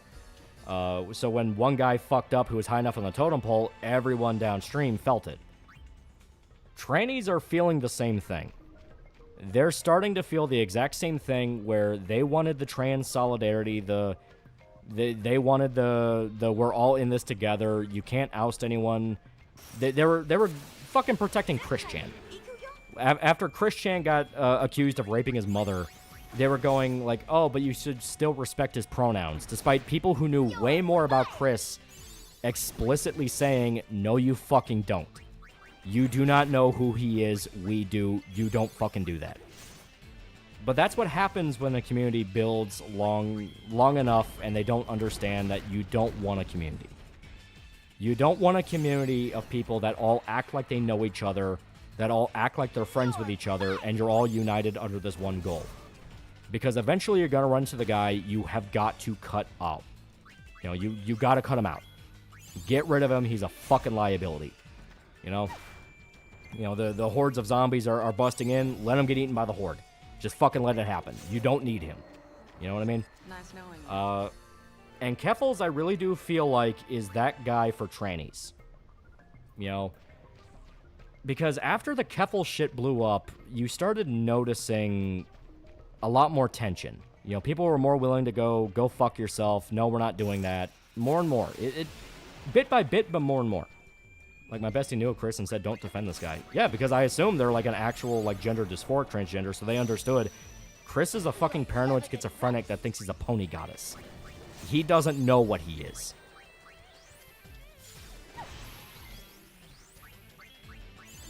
I wanted a trad streamer gets tard streamer. Yeah. Should we just have that with someone in Discord? Won't say anything, but for someone else, anyone wants to know, you know who I'm referencing. Yeah, like, they're fucking lunatics out there. But the whole thing is, there comes that point where you show, are you willing to be smart about your advocates, or do you just want advocates no matter who they are?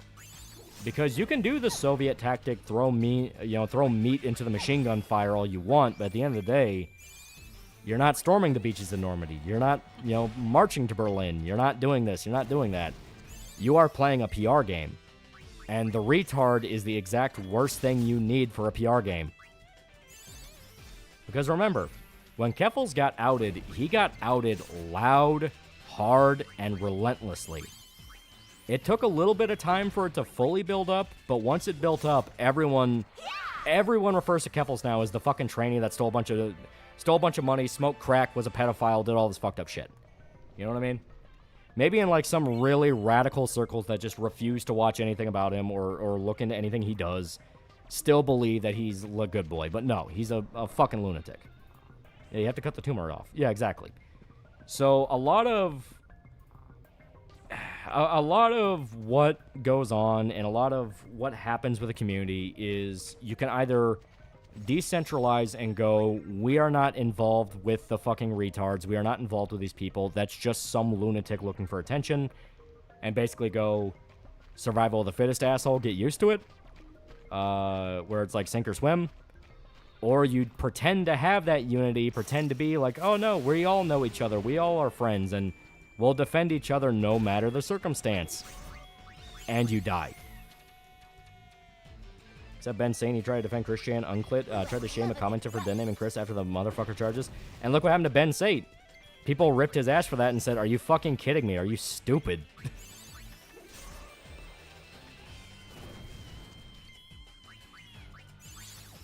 It's not a tumor. Okay, it's a tumor.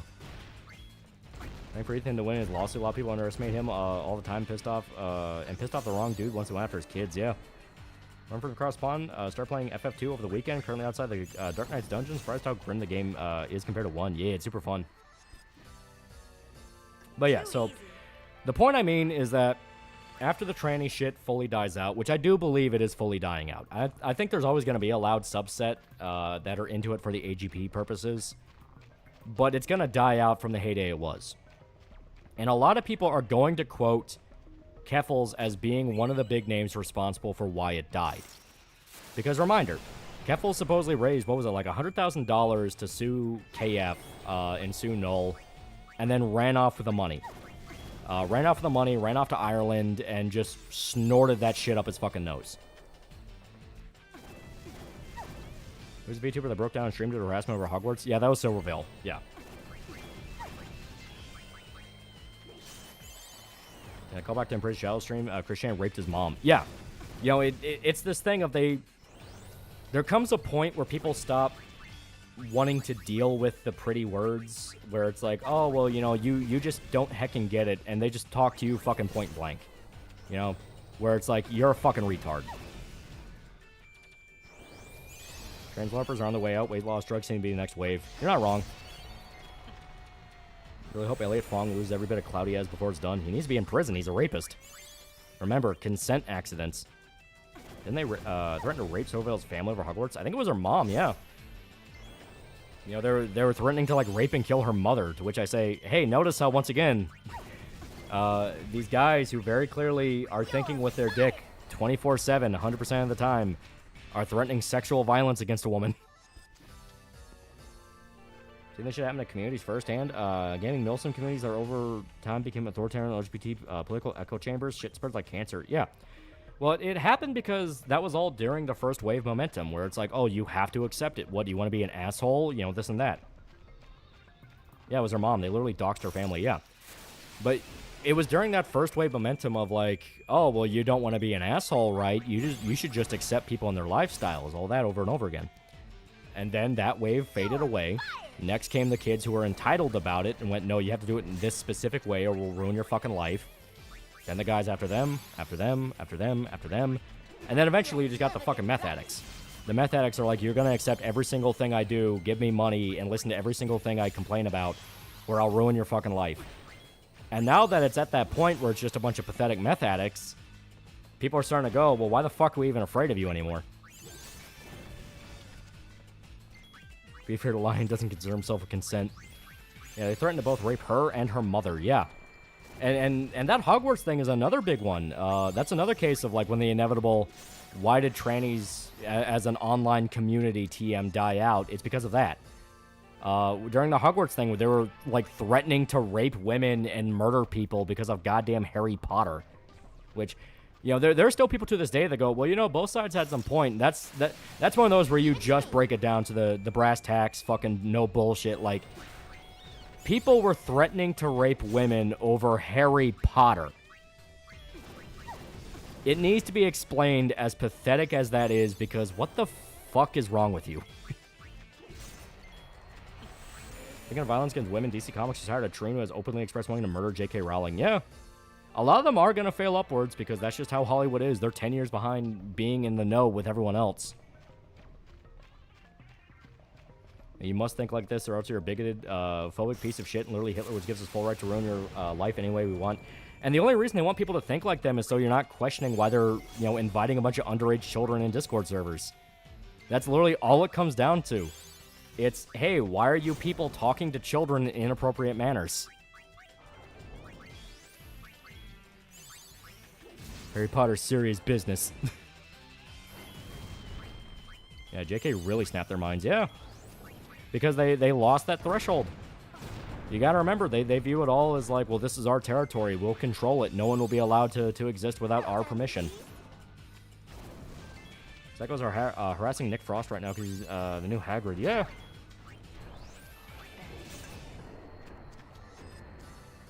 Yeah, Hollywood's explicitly stuck in the late 2010s. Yeah, even recently, Anal Violence killed his own argument when his rape fantasy came out. Yeah, that's what I mean. Like, that's becoming the reputation more and more. It's some creepy guy wearing a dress trying to get into a women's locker room so he can feel up women. That's starting to become the default. That is what people think of when they hear the terminology now.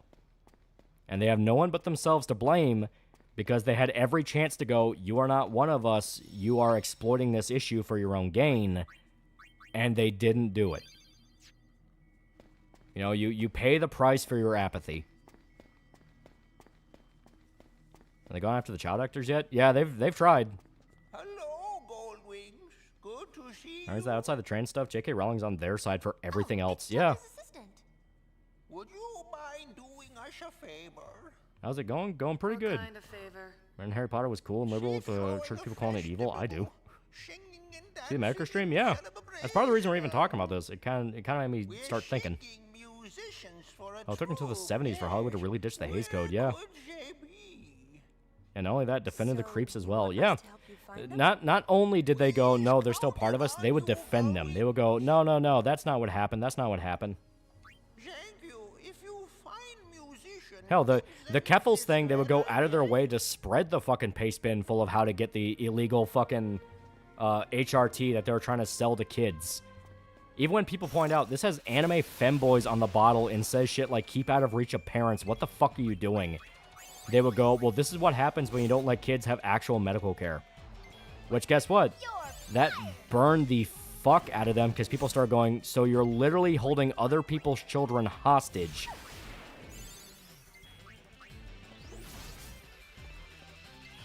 I'm starting to notice that pretty much 9% of verified Twitter accounts post the most obvious fucking bait people still fall for, even though people know they made money off it. Yeah. Remember the court case in Canada with that tranny who sued a beauty parlor because they refused to wax his balls? Yeah. And guess what? Jonathan Yaniv, because that's the motherfucker who did it, was repeatedly trying to get an event hosted where it would be nothing but underage girls who were not allowed to be not allowed to wear tops, by the way. They weren't allowed to wear bikini tops. So they would go swimming with him. That's just an awful situation. The fact that even if someone gets assaulted, you know it's already been done, they'll still say they're still women. Yeah. Didn't that shit have cat and human hair in it? Yes, it was horribly contaminated. It took like several months for them to go like, oh, wait a minute, this shit's like very dangerously like unsafe for people. And everyone that had been posting from the beginning about it's like, yeah, you fucking retard, you weren't listening to us. It's like, we were telling you, this shit's not medically safe. This is done by a pedophile in Brazil on, like, a counter where their fucking cat sleeps on. Why are you giving this to children? And then they all quietly disavowed it. Because, reminder, the only people talking about Troonshine anymore are people who make fun of it and go, I can't believe you people let that happen. Wasn't there a small riot, like a block or two, over a tranny getting nude in a women's spa? Yeah, no, that was the Wii Spa thing, where it was in, I think it was in San Francisco, where there was some dude who, once again, 6'4" dude, like fucking beer gut, covered in hair, big-ass fucking lumberjack beard, going into the fucking women's section, and, like, I'm trying to remember, the story was, like, one of the most egregious examples of it. Because I think he was just, like, either full-on jacking off or had a hard-on. But he was just in the women's section, like, with a full-on hard-on / was jacking off. And other women report him, because it's like, this guy's, like, fucking creepy. What is he doing here? Get him the hell out of here. And they refuse to get rid of him. They're like, he has the right to be there because he's transgender. And they're like, no, the fuck he's not. Get rid of him. Okay, I was using fire, so blizzard.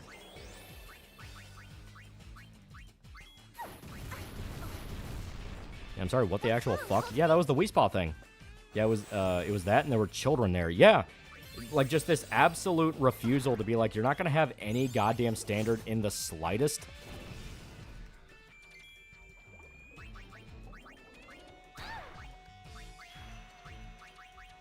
Be strong.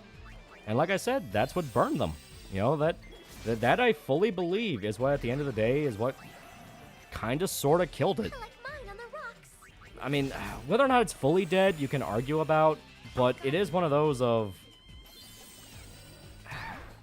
It is one of those where... It is a lot less popular than it was. You know what I mean? That is something I do fully believe. I do fully believe it is a lot less popular than it is. Or than it was. Cost piece $5. There's a reason why the meme, why every time we say leave the kids alone, you take it as a personal offense exists. Yeah.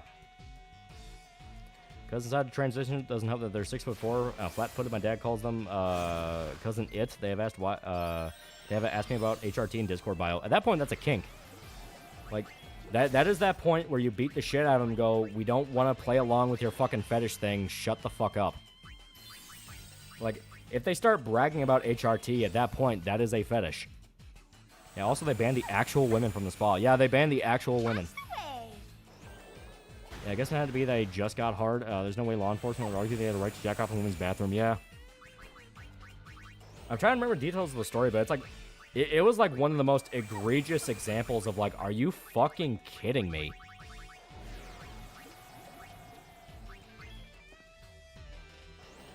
Work with shit show, mechanical issues, shorthand on staff, worked in 9-degree heat.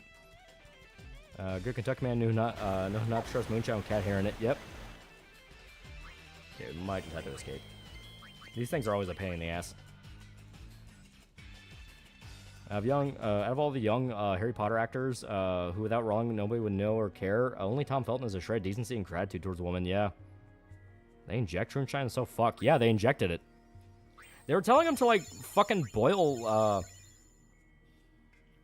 God, yeah, it was like grocery bags. They were telling him, like, boil plastic bags to extract the like, chemical that was in it that was, like, similar to HRT or something like that. And then, like, just shoot that up in your vein, and people are like, why in God's name would you ever think that's a good idea? That is hilariously unsafe. And then they would go, no, but a doctor told me it was okay. It's like, it's a doctor you talk to on a fucking transgender subreddit, and their credential is, I'm a doctor. Like, are you fucking, like, use common sense. That's poisonous. It is hilariously poisonous. Has anyone died from these things? That's actually something, I'm not even gonna lie, I think about a lot, where it's like, how many fucked up stories of somebody dying from this crap are gonna come out that they've just covered up? That they just refuse to talk about, or blame on something else, or say was a suicide, you know what I mean? Like, go out of their way to say, no, that's not what happened, when we know that's what happened. Yeah, might as well tell them black tar heroin is HRT. Yeah, right? Well, a lot of them take that shit anyway. Ivana Lynch, Luna Lovegood's the only other child actor who spoke up in Rowling's defense, yeah. Tom Felton was just neutral about the situation. Guy was just happy about what made his career, yeah. There's probably a lot and just never reported, yeah. Lily poisoning themselves and Keffels bragged about it. Yeah, they bragged about it. Yeah, you just know there's a bunch of unreported overdoses, yeah. It might be what a lot of these activists are mentally insane, doped up on Shroomshine. Yeah, it fucks with your head. Shocker. Fucking with the hormones in your body drives you fucking crazy. Your hormones determine how you think in the first place. There's not even gonna fight that. That's a pain in the ass. COVID, suicide, bad drugs, etc. Yeah. Remember when Chris Titan got caught and people responded to what about Shadman though? Peak internet retardation. The funny part is Keemstar is a lot of the big reason for that, and I think personally, my personal conspiracy theory is he wanted to make it about Shadman, so then they can kind of just keep milking Mr. Beast forever. You know what I mean? Just because it's chemical, the same does not mean it's actually the same. Oh yeah, very much so. Probably could extract HRT from a plastic bag, but chemistry is a bit more complex than that. Just watch Nile Red. Yeah. Well, more than that, it's like what the guy brought up. Just because that might be the same chemical on paper doesn't mean in practice that's going to be the same thing. You know? Yeah, we get penicillin from mold. That does not mean you eat moldy bread. There is a process to it. Not even just that, because using proper HRT will still screw with you a bit, but the fact that Keffel's HRT was effectively poisoned with literal fucking pubes. You want to know the best part about it?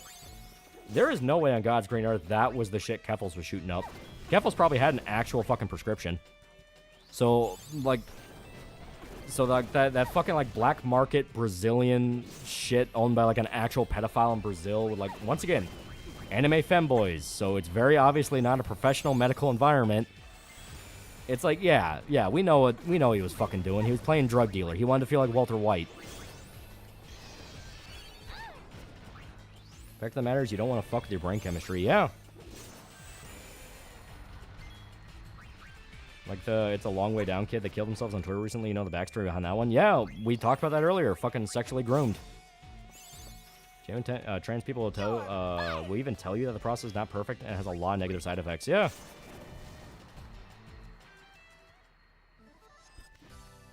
In the case of penicillin's the amount of blue mold you need. That's the reason why just eating a couple slices of moldy bread won't cure your strep throat. Yeah. There's a specific process to extract it out. Because it is a process. Keffels kept their actual drugs, but they took literal poison. Yeah. How's Keffels not been arrested or sued? He ran off to fucking Ireland. That's literally what happened. He ran off to Ireland after he started catching a bunch of heat, and I don't think he's left since. Because Ireland has like a, like a no extradition treaty. In fact, somebody defended Keffels on both occasions, even down to Lamau Mudahar thumbnail, because Jesus Christmas Christ, there were absolutely unreported ODs and hospitalizations. Yes. That is the big problem at the end of the day, is like, this is not internet shit. Like, you people might have killed other people. Malware can extract candy flavors from paint thinner and rubber gloves, but has a long isolating and detoxifying process. And he is an actual licensed chemist that knows how to do it. Imagine some jerk-off trying it in his fucking bathtub.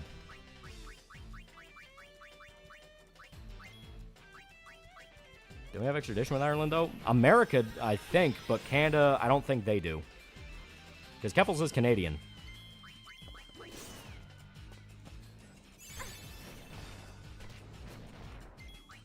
Okay, we can at least kill one. Yeah, there we go, there we go. A lot of people on both sides hanging on Kiers for their interview with Jim calling him and Kiers pedophiles. Yeah, I know. It's stupid. It's stupid, and like I said, it is snatching defeat from the jaws of victory.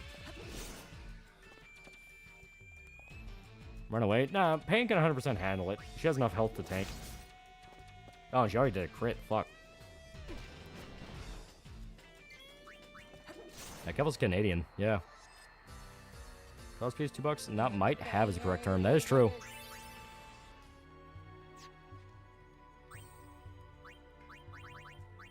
Okay, Phoenix down.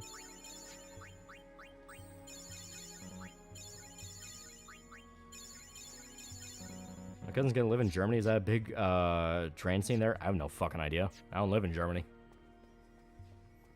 Yeah, Keffel's also tried to rape his friend's chihuahua. I'm not shocked at a lot of the stories I hear about him. He's kind of one of those where I think he's fried his brain on so many drugs he can't think anymore.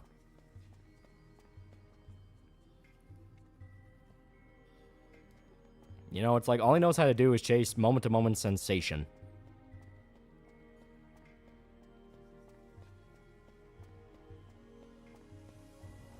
Okay. There's between Keffels and Walter is that Walter White's shit was pure, yeah. He actually made money off it.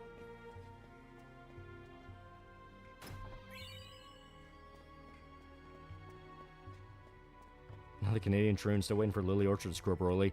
Lily Orchard's another one. Thank you for reminding me. That was another one where when that blew up fucking bad. Where he was talking about, like, you know, fantasizing about raping his sister. No, I think he just flat out raped his sister when they were kids. And he would, like, make jokes about it and did, like, an Andy Kaufman and Lele reference. And people are like, holy shit, you raped your sister? How long do you think the societal schizophrenia will last? Because 10 years ago, what Keffels did would have gotten her shot. Like I said, I think we are in the end stages of it. I think we are in the point where the patience has run out, so it's kind of turning into, like, the furry thing, where all it takes is that one big revelation to fuck it into the dirt forever. Yeah, he nutted on his sister to be specific, yeah. Yeah, Keffels also had fucking dog collars for minors in the server. Yeah, that's what I mean. Like, it really does feel like a lot of it is coming to a boil. Of course, we've been saying that for fucking years, but...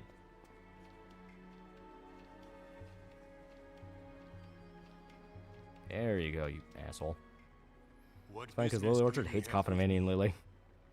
We have a letter from someone. Imagine Keffels has fucked himself up so much he'll do anything to get domain going. That's what I think. Help him out?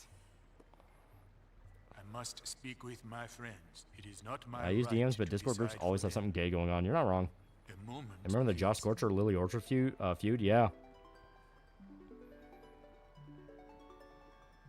Yeah, Germany has a massive degeneracy scene. Weimar Germany was the cradle of much of this deviancy and was actively intensified in the post-war period to weaken West Germany. Their minds must be closed. I'm sure the Nazis getting involved probably didn't fucking help, because they were all into that shit too. They just pretended not to be. The spirits of my friends often become. Yeah, someone claiming they knew Keffels also mentioned the name was some weird combo of cock waffles. I'm not shocked. If it is no trouble, why don't you seek them out and ask them yourself? When you read more of training behavior, the more you realize TTD isn't enough. Is Berserk, why is there no counter being or object to the god hand, like a righteous god or something made up of good emotions, desires, and human opposite of evil? That's probably what they're building towards. Because that kind of feels like what the four guardian spirits are meant to be.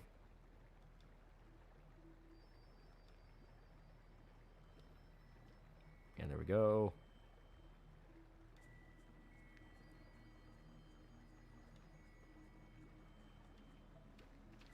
Okay, so...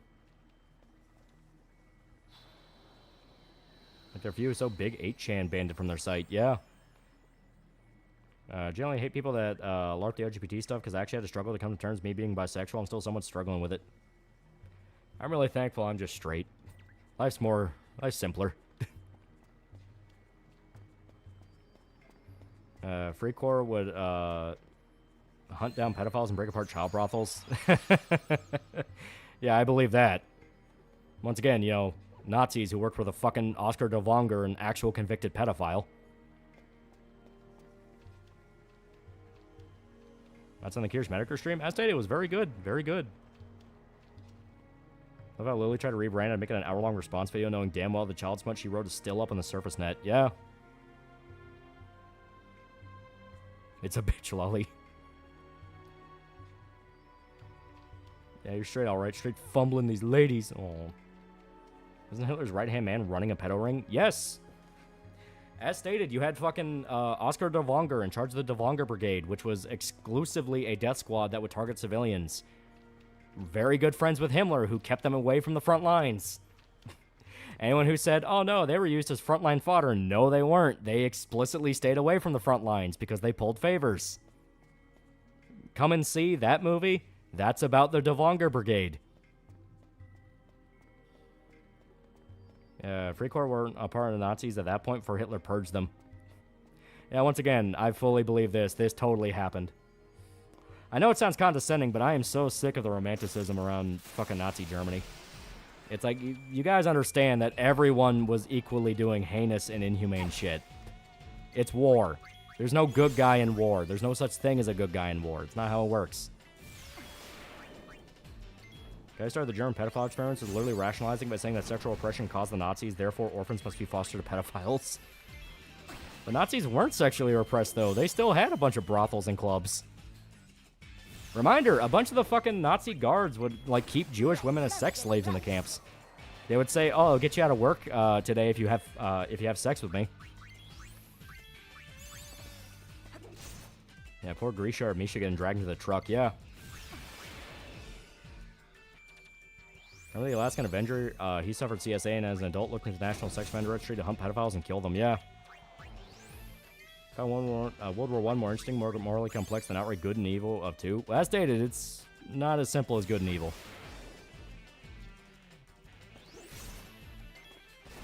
I'd mention Ernst Röhm's getting caught by the police in gay orgies involving children. Or Hitler being weird with his niece. Yeah. In the early years, Nazis got issues with sex dolls when invading France. Yeah. Okay, I've been low-key grooming this nigga, bro. You don't get it? He gets zero pussy, bro. I'm not gay. I'm Tradcath. Get home on the best soundtrack, though. You're not wrong. So, World War II, everyone was worse, even America. The World Wars were just industrialized death. Under every definition. The absolute worst humanity could do to each other. Like, America committed atrocities, Nazi Germany committed atrocities, the Soviets committed atrocities, the Japanese committed atrocities, the Chinese committed atrocities. Everyone just did the worst possible shit to each other. Not saying that degenerate was telling the truth, but that was actual reasoning he gave to the German government, and they followed this pedo program for literally 40 years. No, I know. Like, people with power just want to fuck kids. It doesn't matter what side it is. They just want to fuck kids. You want to know why? Because it proves they can do it. And people forget and romanticize the Soviets. Look at what they did. Yeah. Stalin also had a right-hand man that was a pedophile. To the point he's directly told his niece, never be alone with him. That's why the FF don't play the traditional victory fanfare. I mean, FDR was in charge. One of his crimes were Asian camps. Yeah. China didn't do any atrocities. Can do things towards commies isn't a crime. I never understand the modern-day attempts at romanticizing the Nazis. Basically, what we have across the board is everyone has lost faith in the modern system. You know, they've lost faith in the modern system. They've lost faith in the modern world. So they look towards the past in the hopes of getting some new ideal to strive for. Not realizing that they are being corralled by the powers that be that exactly have been the reason everyone's lost faith in the modern world, and are trying to force you between two extremes. You either go with the nightmarish fascist dystopia that would ruin your human rights and treat you like a number, or the fascist nightmarish dystopia that treats you like a number and you have no human rights. Basically, the Nazis or the Soviets. Because reminder, both ideologies specifically revolved around you as an individual do not have rights, it's all up to the state. The government is the one that determines whether you live or die. They can do whatever they want. They can disappear you. They can wipe you from the history books and make you seem like you never existed. That kind of thing. When the truth of the matter is, we've been following down that road for decades now. We shouldn't accelerate to that point because then we're going to be stuck with that for 300 fucking years. Humanity really doesn't need to be corralled into 1984. That sounds like that would suck. And this one's going bad, so fuck it.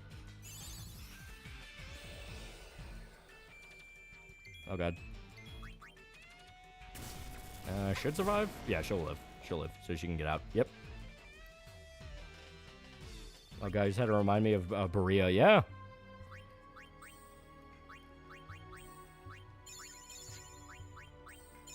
Here we go. It really infuriated me how much communism became popular, romanticized when Nazism condemned above all odds. Both are horrifically awful. Yeah. Like so many Troons are commies when they would send them off to Siberia in a heartbeat. Yeah. Like I said, It just amounts to they're stupid. That sounds very judgmental and mean, but they're stupid. They don't understand the reality of the world they're asking for. They like the ideal. That's why I made a point in the Disco Elysium video about the college students are fucking idiots. They're the useful idiots that will be used up by a man like Everard and then shot and killed when they're not useful anymore. Because that's the guy that actually controls the rebellion. The guy that is a fucking legitimate mafioso gangster is the guy that takes control. You want to know why? Because he's the guy that's not thinking in pure fantasy and ideal. He's thinking, how do I secure my seat at the table forever? Yeah, China wants to take over the world with bricks, because, but people still brush you off if you said so. Case in point, Mexico, which is literally programmed brainwashed to be far left and pro-China. Yeah.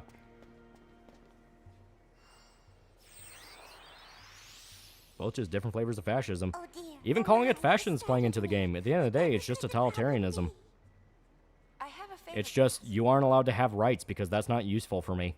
No, I do not mind at all. We'll play Yeah, both ideologies have Marxist origins, yeah. Koreans are communists because during the civil rights era, the Soviet funded the gay rights organizations cracking down hard in their territory. You're not wrong.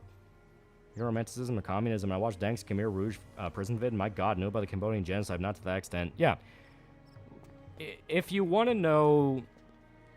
If you want to know the truth of what people are capable of doing to each other, there's always three genres you can check out. Dictators, cults, organized crime.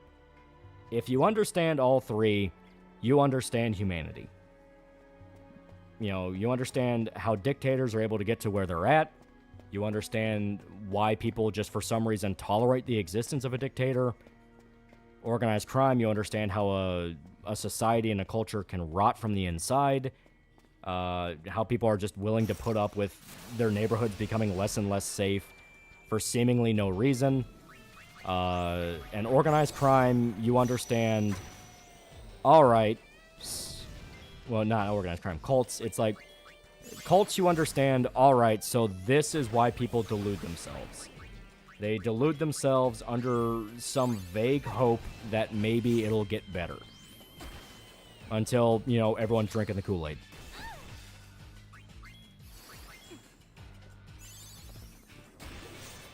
Okay, there we go. Subsection people believe in counterculture. The liberal agenda is the other extreme opposite and becomes thirsting and race-hating, downright misanthropic individual.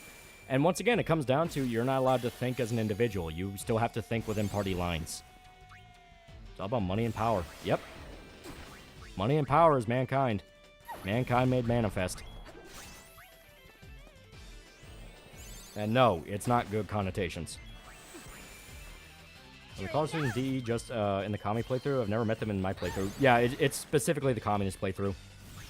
And it's funny, when you finish that quest, everyone goes, well, that's the only good ending in the game. And it's like, what ending? It's not an ending. It's the end of the quest line. You still have to talk to the deserter. And two, it doesn't affect the ending at all. You don't need to do the communist quest line to fucking talk to the students or talk to the stick bug.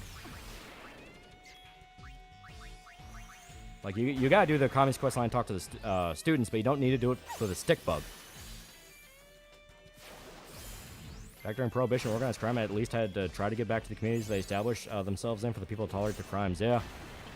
Yeah, cults specifically target the weak-minded and stupid. Yeah. Disco Elysium even a game worth playing? It is. Just understand that the fan base is exactly as delusional as a lot of the people it's making fun of in the game. Like, I have no doubt in my mind, Robert Kurvitz was probably wanting his communist love letter, but there's a lot of hints in the game where it's like, that's not that. Pre-biblical times showed humanity at its worst to the point God had to come down and punish us, yeah. Collectivism and authoritarianism at the end of the day, yeah. Don't forget that Lily thinks the only way to handle your bully if words don't work is to fucking beat them with a heavy set object. You can find Lily was that demented. Watching Final Destination Bloodline's pretty good. It is fun. Cults and scammers target the desperate. Yep. Willie liked the book. I couldn't fucking stand it. Fucking Sacred and Terrible Air to me is exactly what would happen if Kurvitz got his way with Disco Elysium. It is so fart huffing and like here's my totally not 15 fucking page monologue about my political opinions, you know? And guess what? You're not fucking George Orwell. You're not saying anything insightful. It's just, no, but this is totally cool and helps people and makes them feel special. Turning communism into literally a magic ideology that can defy reality because it's so fucking special. Ignoring that, technically anyone of any other ideology could do the same thing if they're devoted enough.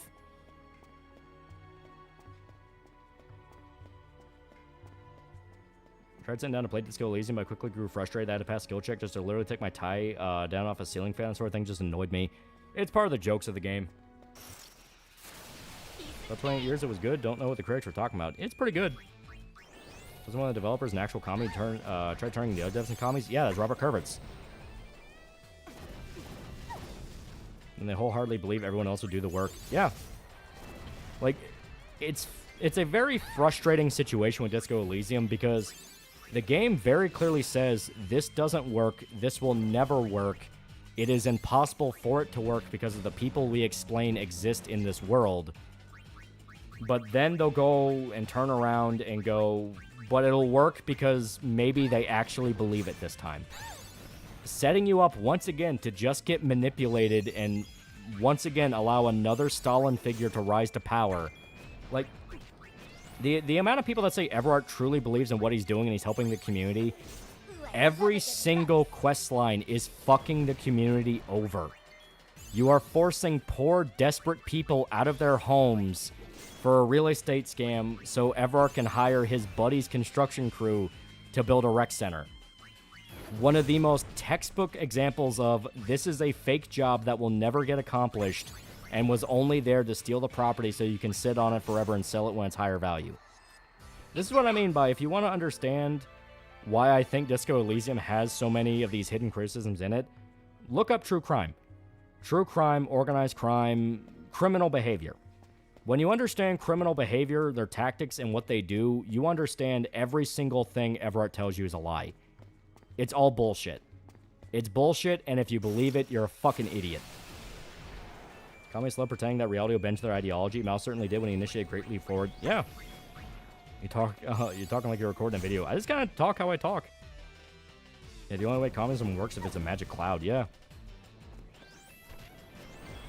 Yeah, Everett's an archetypical slime ball. Yeah.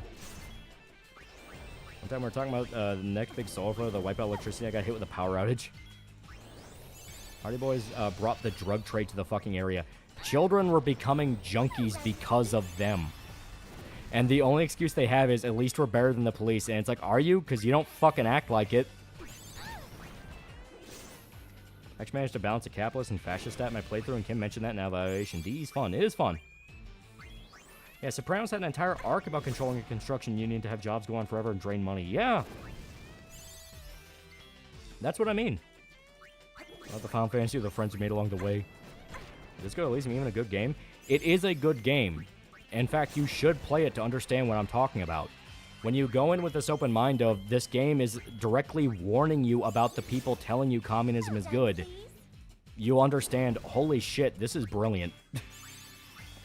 The question is, how much of it's intentional and how much of it they had to literally sneak in past Kurvitz. Yeah, Hardy Boys and their lawyer deserved what they got. Kim can sit in the boat if he doesn't like it. That's how I feel. Yeah, hey, if you want your gun back, you have to work for Everard. Yeah, you can fuck him over during the quest line, so if you don't want to help him. Like, you can forge a signature to where it's not legally binding, and they address it's not legally binding. Yeah, I sell drugs to kids and I film illegal porn, but at least I'm not wearing blue. Yeah, right? For some reason, the conversation reminded me of how Vosh didn't understand 40k at all in the slightest. Well, if you want to understand 40k, look up Dune. Because 40k is essentially a very over-the-top version of Dune. It's all about intergalactic holy war. Yes, every ideology in 40k is heavily, heavily flawed. But you'll still pick out that one where you believe should win. Because compared to everyone else, fuck, at least these guys seem like they have some idea in mind. Okay, might need to go over there. And Disco Elysium, what path do you take? I usually do Moralist. You know, I'm a disgusting, dirty centrist. Mainly because I'm like, I don't give a fuck about any of this. You're all awful people. The Pale should kill you all. Super Cop, baby. Super Cop's also a fun one. This I'm fully convinced, nay, I know commies only hate the Nazis for daring to invade the Soviet Union, not their crimes against humanity. Stalin's very gay towards Hitler. Yeah. Yeah, at least humanity has a chance. Yeah. I think Marcus Aurelius had it right. Focus on what is under your control and do what is righteous and just. Supernatural Schizo Cop is the best. That is the best. It's like, oh, you guys care about politics? Sorry, I'm like 12 planes ahead of you. If I played Disco Elysium, I'd choose the cryptid ending. Technically, the cryptid ending is kind of the true ending. Disco Elysium is a very wordy game, so if you hate reading or audiobooks, don't play it.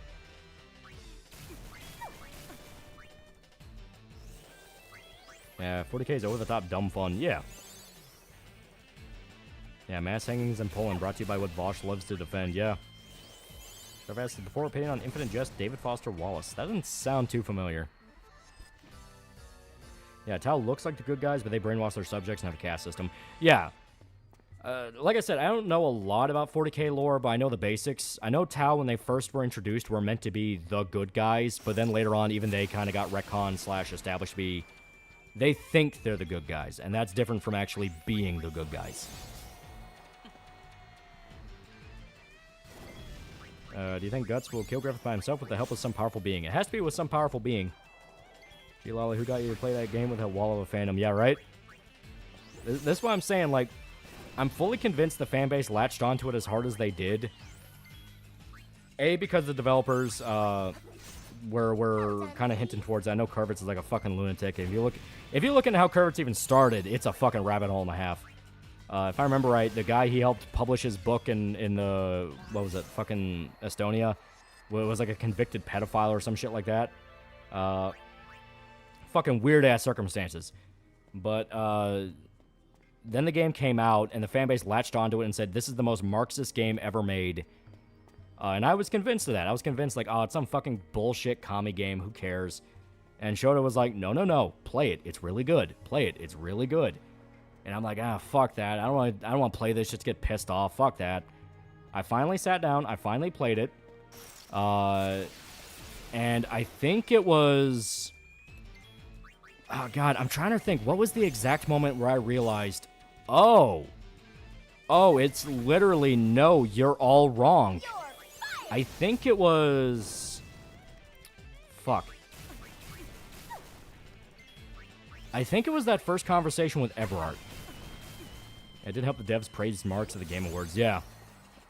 But I think the first conversation with Everard, where he is a literal, like, fat, sleazy rat, going, I just care about the community. I care about the working man. Don't you want your fair share? And before even talking to him, I talked to a lot of other people.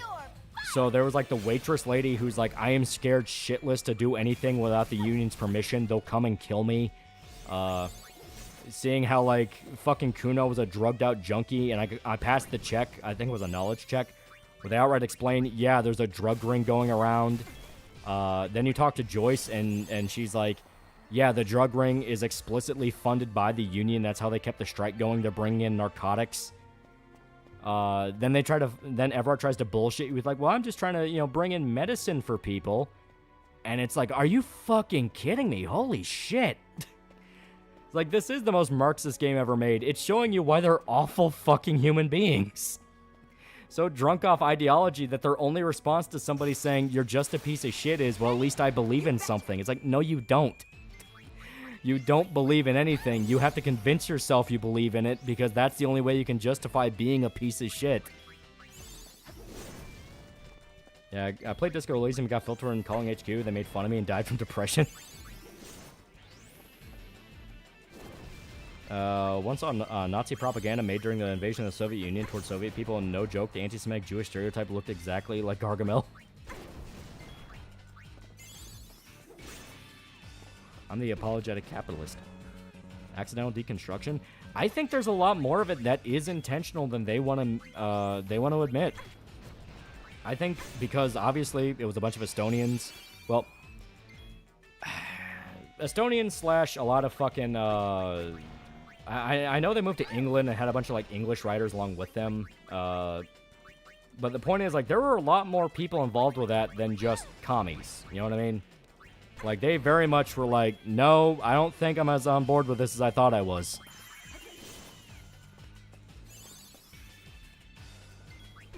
First playthrough of Disco ended with me going insane because a couple kids made fun of me. Freaking house passed a bill to defund the Taliban. Passed a bill to do what now? It makes some people upset, but the way I see it, Tao is like humans. Like they're both run by their empire. Don't give a damn about them and see them as dispensable. That is kind of a clever way to look at it. Can you call yourself an expert in Berserk manga? I don't think I am. I just read a lot of it. Make some... Oh, yeah. And Disco Elysium, you play the Communist Path, and what do you think of the House of Cards falling apart represents? Yeah, I did the Communist Path for the video. The Communist Path ending with the House of Cards collapsing means that no matter what you tell yourself, no matter how many times you try, it's going to fall. You know? The only way they could cope after it falling, after it stayed up for like a second, is, well, it was just meant to fall anyway. Hearing that literally made me sit back and go, you people are fucking brainwashed. Like, because remember, the only way, the only way to even keep it up, keep the house up again, is to just blindly believe it will. You can never have any doubt that it will fall. Like, it will work no matter what. Pharaoh's story did a video on the town's conclusion was that the tower basically smaller mirror humanity. They're going the exact same path as humanity, just an earlier point. That does make sense. You know, they're also naive and think everyone's going to help them out. Favorite book, Ender's Game, and anime, dot hack sign, and deconstruction. If Hollywood would stop deconstruction, be so fucking happy, lazy writing. Also, Shota for real totally didn't hold you at gunpoint to finish the game. Yeah, the Copton seized so hard. Literally, the house fell just like it did every other attempt, and they're like, but it stayed up a little bit longer. It was just meant to fall this time. It's like, no, it wasn't. It just fell. Sit down and watch Feral Historian yet? Nope. I mean to. I just forget. Cost piece $5. Disco Elysium is like Undertale Deltarune. Great game, horrible fan base. Also, Toby, you can't rape that doe. It's in the game, Toby. Wasn't that true? House of Cards? No House of Cards ever been tried before? Yeah, like literally. Literally. It's like, no, but this time it was just meant to. It's like, no. And if every single time it fails, more and more people die, how is this any different than if fucking fascism was in control with a moral intern? Like, I keep getting told the worst thing you can be is apathetic in the setting, yet every side is giving me the best possible reasons to go, why the fuck would I ever care about any of you? Tanya the Evil's getting a new season? Ooh, that'll be fun. Avatar is the fifth elemental king in Berserk. Since they're based on classical elements and Western esotericism, the fifth element is Aether. Oh. Everything falls in the end, but at least I expect it to last 30 years, not 30 seconds. Yeah. It is. They're sort of going a similar path as humanity. They're almost nearly at the point of Age of Strife, Dark Age technology. Some 40k books back this up. Oh.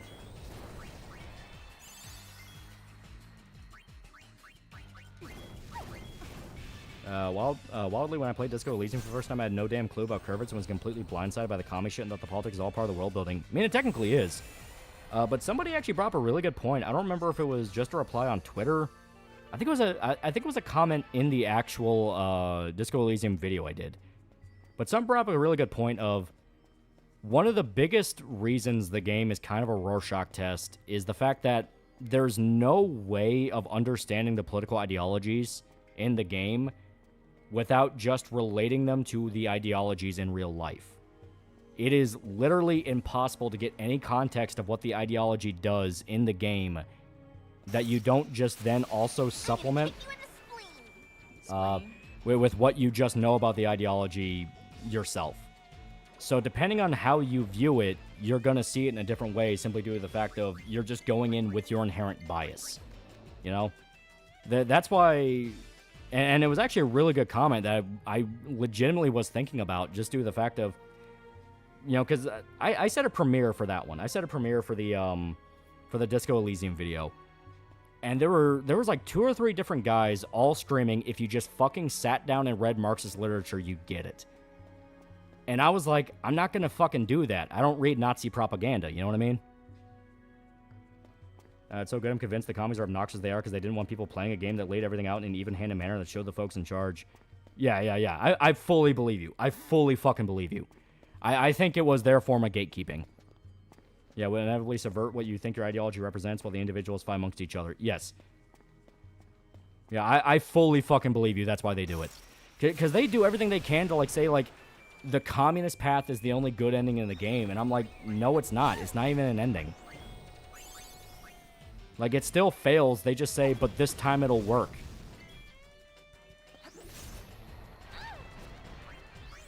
Yeah, but they won't read the Fountainhead. Yeah, right? The video game plot twist, do you think are game equivalents of No, I Am Your Father? Me, obviously, Would You Kindly, Darth Revan, and KOTOR, and Black Ops. Definitely Expedition had more than a few I really liked. But it will, though. Sad Razor's never gonna understand that Disco Elysium's actually a good game. Like I said, it's hard to get past first impressions. It took Shoto, like, I think literally close to half a year just to get me to fucking sit down and play the damn thing. You know? There's a serious problem where people draw the lines in the sand with media and think, like, no, there's only one message it could possibly have. There's no reason you would ever be able to interpret it differently. There's no reason you'd be able to take something out of it yourself. When a lot of the time the commies claiming something is theirs, they're explicitly doing that. They're explicitly lying about details or hiding details or misrepresenting details to claim something is theirs. There was a Chilean pedophile cult called Colonia Dignidad that was funded by Nazi war criminals. I'm not shocked. South America, a lot of them ran off to Argentina. The most devout followers of every philosophy are blind to the failings of it. Yeah.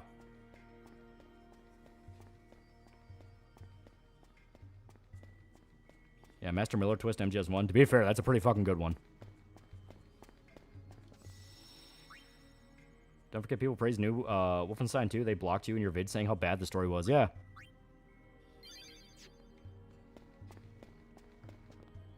This new iBook of the Turner Diaries, I thought it was really funny, which definitely wasn't the intended reaction. It is an insanely stupid book. It is insanely stupid, because once again, it does the whole, like, no, every race will be a monolith. It's going to be whites versus black, when it's like, people are fucking people. They're going to help out their buddy before anyone else. They're not going to side with you just because they're white too. They're going to go, well, you're the asshole causing a problem for my life right now. The studio itself ripped itself apart because there are too many differences in ideals. There's like 5 or 6 different Disco Elysium successors right now that all claim to be the true one. Pro Historian's cool video on Star Trek and Starship Troopers where he says that they're basically the same picture with a few different details. I think I've actually seen that one, yeah. Because I actually thought it was really cool. Like at SMT3, the leaders of the reasons are all blind to the harsh reality of their ideal worlds. Yeah. Sugar $5, it'll work this time. My mom says the same thing whenever she buys a lottery ticket. Yeah. What book? The Turner Diaries. It's some guy's like novel detailing what he thinks a race war would play out like in America. Clips I saw on Wolfenstein New Colossus made me think that it was one of the most disgusting, idiotic things I've ever seen. Yeah.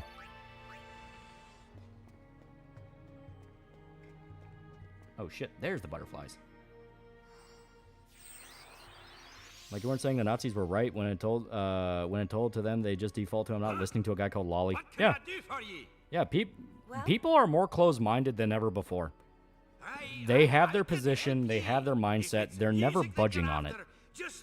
In the age of inclusivity, people have not been more dogmatic and crazy than ever before.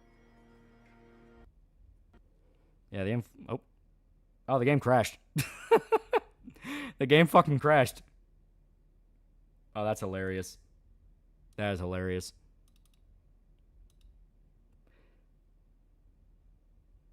Turner Diaries honestly sounds pretty gay.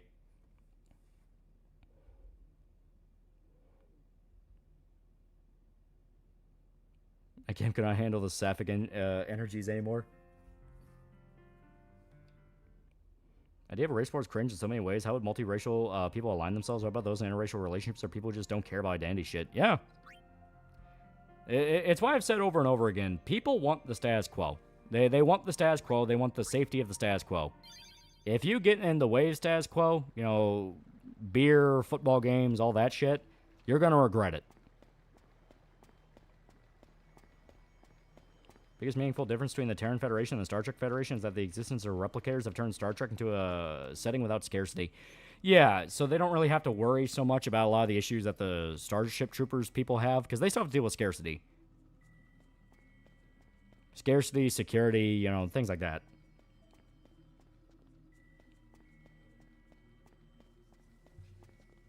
Feral Story's done a few vids where he goes into detail and domination of the Draka, even down to the fucking uniforms of the Draka. It's great. Like Gears of War. I liked them when I was a kid. Thought they were fun. I only played the trilogy, though.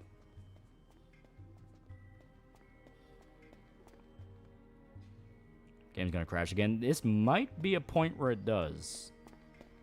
Also, I don't know. Did we start the quest line yet for this? I think we did.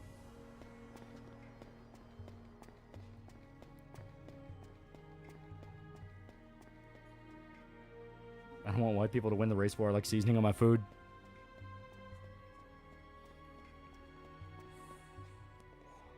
I possibly could have to download another 4 GB fix for this, but I don't think I have to. I thought it applied to 10.2 as well, but we'll see. We'll see. Love you stream Conker's Bad Fur Day. Don't know how you personally feel about that game, but it could be fun for streaming. I love it. Conker's hilarious. I'm putting on Mafia 3's a radio debate about having the Diary of Nate Turner in schools, and they try to make people against the book crazy by them calling Nate a killer.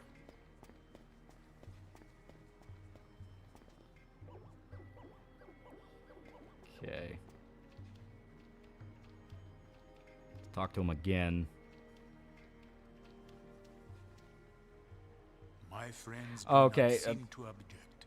We will help you totally. We shall present a great event. We'll get I'm now very confused. Yes. I guess it auto-saved us to us talking to Tobly? Doomed? If only all the faith had stayed.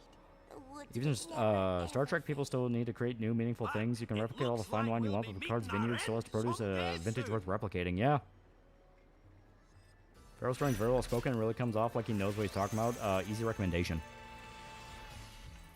Nothing gonna happen. You already have ceasefire talks.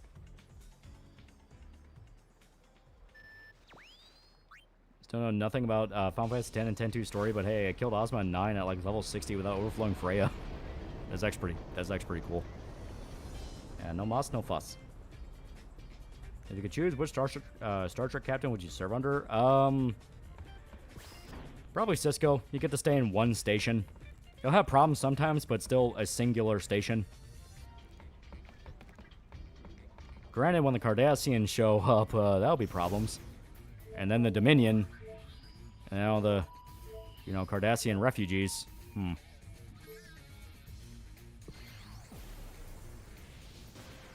many VTubers are pretending like Warhammer to please the office? It is a genuine question. Yeah, comics claim Star Trek is theirs. Yeah, as they claim every piece of media is theirs. Fuck, they're... if you watch, like, certain fucking Deadwing Dork streams, he'll go into, like, some channels where they're talking about how, like, fucking Paw Patrol is secretly communist or is, like, fascist propaganda. Like, every single vestige of culture in media must belong to their political ideology. Ignoring that media, by its very nature, is made by different groups of people with differing viewpoints and different ideals. Some want to make a work of art that will be remembered for centuries. Some just want a paycheck. Some just want to have friends with their fun with their friends in the woods. You know what I mean?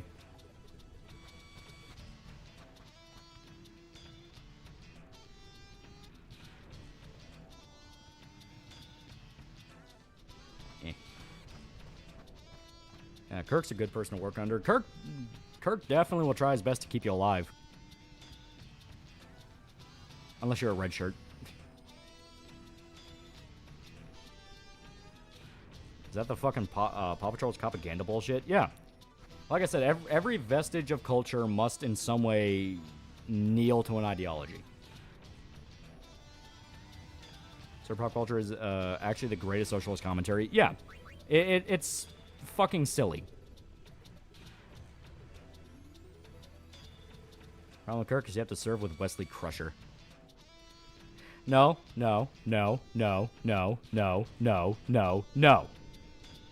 Wesley Crusher was Next Generation. Kirk, you get to work with Bones. You get to work with Spock. I'm not having any of this bullshit in my fucking stream.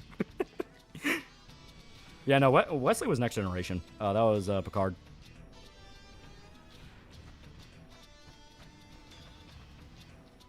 I hate the crowd that says One Piece is political. One Piece is like a send-up to old fucking, 1920s cartoons, fucking pirate stories, things like that. Yeah, get drunk with Kirk and Scotty. Yeah, exactly. Fuck, that's Picard. Got him mixed up. Not that nerdy. You sound like you lost your virginity. I don't think you belong here.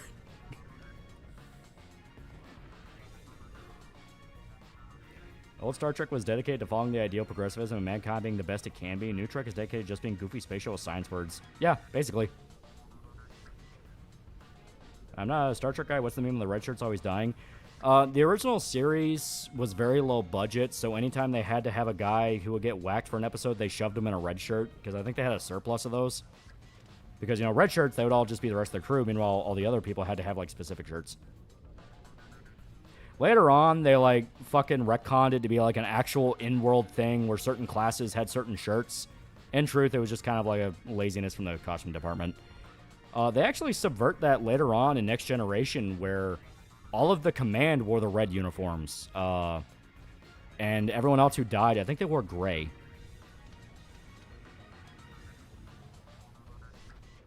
Yeah, red shirts are the original Warframe Eater. Yeah.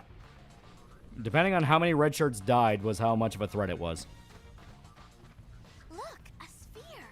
Yeah, red shirts supposed to be officers. Yeah, red shirts in Next Generation are straight up officers.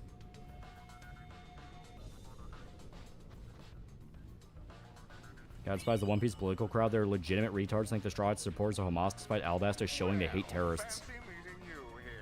The entire point is that they're, because it's a very traditional shonen. They're just kind of the wandering fighters, the wandering warriors. They're just trying to figure out what to even do in the first place.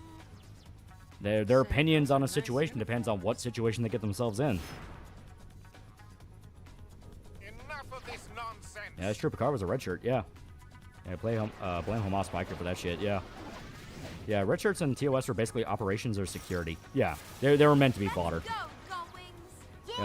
Ones who wore yellow in TNG were primary targets for suffering. You're not wrong, because O'Brien, even in TNG, had his fucking ass kicked. Obviously not as bad as Deep Space Nine, just because O'Brien was just kind of more of a recurring guy in TNG. But there were definitely moments where it's like, dear sweet God, poor O'Brien. He has to live with Keiko. Yeah, researchers will essentially show off how dangerous the threat was, yeah. Yeah, yellow were engineering nerds. Yeah, red was security, engineering, yellow are officers, pilots, and blue are science, yeah. Yeah, because I remember Dr. Crusher always wore blue, because blue was science/medical, yellow was engineering, red were officers. I think they had gray as well. I'm just trying to remember what gray was. I think gray was civilians. Deep Space Nine be a good start if you want to get in Star Trek. It's not bad, but you want to get some context from TNG. Deep Space Nine is a spin-off of Next Generation, so there's a lot of context in Next Generation you're going to need to know. Knowing about the alternate Riker is a big deal. Knowing about Sisko and why he has beef with Picard, you're going to need to know that. O'Brien, they introduce you well enough to who he is and what his deal is in Deep Space Nine, so it's not a big deal. Yeah, know the basics, yeah. What was Deanna Troi? Fuck, Troi... I'm trying to remember. That was Whoopi Goldberg, right? No, Deanna Troi was the chick who liked ice cream. She was kind of like... I think she was the psychiatrist.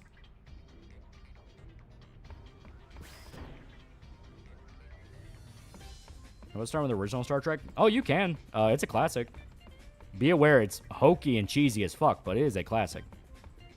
It's like starting Doctor Who with the old 60s shows. Yeah, you can 100% do that. And if you're able to get into it, that's actually kind of cool. Tortured by Cardassian, wakes up screaming after going unconscious. Oh, I thought I was waking up next to my bitch wife. Yeah, gray was non-assigned, yellow was standard operations engineering, blue was medical science, red was officer HCOM. Yeah. Yeah, Troy wore her uniform last 2 seasons. She's a blue shirt. Yeah, because I think she's the psychiatrist. That was her whole thing. Because Crusher was actual medical science. She was psychiatry. Are there any Star Trek games? Oh, there's more than a few.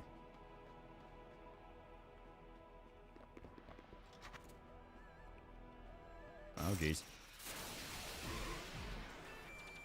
Wasn't there a VR one? Yeah, I'm pretty sure. Yeah, remember when Kirk read the U.S. Constitution to alien cavemen? Yeah. Directly breaking the Prime Directive. Like, I think the Prime Directive showed up in Next Generation, because original series, they broke it so many fucking times. Like, Kirk was showing cavemen the Constitution. He was teaching alien species what not to do. Like, Kirk didn't give a fuck. Yeah, there's that arcade first-person shooter. Yeah, you fought the Borg in it. It was actually pretty cool. Yeah, Star Trek game that's basically just Q shit-talking you for hours, yeah. Oh, yeah, that's actually... You know what, that's a very good point. The guy who asked, can you just start with Deep Space Nine? When you get to Q, you're not going to have any fucking idea what's going on. All you have to know about Q is literally a god. He is a god, and he likes fucking with Picard. When you get to Deep Space Nine, there's a scene where Sisko just straight up beats the shit out of him. And he starts, like, kind of getting pissy about it. It's like, well, Picard never hit me. And Sisko goes, yeah, I'm not Picard. So, that is specifically in reference to the fact that Season 1 of Deep Space Nine was very rough and used a lot of rejected TNG scripts. To the point that Deep Space Nine almost got canceled. It almost got canceled. Avery Brooks was almost like just straight up not going to show up to work and just say, fuck you all. And it wasn't until like Season 2 that it got really good. Because I think Season 2 had that Q episode. So that was basically the writers going, fuck you, we're not going to do TNG, we're doing our own thing. We're dedicating to basically sort of kind of a space western. He was the best character in the show. I do unironically love John Delancey as an actor. I love him in Breaking Bad. He only shows up for a little bit in Breaking Bad, but he is damn good in it.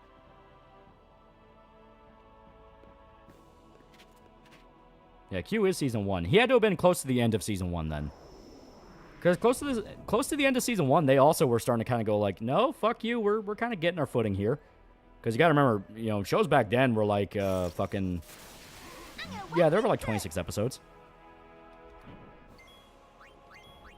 Sisko's based. Sisko's, like, probably my favorite captain. He has a lot of moments that are just good.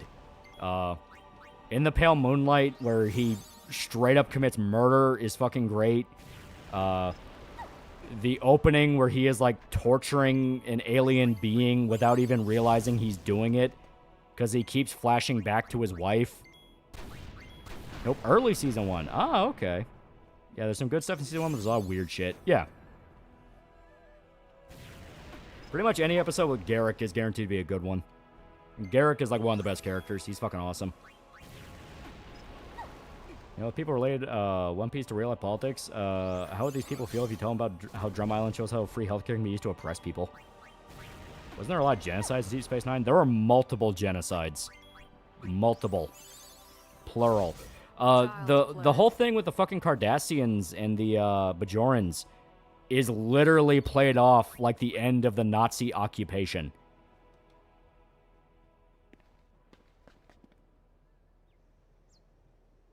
Season 1 DS9 had that weird-ass board game. I remember it was a rejected TNG script. Yeah, that was directly a TNG script. There was another one that was literally just a fucking TNG script. I think... Fuck, what was it? I think it was the one where Dr. Bashir got possessed by the not-alien demon. I think that was meant to be a TNG episode.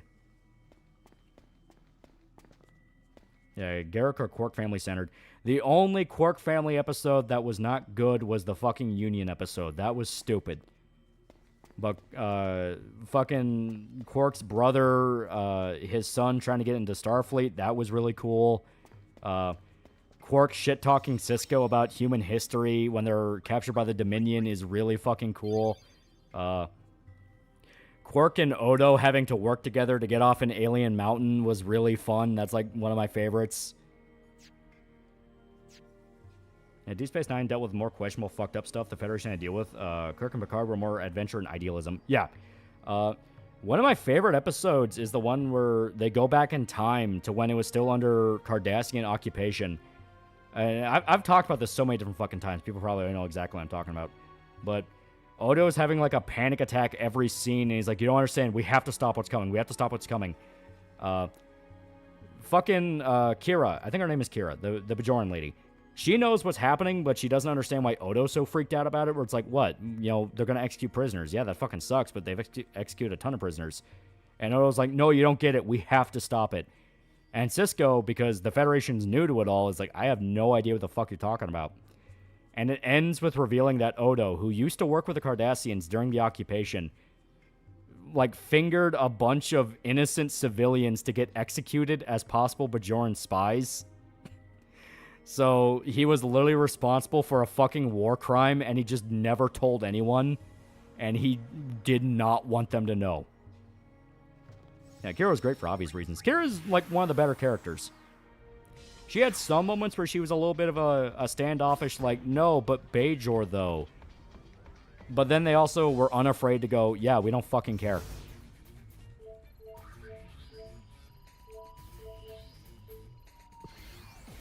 Yeah, damn, yeah. Who's your Star Trek waifu? Mine's the Borg chick from Voyager. Fuck,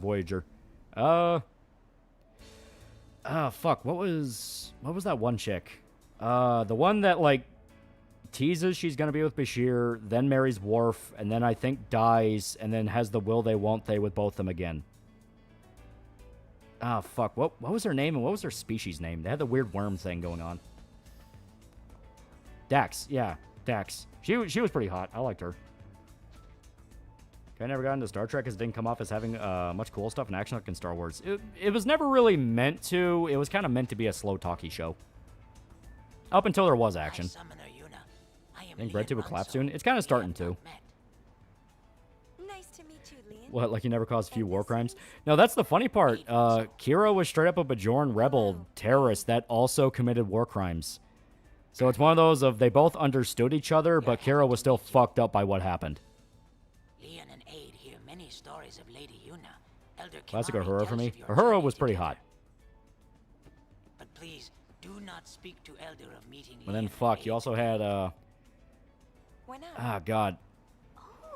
I love the episode. This I know for a fact was a season 1 episode, because that's kind of what got me to be like, oh shit, that's good. You had the episode where there was a Cardassian war criminal that came on the station, and he was like bragging about how he killed so many Bajorans during the occupation. Because once again, it was an actual like allegory for Nazi occupation and the Holocaust. So he's bragging about all the different Bajorans that died in the death camps and saying like, oh, I killed them all if I could. And then Kira realizes he was the secretary at the camp and he had a mental breakdown. And he is demanding to be executed because the actual commander responsible for all that was dead. And he felt like he needed to die in like a public way in order for Cardassia to pay for the crime. It got so fucking grim. Star Trek TOS is cheesy, sure, but it and TNG season 1 have strong episode concepts that explore genuinely interesting moral dilemmas. All sci-fi have to refer to it for a reason. That is true.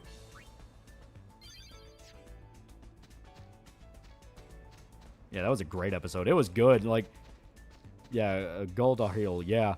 Like, he's, like, in the middle of ranting and raving. They just starts, like, breaking down crying because he remembers the children screaming.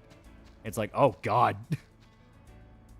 I will say I do like Quark, especially that scene with the root beer. Yeah, Quark's awesome. Quark's just a ton of fun. He was an asshole and he owned it. Call speaks $2. There was an OG Star Trek animated series. That is true. Gul Dukat was legit one of the best villains on TV at the time. Yeah, he was so good, they had to go out of their way to fucking Flanderize him because people liked him so much. they went out of their way to go like, no, but he's like mega Hitler, though. And it's like, okay, up until like this one plot point, he's mainly just kind of the wild card where you don't know who he's going to work for. But after that one plot point, they just straight up drove him insane. And to be fair, it was a very big plot point. The guy who played Goldahil was the judge in Ghostbusters 2. He died 2 weeks ago. Yeah, it's sad. He was a good actor. Don't forget GQX final episode tomorrow, and it's always a Gundam fan's duty not to spoil for 48 hours. That is true. Trek just never appealed to me. Sorry, but I still know the basics. It is very good. It is very good. I do like it a lot. Keep thinking you're saying Kardashian, and I'm just imagining Kardashian sisters as Nazis. Yeah, chance to show Alien, George Washington, M60, you would, even if it was illegal. Alright, that's it. I convinced myself that once I finish Wizard 101 story, where it is now, replay KOTOR again. Question whether you like good acting and dialogue with cheap sets or bad acting and dialogue with expensive sets. Yeah, basically. A lot of the actors on Star Trek were at the very least competent.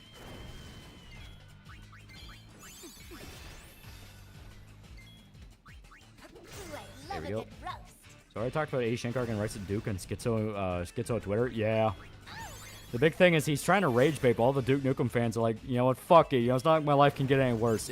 It's the fucking scene from Shameless where the kid's working at the fast food place and the guy tries to rob him. And it's like, alright, fuck it, shoot, man. It's not like my life can get any fucking worse.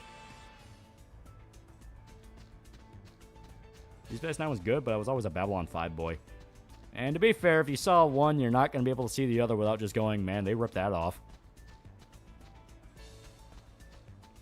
So I watched The Orville, and after watching it, I realized that show is like Star Trek, but if Star Trek had identity issues. A lot of what fucked up The Orville was Fox going, Seth MacFarlane, you're the funny Family Guy man. Put in the funny Family Guy jokes, when he unironically just wanted to make a Star Trek show. Babylon 5 is pretty great, too. The episode of Brad Dourif is incredible. Yeah, it is pretty good. The thing for me is all the gay Reddit Duke Nukem fans probably find it amazing. Okay, next, please. They'll post that it's amazing. Then A. Shankar's going to have another mental breakdown, because I starting to think people don't actually watch a lot of his shows. Farscape is good. Farscape was the more creative of the, hey, we're totally not Star Trek type shows. Yeah, Seth MacFarlane's a huge Star Trek fan. The entire reason Patrick Stewart became a recurring character on American Dad is because he fucking loved Next Generation. So it was just, he called him up one day and was like, hey, do you want consistent voice work? Okay, the 500 cigarettes is peak, though. Like I said, when it's good, Orville's actually pretty damn good. Like, there are some episodes, even I was like, that's actually kind of cool.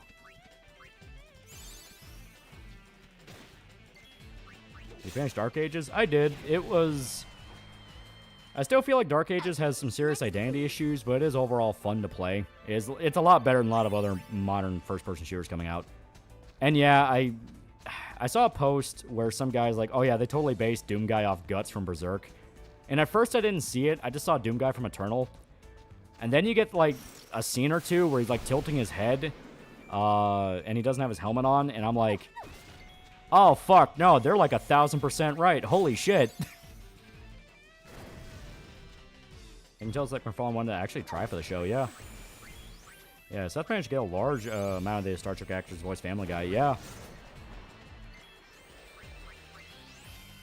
I missed the glory kills. Yeah, I also missed those. So is Seth MacFarlane actually funny and decent writer, or is he a talentless hack? It depends on the day. Flip a coin.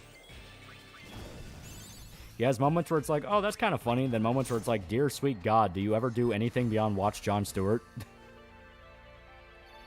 Last season in Orville did get away from the Family Guy funny man stuff and touched on heavy stuff. The scene where Isaac gains emotion then immediately loses them is genuinely tragic. Yeah. I mean, at this point, Doom Guy's basically been turning into sci-fi guts with his lore. Yeah, you're not wrong. Okay, there we go.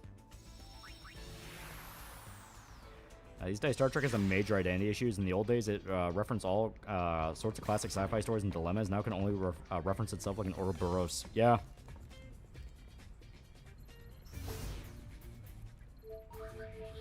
Okay, Guadalupe, you need a uniform, so I think we need to go to...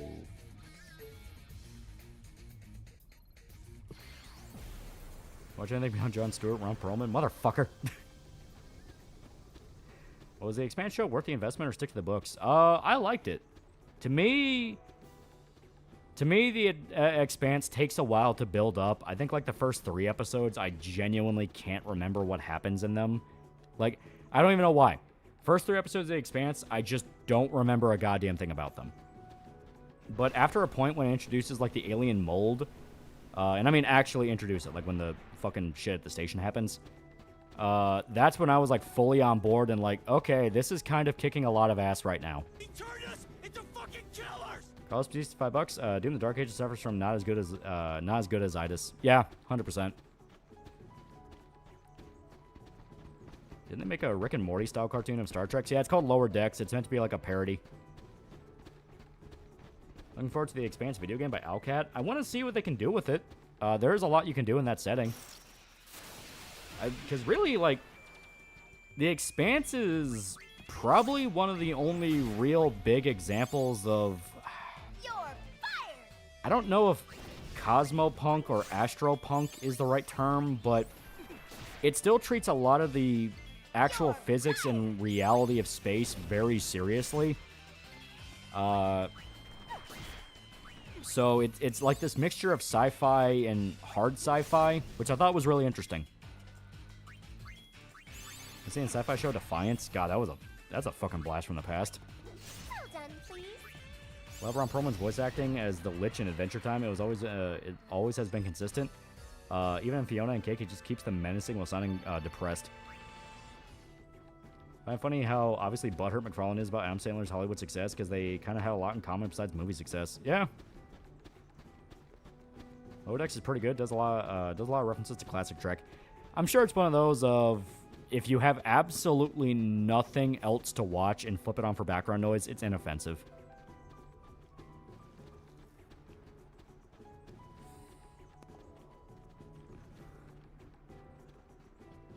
Yeah, I feel like Dark Age is a step between 2016 and Eternal. That's kind of what it feels like it was trying to be. It kind of want to marry, like, 2016 and Eternal, but personally, I feel like it just couldn't nail it. It was still fun enough for me to finish, but, you know. Yeah, Defiance, that's a name I haven't heard in a long time, yeah. Remember the MMO? Anyone remember the show Falling Skies? It was pretty good, but you can tell it came out around the time of Walking Dead and wanted to be that, but with aliens. Well, if you're old, remember Primeval? Right. McFarlane repeats all the live talking points while randomly insulting women who won't sleep with him on Family Guy, like the Kate Upton joke. Yeah. You know, people have already made a lot of jokes in regards to Quagmire and kind of his whole position in the matter. Where it's like, all right, so when's the Google drop? When's the Google Doc dropping? Yeah, I remember it constantly being showed on ads. Yeah, right.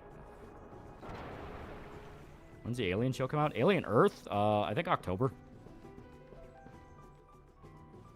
I actually played the MMO. It was decent. Totally forgot about the TV show. That's what I heard across the board. The MMO was okay. It was just kind of another MMO at a time when WoW was dominating the world.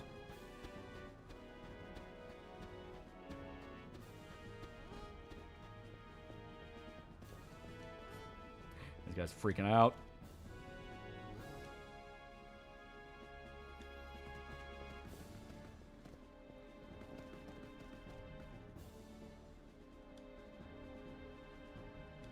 Alright, I think I just wait here for a little bit. I think you have to, like, physically wait or talk to everybody. Seth has always been mostly a hack. Like that one episode of Family Guy that was just Seth going, boy, aren't people in the South so backwards and stupid? Well, to be fair, he's done that multiple times. Pharmacy tech for a retail pharmacy so I can deal with the public. It's always disheartening to encounter that one person unnecessarily rude and disrespectful. Why can't people just be nice? I think a Grum's game being so late and him getting baited in Twitter fights all day long. He has had multiple close calls where a lot of people in his circle were starting to go, hey, where's the fucking game? Like, what happened to the money? And he lucked out by a lot of the people that hating him, a lot of people that hate him, being unable to, keep their dick in their pants and fucking the whole thing up. Because like that end of Grum's video series where they actually brought up some good points of like, why is your mom listed as the CEO of all these companies that you were involved in? And his excuse, because he had like a porn company, I think it was. And people were like, why is your mom listed as the CEO of this? And his excuse was, my mom did Playboy. And it's like, fucking what? Is Vinland Saga good? It's pretty good. When Orville seeing the bug guy spitting acid and turning the guy into another bug man's pretty gnarly. See, Bruce Campbell turned 67. Yeah. People going after Grums are too focused on calling him stupid shit and being a con artist. Yeah. Yeah, does not answer my question. Yeah, because he did like he showed up on a stream after that video came out, and they were going over the video, and he was saying shit like, "Oh yeah, my mom was in Playboy. I would have her picture in my locker," and I'm sitting there like, what the fuck does this have to do with the price of tea in China? Yeah, he's banned from side-scrollers, so that's not good. The one chick on side-scrollers flat out is like, I don't trust him, and I do not believe that money went anywhere good. And good on her. She has good instincts.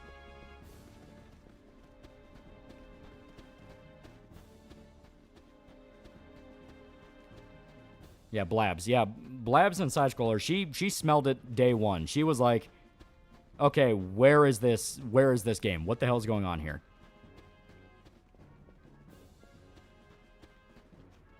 Does anyone remember what Defiance was about? It's been so long since I've last seen it. Sounds like an Oedipus confession.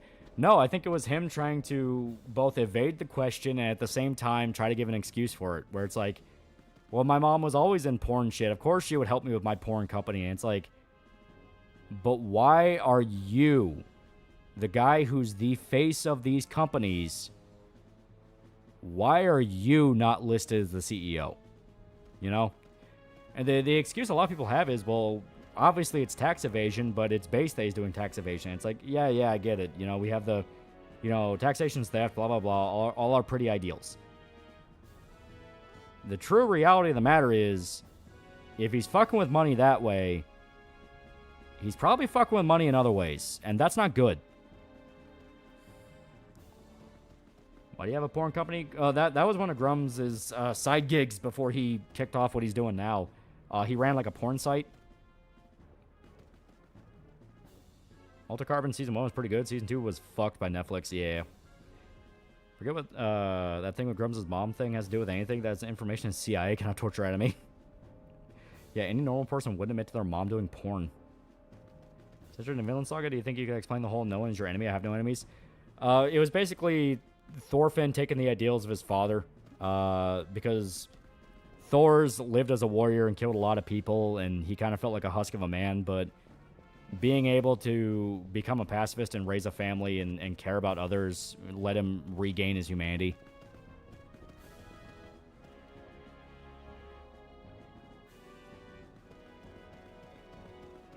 Like how owning porn of your mom is a cover for something. Well, it's like, would you rather people know that your mom did Playboy, or would you rather people know that you stole $100,000 and have no intention on actually fulfilling the game that you've been hyping up over and over and over again and built an entire social movement around? And my mom was in porn, so I thought she'd be the best to help my porn site. That excuse is so bad, it's darkly hilarious. And the entire reason people were asking the question in the first place was that every single company he would file for, get the paperwork for, he would list family members as executives. Like, family members would be on the executive board, they'd be doing all this shit, despite them having no involvement with his companies at all. That's a very classic tactic to pay off your family, thus pay yourself off when all the money comes in. I would admit the tax evasion of my mom being in porn. Like, the problem isn't, oh, haha, base tax evasion. The problem is the fact of, if he's listing family members as executive positions, that means they're getting a cut of the money too, meaning he's paying himself. He's paying himself chunks of this money. Chunks of this money that's supposed to be going to developers. Is the mom being formally in Playboy even true? Honestly, a good question. How come Grum's even gotten this far? Well, I explained it before. It's the social movement cycle. The first wave comes in, they're angry, they're pissed off, they want answers. Then other guys come in and take a little bit more, take a little bit more, take a little bit more. Read the AI chat summary. I'm now curious. Viewers in the chat reacting to users claim about their mother owning a porn company, with many expressing shock and disbelief, others discussing unrelated topics such as Vinland Saga and Altered Carbon.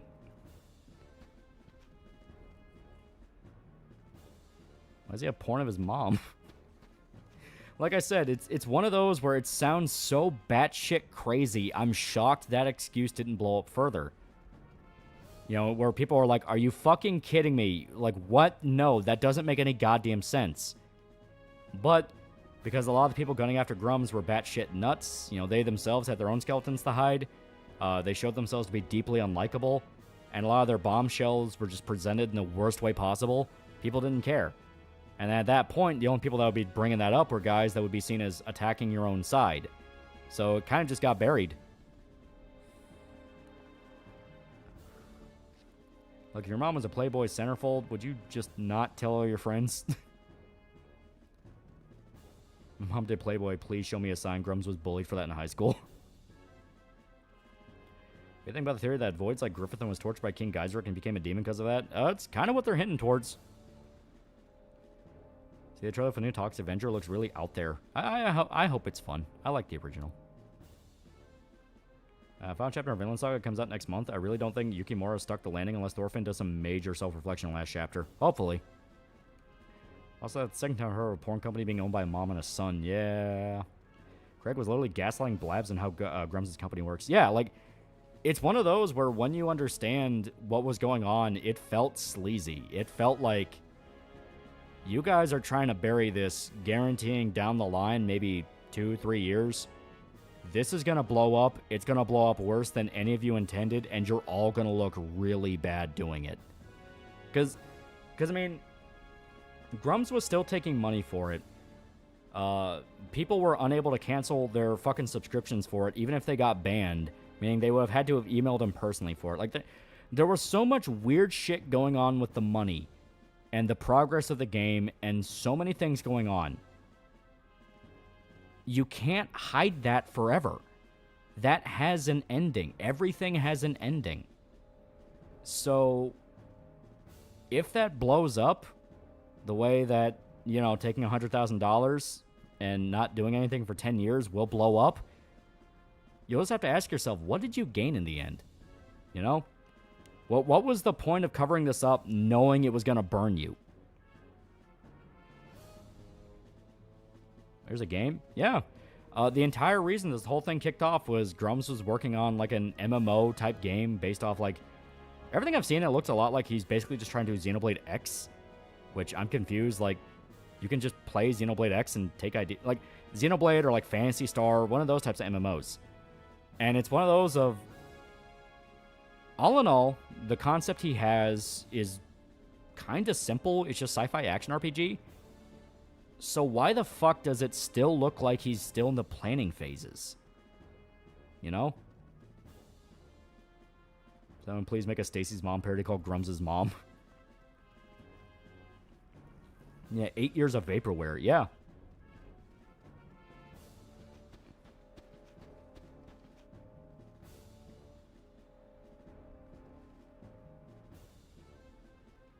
Alright.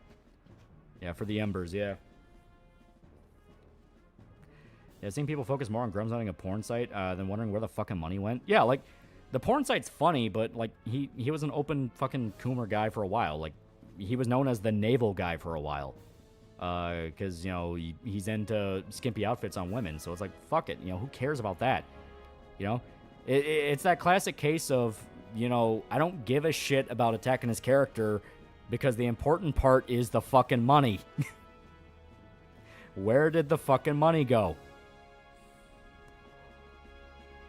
I think Crimson Desert will be good. I think it shows a lot of promise. Reminds me of Dragon's Dogma. I hope the open world's actually worth exploring. I don't know anything about it. Why is everything called Ember besides Ember Paradox cursed? Does anyone remember the Ghost in the Shell free-to-play game? I think it was First Assault. Yeah, the one that never left Japan, sadly. It looked cool. Sorry, guys. I dropped the money when I was nutting to my mom. At this point, he's like Muscle Man. It's like, my mom. Yeah, Sandfall made and got their game out, and in time Grums still has yet to make his. Exactly. Like, and people are starting to push things together where it's like, why is he never, like, why has there never been a guy, you know, openly on Twitter also talking that's talked about it was like working on the project? You know, supposedly there are all these listings out there for developers and shit that Grums put out there to hire people, but I think to this day, there's still not anybody that's actually worked on Ember. It kind of just feels like him. And at that point, it's like, if you have an entire fucking studio, where are they? Like, who's working on the game? Because, I mean, if you had, like, a whole studio working on the fucking game and doing all this shit, then, yeah, it makes sense why he could be on Twitter all fucking day and post, because he'd just be the project lead, you know? He'd be the project lead, and everything is being done by the fucking underlings and all that shit. Sorry about what? The problem is the fact that it's like, it feels like he's doing it single-handedly. Find nothing. Kimari disappoint you now. It's Remember what happened in Syria now that Assad fled the scene? Probably nothing. I'm happy that you tried to Whole lot of nothing. but you Whole lot of ever. Whole lot of happening. Put them all together. What do you get? Long time, but still. Yeah, Grums let his WoW fame get to his head. Fate's scar rises high on mountain. Grums and Fruit collab, best totally trustworthy project. And nickel for every time I learned a famous internet person owned porn and the mother have 2 nickels. First Shadman and now Grums. No longer climb mountain. Now only Grums dev team goes to another school, you wouldn't know them. Grums hustling makes me wish Yu Suzuki's career didn't go downhill in the 2000s. Yeah, right? Like, it's one of those where, and especially like recently where there was another really big fucking Is that okay? crowdfund game that just died. Fuck. It was like a JRPG tribute game. God, what was it? It got really popular. But it was like a tribute JRPG game. It got really popular for a little while and had a lot of backers. I think it hit 6 figures campaign-wise. And they just announced that they couldn't finish the project after like 9 years. And they couldn't even put out like a vertical slice demo. You know what I mean? And that's what's pissed off a lot of people who backed it, where it's like, are you fucking kidding me? You had 9 years, you didn't even get a vertical slice done? And for those that don't know what a vertical slice is, a vertical slice is essentially a proof of concept for a game. So, a proof of concept game, proof of concept is like a small little demo where you show the basic gameplay loop, how it all works, things like that. Jandeco's Hypixel devs, I think it was Hypixel, that sounds more familiar. Yeah, Breath of Fire's spiritual successor, I think that's what it was. Because it literally just canceled. Like, it just canceled, it just died, the studio just went under. Because, and they came out and said, well, the idea was we would crowdfund and then make a vertical slice, then, you know, show it to investors, but nobody bid. And then people said, but you never put out a vertical slice. How could they bite and be interested if you never made a product for them to get interested in? Which is what pissed off a lot of people. Ronso youth filled with anger, hate Guado. Kimari must stop fight. But is there a horizontal slice? A horizontal slice is like a later build. Like, it is an actual thing. Because a horizontal slice, I think, is a build where you can basically play it from beginning to end. But obviously, it's very buggy and not quite where it needs to be. Okay. Kimari agree with you now. And I have to pick these exact... Elder who rely on other, not worthy. Your son or daughter present you the frame photo for your birthday. It's porn art they made of you. How do you react? Kimari, thank you. Burden of elder lighter now. Role of elder test kit. Okay.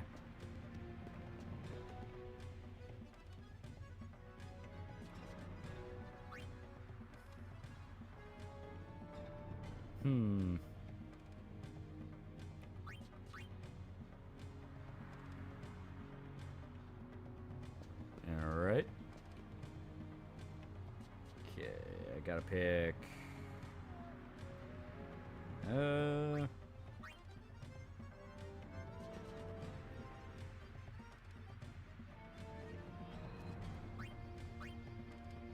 Because you gotta pick specific dialogue options for specific people.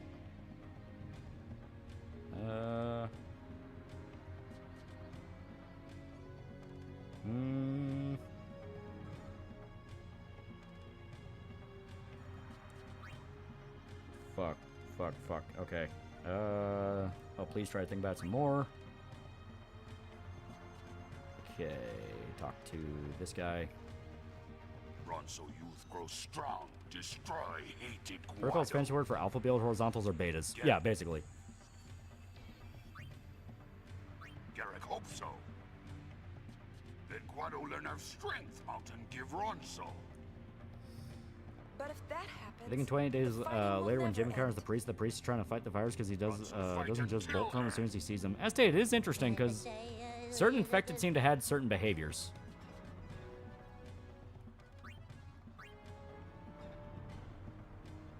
Cost me $2. How long did it take for a studio file to make Subverse? That's actually a good question. Like, game development is a long process. You know, it is a process you think about in terms of years. But when you start creeping past 5, 6 years, that's where it's like, something's going on here. This is creeping to a point of something being horribly wrong, and probably the game being torn apart and rebuilt multiple times, as we've seen more than once.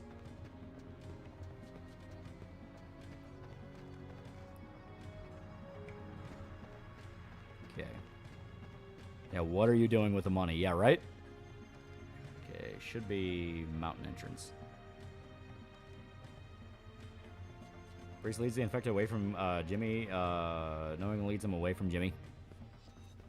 Well, you're talking about years. He was talking about days. The first infected that Jim runs into. Okay. We might have talked to them already. We'll have to go back and see. I'm on a roll. Remember Subverse Tim Pool drama? I'm thinking about it. It still makes me chuckle. Yeah.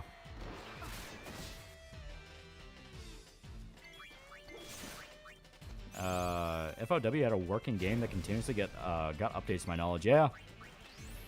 Like how Yuna's a girlish run with a generic one. You're fired. So is a Duke Nukem Forever case? Usually.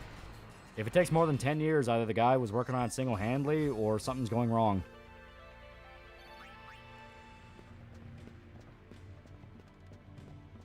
Okay.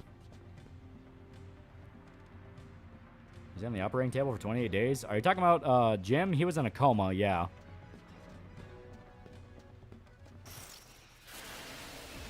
New film any good? Kind of done with the zombie genre. I like it. It's not perfect, but I like it. I barely chat and somehow I'm second. Like an old Norse enthusiast, person coming into Vinland Saga, you can really tell it's written for Japanese sensibilities. And I still think it's really good.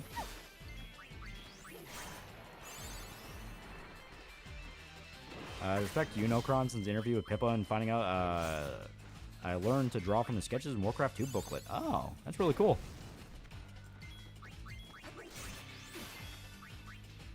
Come on. There we go. I heard Wild's tanked. What do you think people are dropping it for World? World right now just has more stuff to do. You gotta remember, like, every time you buy a new Monster Hunter, you're waiting for the updates and the new content to get dropped in. So they'll play for a little bit. They'll get to the end game of it. Yeah, let's do Mountain Trail. They'll play a little bit of it. Then they reach the end game, and it's like, that's fun. What am I going to do now? And then, of course, they have to wait for new updates, new events, things like that. Catch the Kirsch Medical stream was very entertaining. It was very good. It was very good. You can tell they liked each other. Hey, don't forget the collab skins. That's true. Yeah, crowns are inconsistent. And call it 3 a.m. for you. I'm going to check real quick up here to see if the last Ronzo's up here, but I might have already gotten them all. I want to be absolutely sure.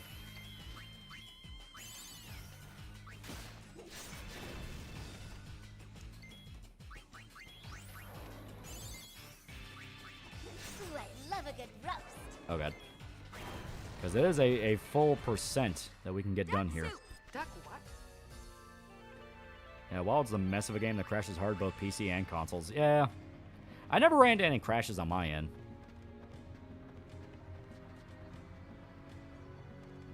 Yeah, I think there is a Ronzo in the cave. That's what I think, too. Oh, there is one up here. She might be the one I need to talk to.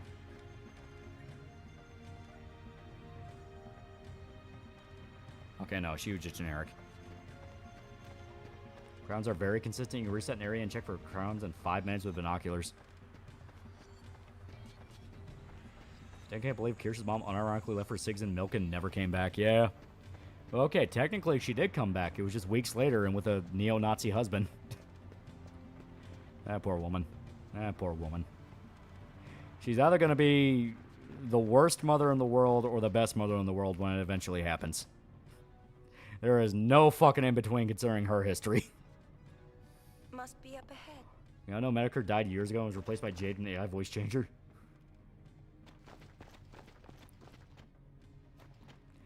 Spoodro Spardre is about 5 gift members. That's pretty cool. No wonder 5 the gift Ronso members. never come here. Look!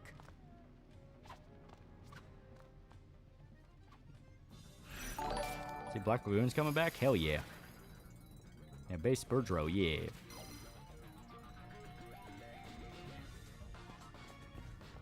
Here we go. Oh, he plunked to impregnate Kirsch. I thought it was built different, but Kirsch says, beat me girl's tough, yeah.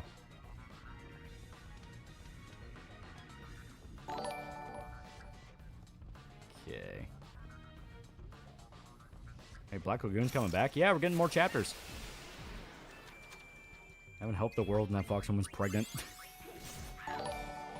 Yeah, Kirsch had some real shit go down in her life. Yeah. That's the Fox Scout personas that act masking a lot of pain. She has fun with it. Kirsch might be the opposite of her mom and be an overly loving mother, but still batshit crazy. That's kind of what I think, because, like, she does have her dad, which does keep her grounded. Every single story she tells about her dad just seems to be, like, a good guy. So I think that'll definitely, you know, help ground a lot of the issues.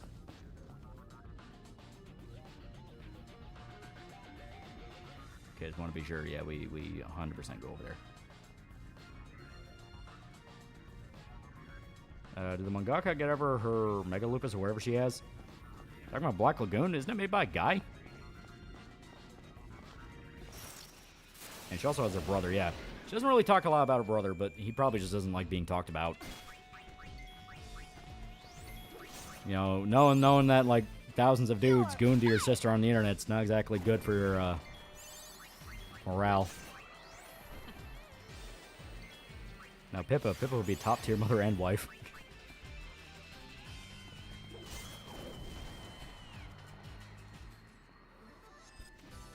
Yeah, imagine how base Jim's wife has to be. Pierce comes across a very intense person. I don't know if she'd be able to deal with how annoying children can be. I think she'd be fine. Of course, you know, you don't know until it happens. And hopefully she'll be well past, you know, being able to ride off into the sunset. Because that's what you want to do.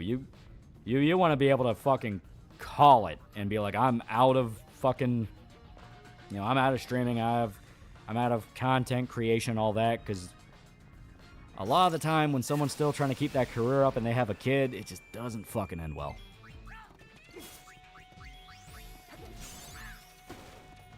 I think Kira's dad did hook up an old love from high school. Yeah, that's what she said. Like, they were actually gonna get married, but he fucked up and got with her mom. That whole thing was a fucking nightmare. But then he was able to get back with the girl he actually liked, so it's kind of like a weirdly wholesome story. Can you believe there's a hot spring up here? Oh, it's like the Ronso's private getaway. Weird when VTubers get pregnant. You know they're pregnant, but their models are flat like an airport runway. Find that thing pretty soon. Has anyone ever beaten their kid on stream before? Multiple times, sadly. Look into the rabbit hole of Twitch streamers. LeBlanc's not going to like this. Since Australia's going to ban children from YouTube, how big is a blow to Google? That's a good question. You got me. I can't tell whether she's spicy or Oh, this scene, don't skip. Yeah, you can't skip any cutscene in this. You lose progress. Sounds nice. Remember Jade? Jim described the dynamic of his and Jade's relationship, and that he's technically the liberal one, yeah. I don't know. Well, isn't his wife, like, Vietnamese or something? So, like, assumedly, second-generation Vietnamese immigrant to America. Second or third generation, because from what I understand, his wife is younger than him. She's, like, I think late 20s. Late 20s, meanwhile, he's in, like, his 40s to almost 50s. So... yeah, that would make a lot of sense why she'd be very right-wing. What? Jade's Taiwanese. Oh, that makes it even worse.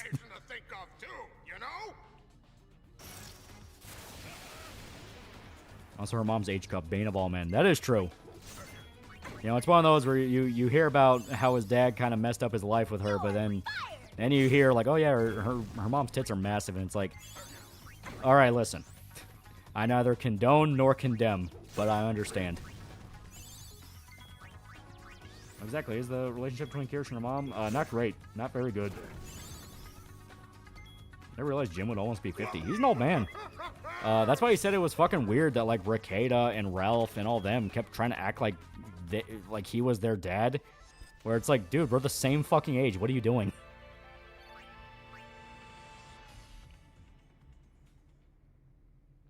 At least Australian kids won't get groomed by Minecraft YouTubers. You're not wrong. Someone say peek? The Go-Wings? Or is it the Peeping Tom Wings? How clever. Dad, why'd you hook up with Mom? She's nuts. My head fits in her bra. Need I say more? You can't blame me. Honestly, Jade seems like a tough lady. I feel for her when Jim unfortunately goes. Not gonna lie, I've had the thought in my head that I think Jim holds her back. So without him to kind of keep her sane, like, oh jeez, I'm terrified of what that woman's capable of.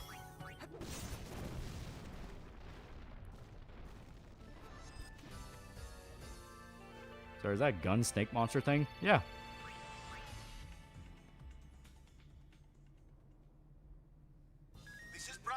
I've seen Pecco Mama's cup size, at least in hentai. All I can say is I can fix the core to get to the mom. We found ourselves a uniform. Roger, we're on our way. And Ricada's entire thing's unbelievable.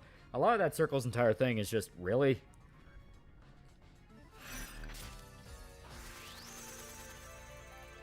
Yeah, women are very scary. Here's Mom texted her happy birthday when it was not her birthday, and she asked if it was someone else, and it was dead afterwards. That's why I'm very thankful my family's relatively normal. Like, we're all pretty chill, laid-back people. You know, some histories of violence and mental illness, but, you know, it's not that bad. Girls, peace, $2. Jim's an OG son. Also, Jim has strong yellow fever. Oh, yeah. He's been with Jade for fucking, like... They've been together for a long-ass time now I think about it. He was talking about her all the way back in fucking, like, 2015, 16. I think they were already married. So, yeah, he's been with her for, like, over 10 years. Also, we're going to swap on over. You are right to fear, chat.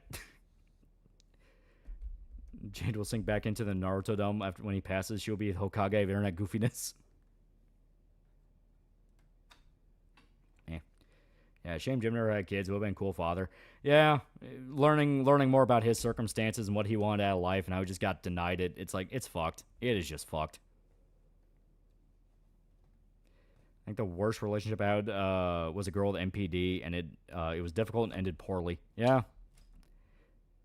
Hey, finger on stream in like early 2015. Yeah. Surprised no one got on Jim's case about being older than her by like, what, 10, 20 years? Well, he was still with her when she was in her 20s. And people did try, but it all fell flat because, once again, they were together when she was in her 20s. So it's like, she was a grown woman. Jade's in her 20s. That means Jim was a cradle robber if they dated for 10 years. No, I'm saying, like, I'm trying to remember the exact math here. Because it was... Jade's younger, but she's younger by, like, 1 or 2 decades. So I think, yeah, she'd be in her 30s now. Because, like, they started dating when she was in her 20s.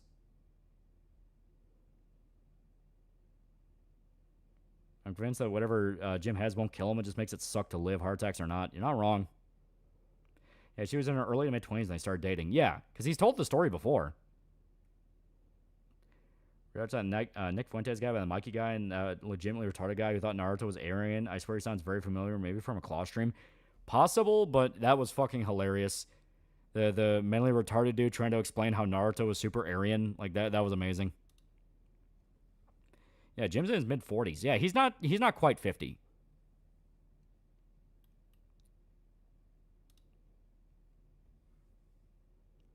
Yeah, trying to guess a woman's age. You're playing a dangerous game. Yeah, Jim's just held up by Jade's love, stubbornness, and spite to make sure Ralph goes first. Going to bed now. Hell yeah. You watch Sopranos? Oh, multiple times. When Jim leaves us, the lolly will slide into Jade's DMs. Oh, and his hat. Never understood people hating on adults dating have an age gap. It's an excuse to throw shit at each other. I thought Ralph was older than Jim. No, Ralph's a little bit younger. He just looks older because he's done so much fucking damage to himself.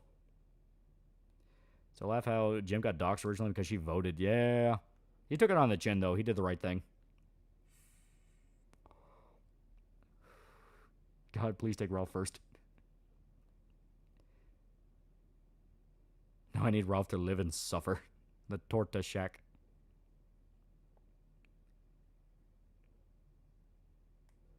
I guess Mars Girl made a 5-hour video recently about why Vic Mignon's a terrible person and still couldn't pull up any hard evidence to why Vic was guilty. Yeah.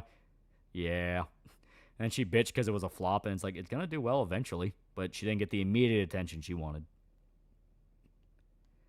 It's not strange if she was like 35 and he's 45. Yeah. Well, that's what I mean. Like, they started dating when she was in her mid-20s, so around that time, he would have been like his mid-30s. So I was like, yeah, it adds up. Yeah, he's robbing the cradle, but she's robbing the grave. Nick Ricadisham was the most upset of her Jim. That or the Trump attempt assassination, though that was more righteous fury. Yeah. Wait, is it true Jim fingered her on stream? Yeah. That was like old shit, man. How's the weather been? It's been hot, but at least it's sunny. That's all I want. I just want sunshine. No bullshit storms, no rain, no tornadoes, just fucking sunshine. Just fucking sunshine. You ever do Praise the Shallows stream of that vid and tear that down? It's fine if you don't. Maybe. It is fun. It is fun.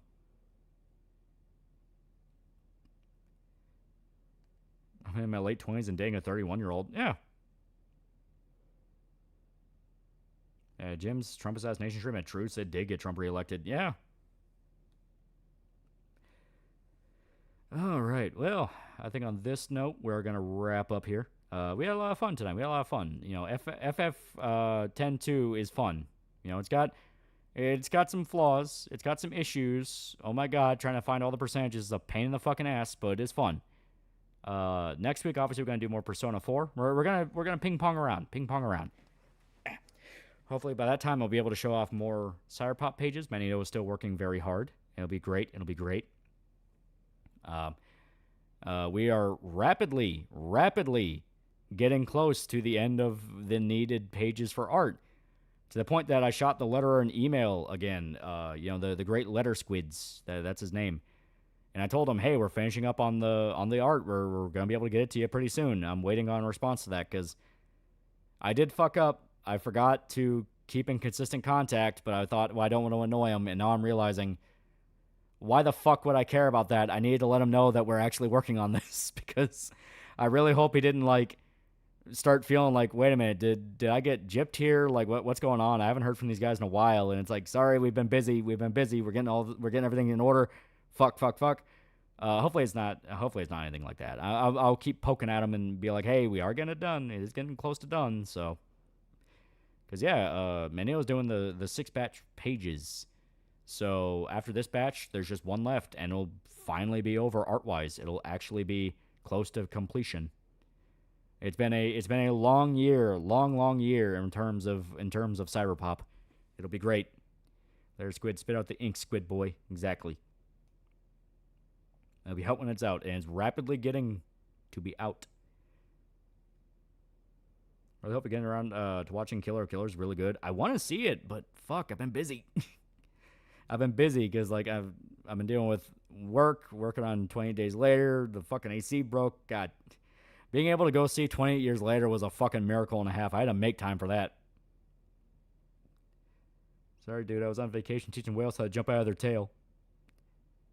Looking forward to you trying the Aussie Tucker next stream. Yeah, it'll be fun. Cyberpop will be finished in White Boy Summer. But on that note, I'm going to call it. I'm going to try to get some sleep. See you guys.